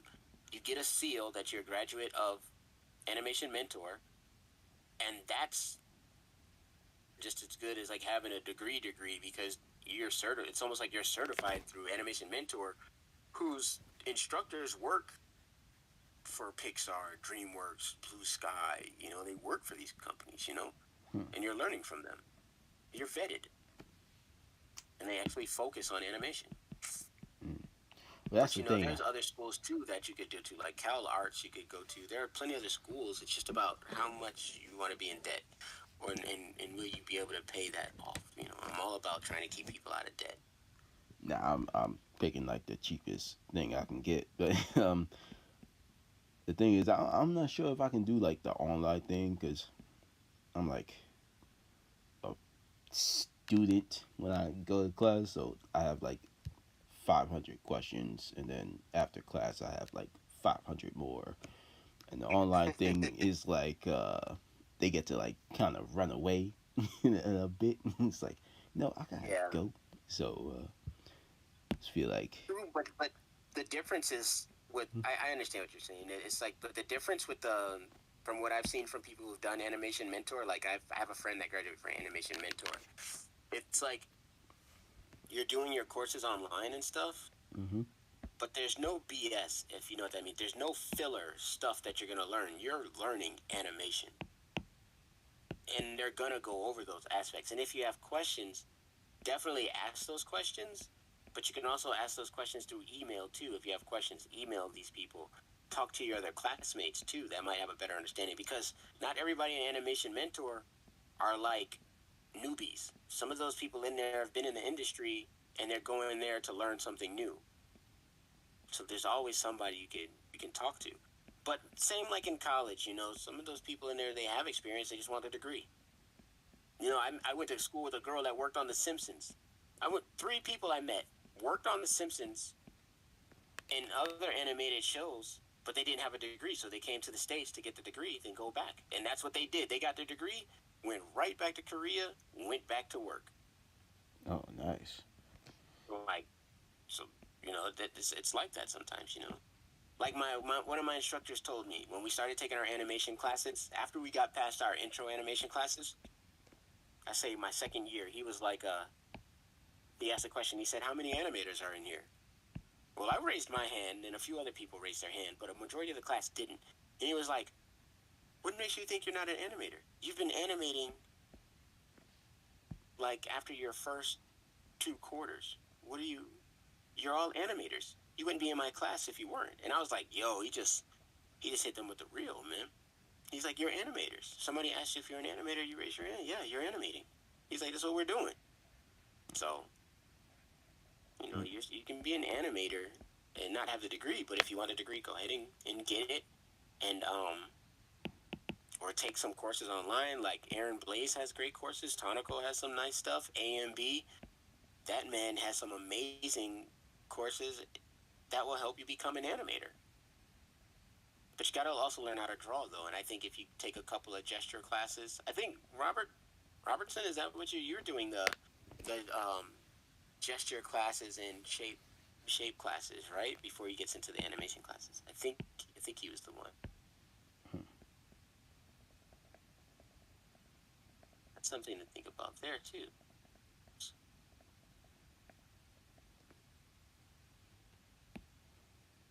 Yeah, see, so he's making it happen.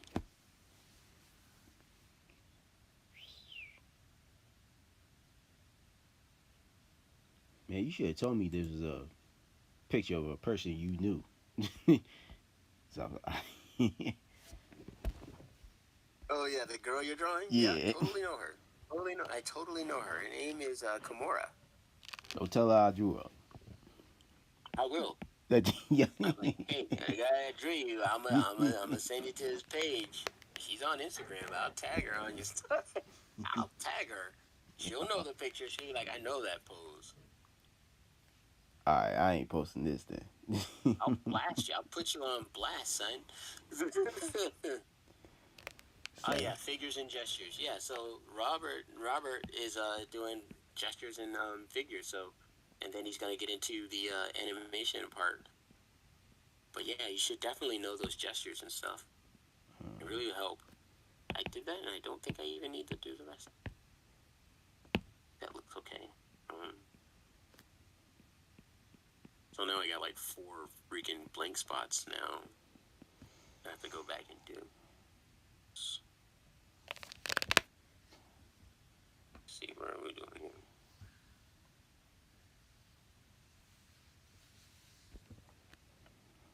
Oh shit, I don't.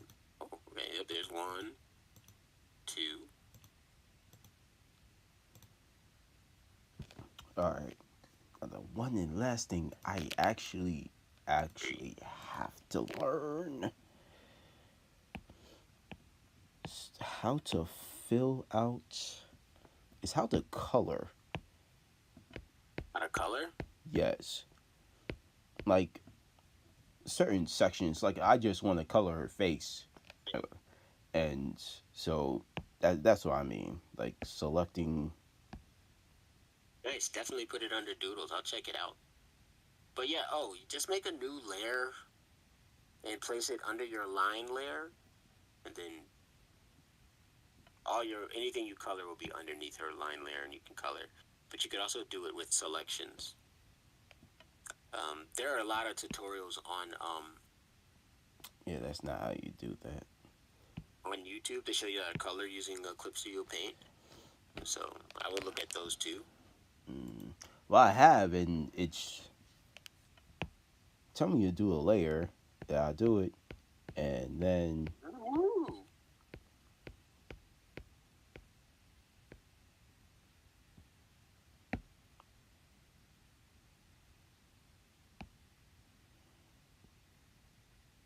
it just doesn't come out right.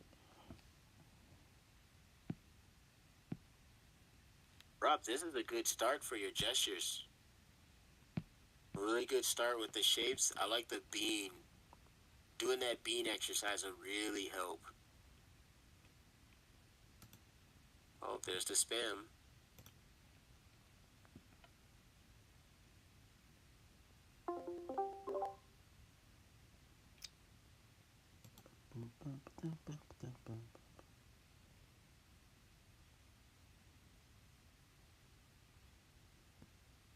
Good. Let me see what you got going on here, Nan.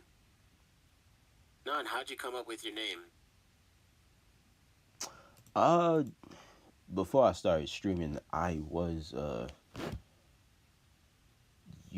YouTube just trying to make games, so walkthroughs and stuff, and I was like, you know what? One day I'm gonna just do like a animation thing, probably switch it over, because anyway, so I was like, let's pick like a studio name or something. So the full name is not even Nan, the full name is Nanashi, which is like Japanese for no name or nameless. Okay.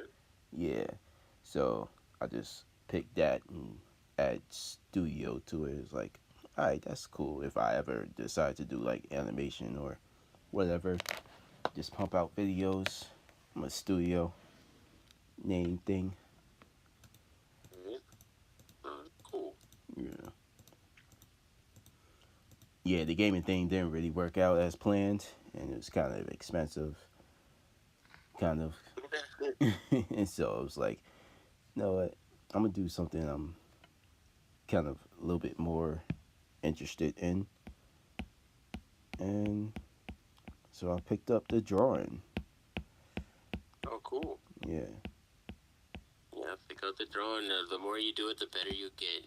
Have you heard of how to learn to draw the Marvel way? No. Okay. We had to do that. We had to get that book and then draw everything in that book. And the reason why we had to draw everything in that book is because they said, draw everything in this book. The book is for you to draw. And they drew everything.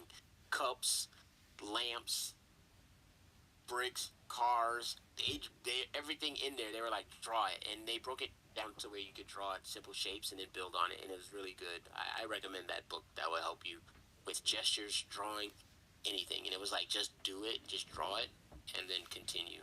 You'll end up getting better with time, of course. Of course. It's a really good book. Oh, Robert, those are 2-minute gestures. They're still pretty good. You have a really good start. It looks, there's just some, I guess, proportion.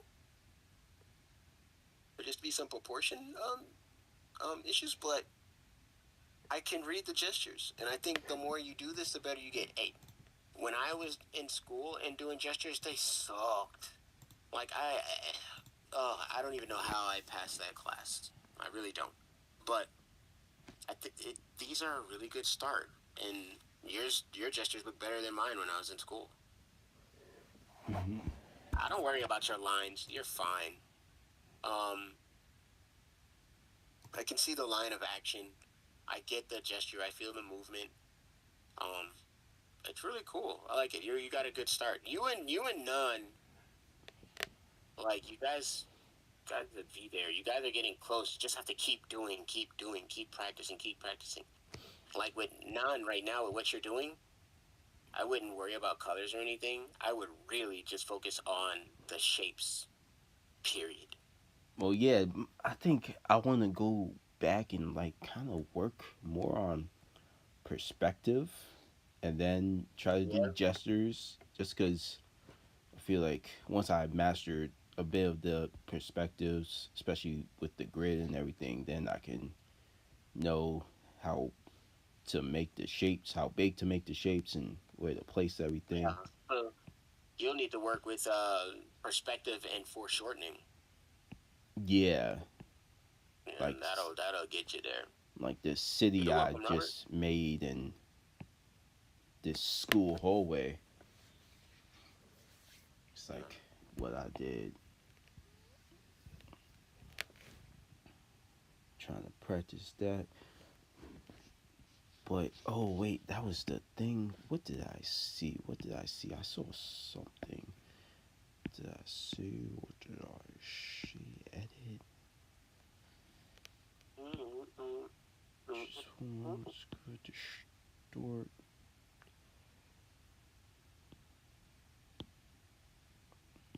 Okay, story. Nope. Where?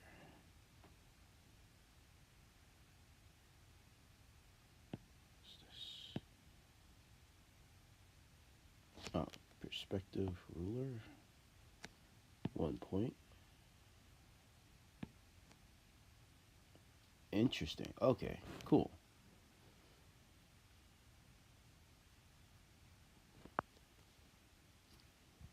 It just got cold in here real quick.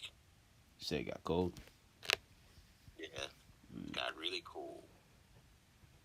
Oh yeah, this is my inspiration for animation. Cause this man is wild. I just not sure. Who this guy is? That was the guy I was telling you before. I mean, this is the guy they go to when they want to make the good action scenes. Oh, the Japanese guy? Yeah. I'm pretty sure I've seen his stuff. He is dope. Why can't I copy the link? This is terrible.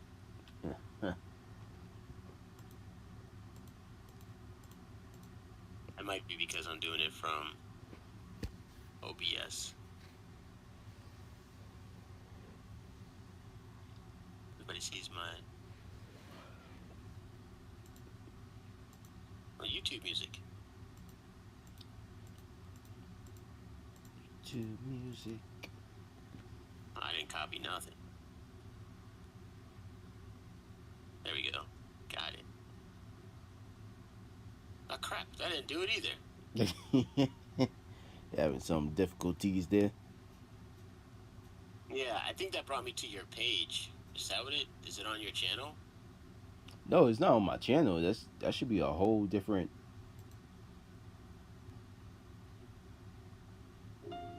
Yeah, that's a whole different. Why isn't it showing up on the in your chat right?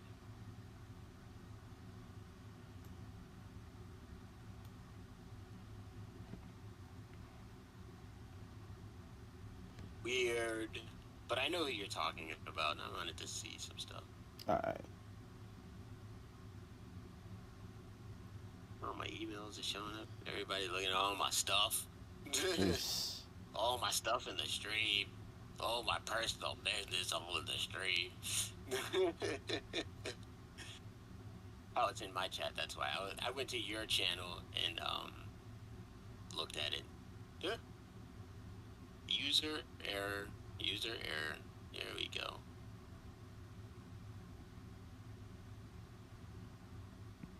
Ooh, is this Sword of the Stranger? Yes. Yes. Enough said. I love Sword of the Stranger. Mm-hmm.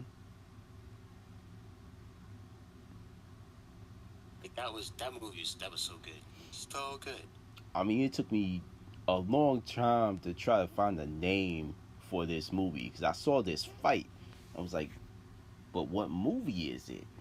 And it's like people didn't put the names of the movie in the description.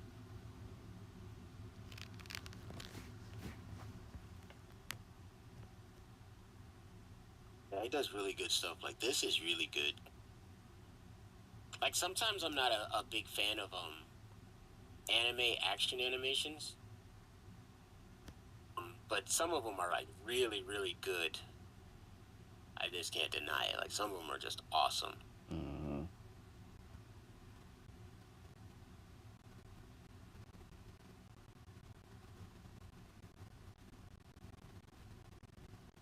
Now, can you tell which one these like which ones like ones and twos or If I sit and analyze it, yeah, I need to sit there and break it down. I will.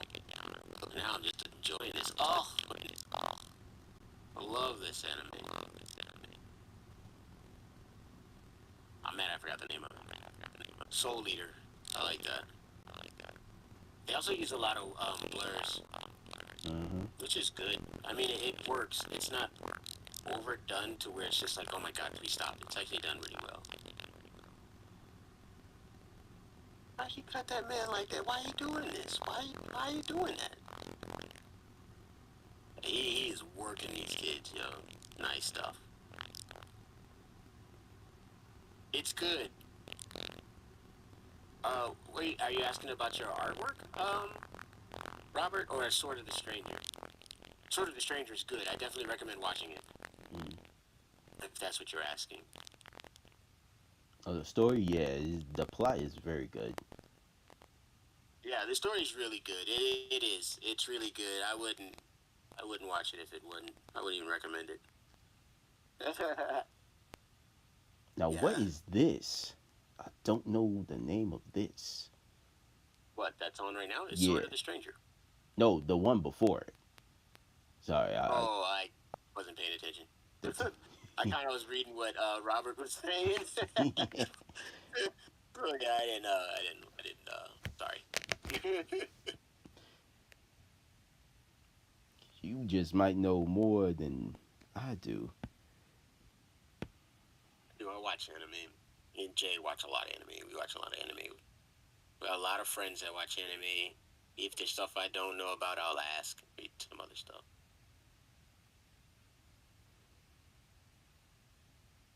A man using the Chinese style of martial arts.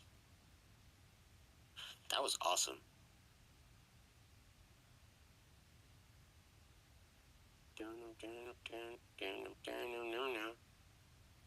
That was really cool. Mm.